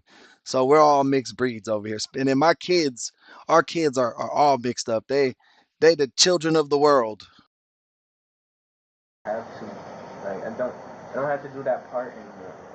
I can just take care of my kid, and if you need help, I'll help you. Just when you start to feel sympathy for one person, another layer is revealed. Was Anton That boy Chris just showed up to the chat. Everybody give our member Chris a warm welcome, man. You know we like when the members show up to the live stream. Netta a jealous woman who couldn't move on? Or was she a victim of her own delusions? Ashley walked into a trap, unaware of what was coming. My dad makes a mean lasagna. I'm not gonna lie to you. He can cook his ass off. Them Italian meals, his meat sauce, fire. But was she in the right for lying to her husband? And finally, Daniel wasn't cheating, but did he let things escalate without stepping in? Let me ask you this. Now, you said that Antonetta took your phone and texted Ashley from your phone? Yes, sir. Do you have those messages on your phone? No, when I go, you know what's crazy? My boy was like, Tiffany, welcome back. We haven't seen you about a week, man. Where you been at?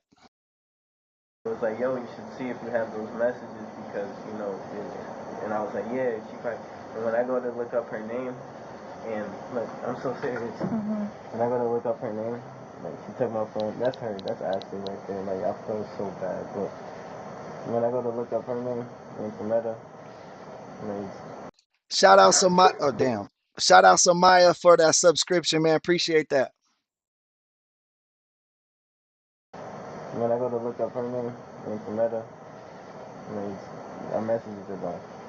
So I'll go. So didn't she So I'll message? go and press Antonetta and go to our messages. Look, They're gone. There's no messages. no messages. Do you mind if I just look at it really quick? So did she message Yes, Ashley yes, from your phone? Yes, and I'm pretty sure pretending to Ashley be has, you? Yes. So there are messages under under your name to Yes. her? There's. Tiff, you been working on a movie? You a movie star? Let me find out. Superstar actress Tiffany Blaylock is in my chat. About what happened to your fucking sister kicked me in the back by my heart and chest. Yes, and I know she has heart problems. Like, this is like crazy to me. Like it's not like this is fresh. Like, I'm over here cheating on this woman. I'm not. We've been like, this has been a toxic environment, and she's just been trying to figure out what to do, and I've been trying to figure out what to do, but she doesn't want nobody to leave. Yeah, I'm telling her, like, I'll leave. I'll live in my car. I'll do whatever, but it's like, I've been through this before. I've been through this in Buffalo when I was 16, and I was with a 20-year-old. She used me, abused me mentally, and I was in the wrong because I was a man. Like, I'm not going through this. Man, that's cool as hell. You doing a movie, you're in a movie like that, bro. That's awesome, man. If you spreading the word, I support you, man. Keep doing what you do. I refuse to. Hey, JD, welcome to the chat, man. Welcome back. Good to see you in the chat. So it's not happening. So we're gonna need to get this conversation off your phone. So honestly, I'm not gonna make a show. I'm not gonna go and yell. I'm not gonna go call her. I just want to know. Well, yeah, we got a call from the hospital a while ago. and she actually passed away from. Bro, stop playing with me, please. No, seriously. Please stop playing with me. Please stop playing with me. Sit down, sit down, sit down, sit down, sit down, sit down, sit down. Please stop playing with me. Shh, breathe. I know. Just relax. Breathe. Please stop playing with me now. Breathe. Oh shit. Look at me. Breathe. Oh shit. At least you don't got to deal with what was her name, Anita, the girl that did the killing. She gonna be in jail, bro. So you gonna be all the way broke up now. You can have some new chicks. I'm sorry Ashley died though. That was sad.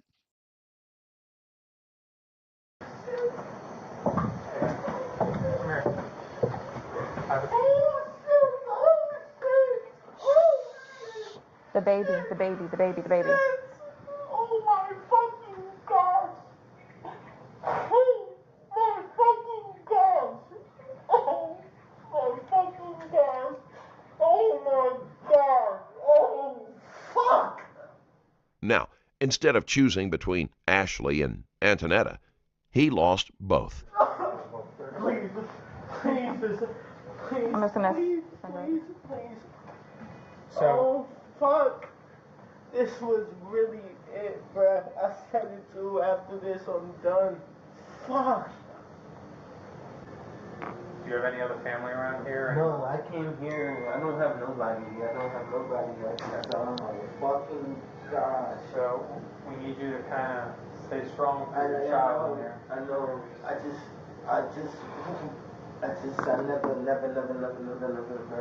never.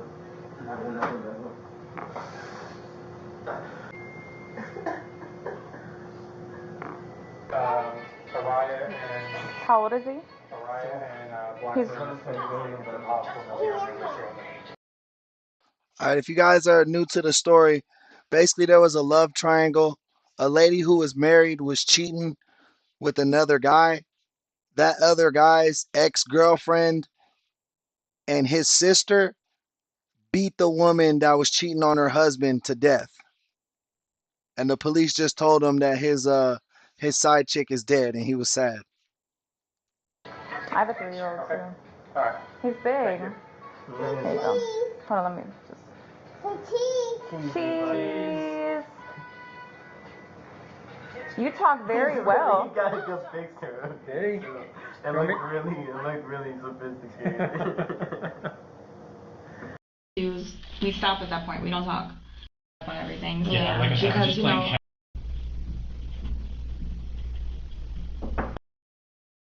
His sister was that Spanish girl that was helping Anita beat on her and recording her. Yes. Hey. Hello. Sorry it took us so long. I know you and I already met. This is Detective Araya. Hi. Nice to meet you. Nice to meet you. Yeah, I'm just trying to play catch up right now, so I apologize for the wait. Is my sister-in-law okay? I'm sorry, who's your sister-in-law? Janine. Janine? He's still getting caught up on everything. So. Yeah, like I said, I'm just playing catch up. Her mom's not here, and I don't really. Yeah, she's okay. She's over there. Okay. She's fine. She's a minor. She's over there. She's over there listening to music. Okay. Antonetta was deeply worried about her minor sister-in-law.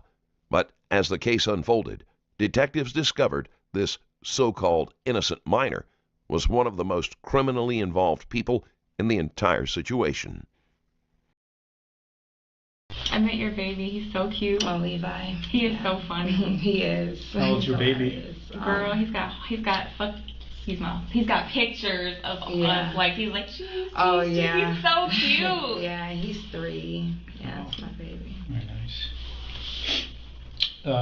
Facebook, Instagram, do you know? I don't really use social media like that. No. Okay. Yeah, it's not deactivated, but I don't really use it. I've been off of it for a while. Gotcha. Do you work? Yeah, I'm a Medicare specialist. Oh, nice. Where at? Yeah. I work from home. How old is you have another son too, right? 9.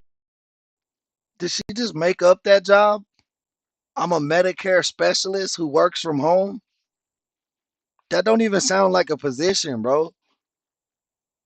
And if it was a position, I'm sure it would pay a lot more money and her hair wouldn't be looking like that.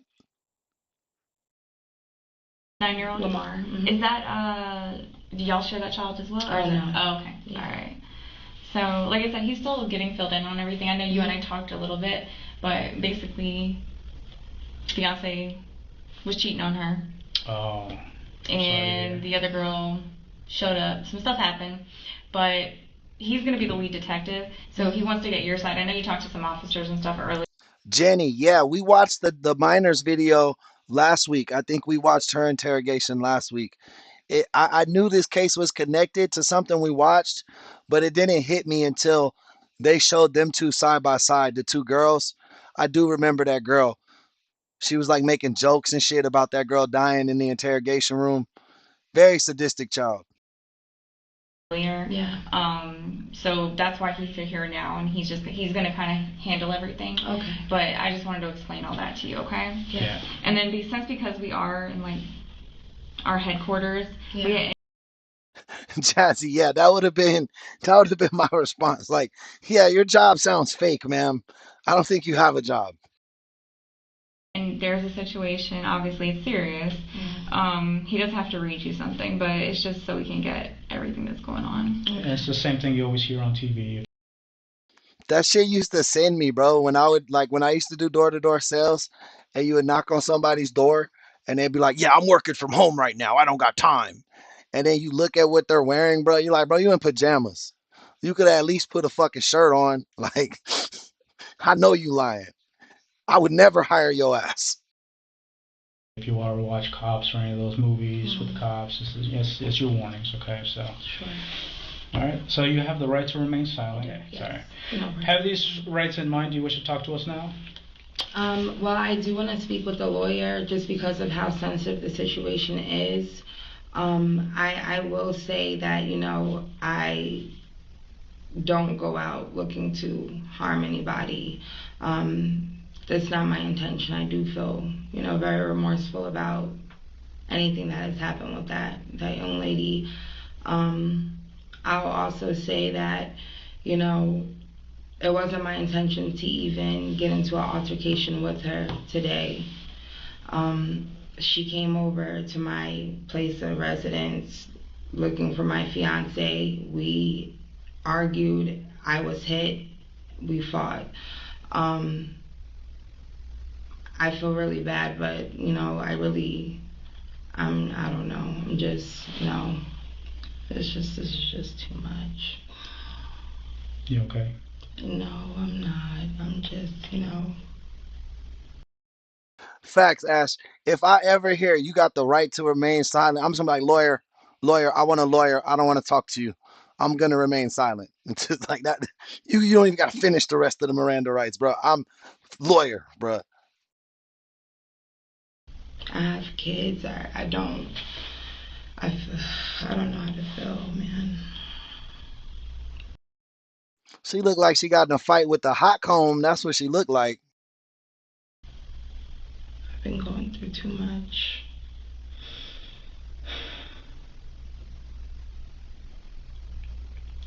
Okay, so you want to talk to a lawyer, so what we're going to do is we stop at that point. We don't talk. All right? So we're going to head out of here, but we just need you to wait in here, okay? So what's going to happen now? I'm not sure yet. That's going to be up to Detective Araya. We still have a few more things we have to do, but if you need anything, just knock on the door, okay? Okay. All right. And will I be able to call my mom or anything? We'll get to that, yeah. Okay. Antonetta asked for a lawyer, but we know the full story anyway. It wasn't a spur-of-the-moment argument. This was planned, deliberate, and rooted in Antonetta's obsession with dominance. The moment she sent those messages, pretending to be Daniel, she was setting a trap. Yeah, that's murder one, bruh. Once you set a trap and kill them, that's premeditated. You planned this whole thing.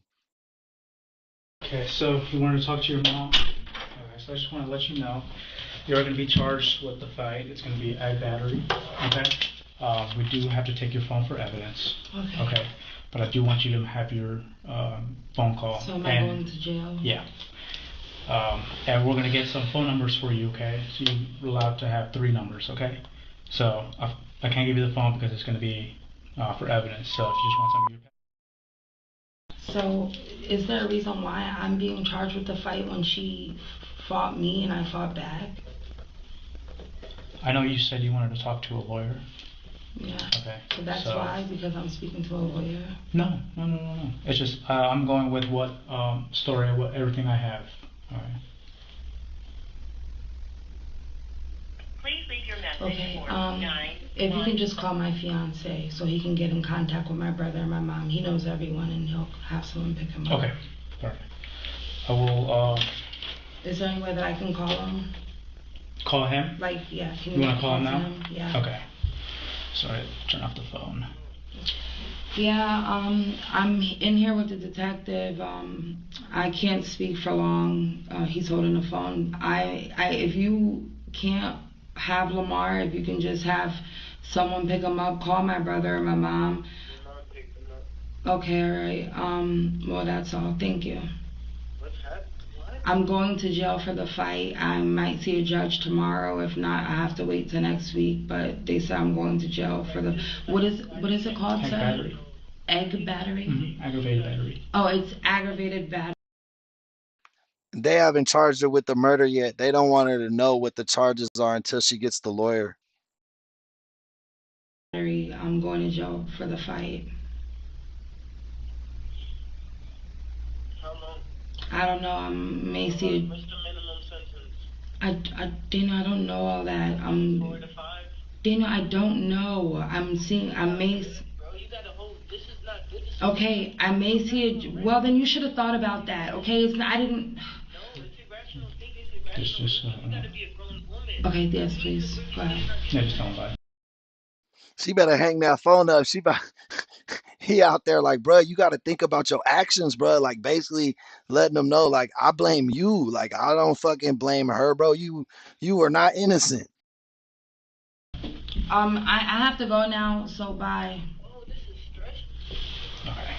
Okay. He caused it. I don't know what's stressful to him. You okay for now? Need some more water? If I can just have something to smoke to please, like my vape, or I have my black in my purse. I'm not sure if I have a lighter. Mm-hmm. And what's gonna happen with my sister-in-law? Is she going home? We'll have to discuss that with her. Bro, David, dude throwing a party. He's so happy she not going home. He was like, what's your minimum? 4 to 5? Like, please be gone at least 4 to 5 years. Real quick, I will let you know all that, okay? Okay. Just hang tight for a couple more minutes. Thank you. At first glance, this case looks like a classic story of betrayal. 2 women fighting over a man. But when you dig deeper, the truth isn't that simple. So what exactly is aggravated battery? So it's when I don't know the exact terminology verbatim, but it's like when a physical altercation occurs and it renders some body part useless and not being able to be used anymore. So I didn't go to the hospital, so I'm not 100% sure about everything regarding that, but that's how that charge is. She believed she was fighting for love. So basically, aggravated battery would be like you broke someone's arm, bruised their lungs, like you caused significant damage to him. Like she said, so a body part couldn't be used. Like if you needed a cast or like a broken ankle, like if there's significant damage, it seems like. But all she did, like more than like a surface level injury, was destroy lives, including her own. We're not gonna, because we're still inside. We can't leave just yet. Okay. We'll ask the officer transporting, but he may just want to just go and drop you guys off. And oh, so where's my sister-in-law going? Same place you were. To adult jail? Yes. But why is she going if she didn't even fight? Okay, so I just want to clarify, it's ag battery, robbery, and murder. Okay, that's going to be your 3. He just dropped a bombshell. Your 3 charges. Sorry, I don't got all my sound effects tonight, but I'll get some more tomorrow. We'll be back good. Mine? Yes, and hers as well. What did I rob? The cell phone. Jeez. All right, just hang tight a couple more minutes, all right? Antonetta Stevens was charged with aggravated battery, robbery, and felony murder. She will be sentenced to 20 years in prison for voluntary manslaughter.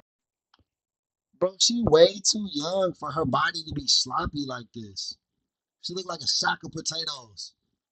With her release date set for August 2042.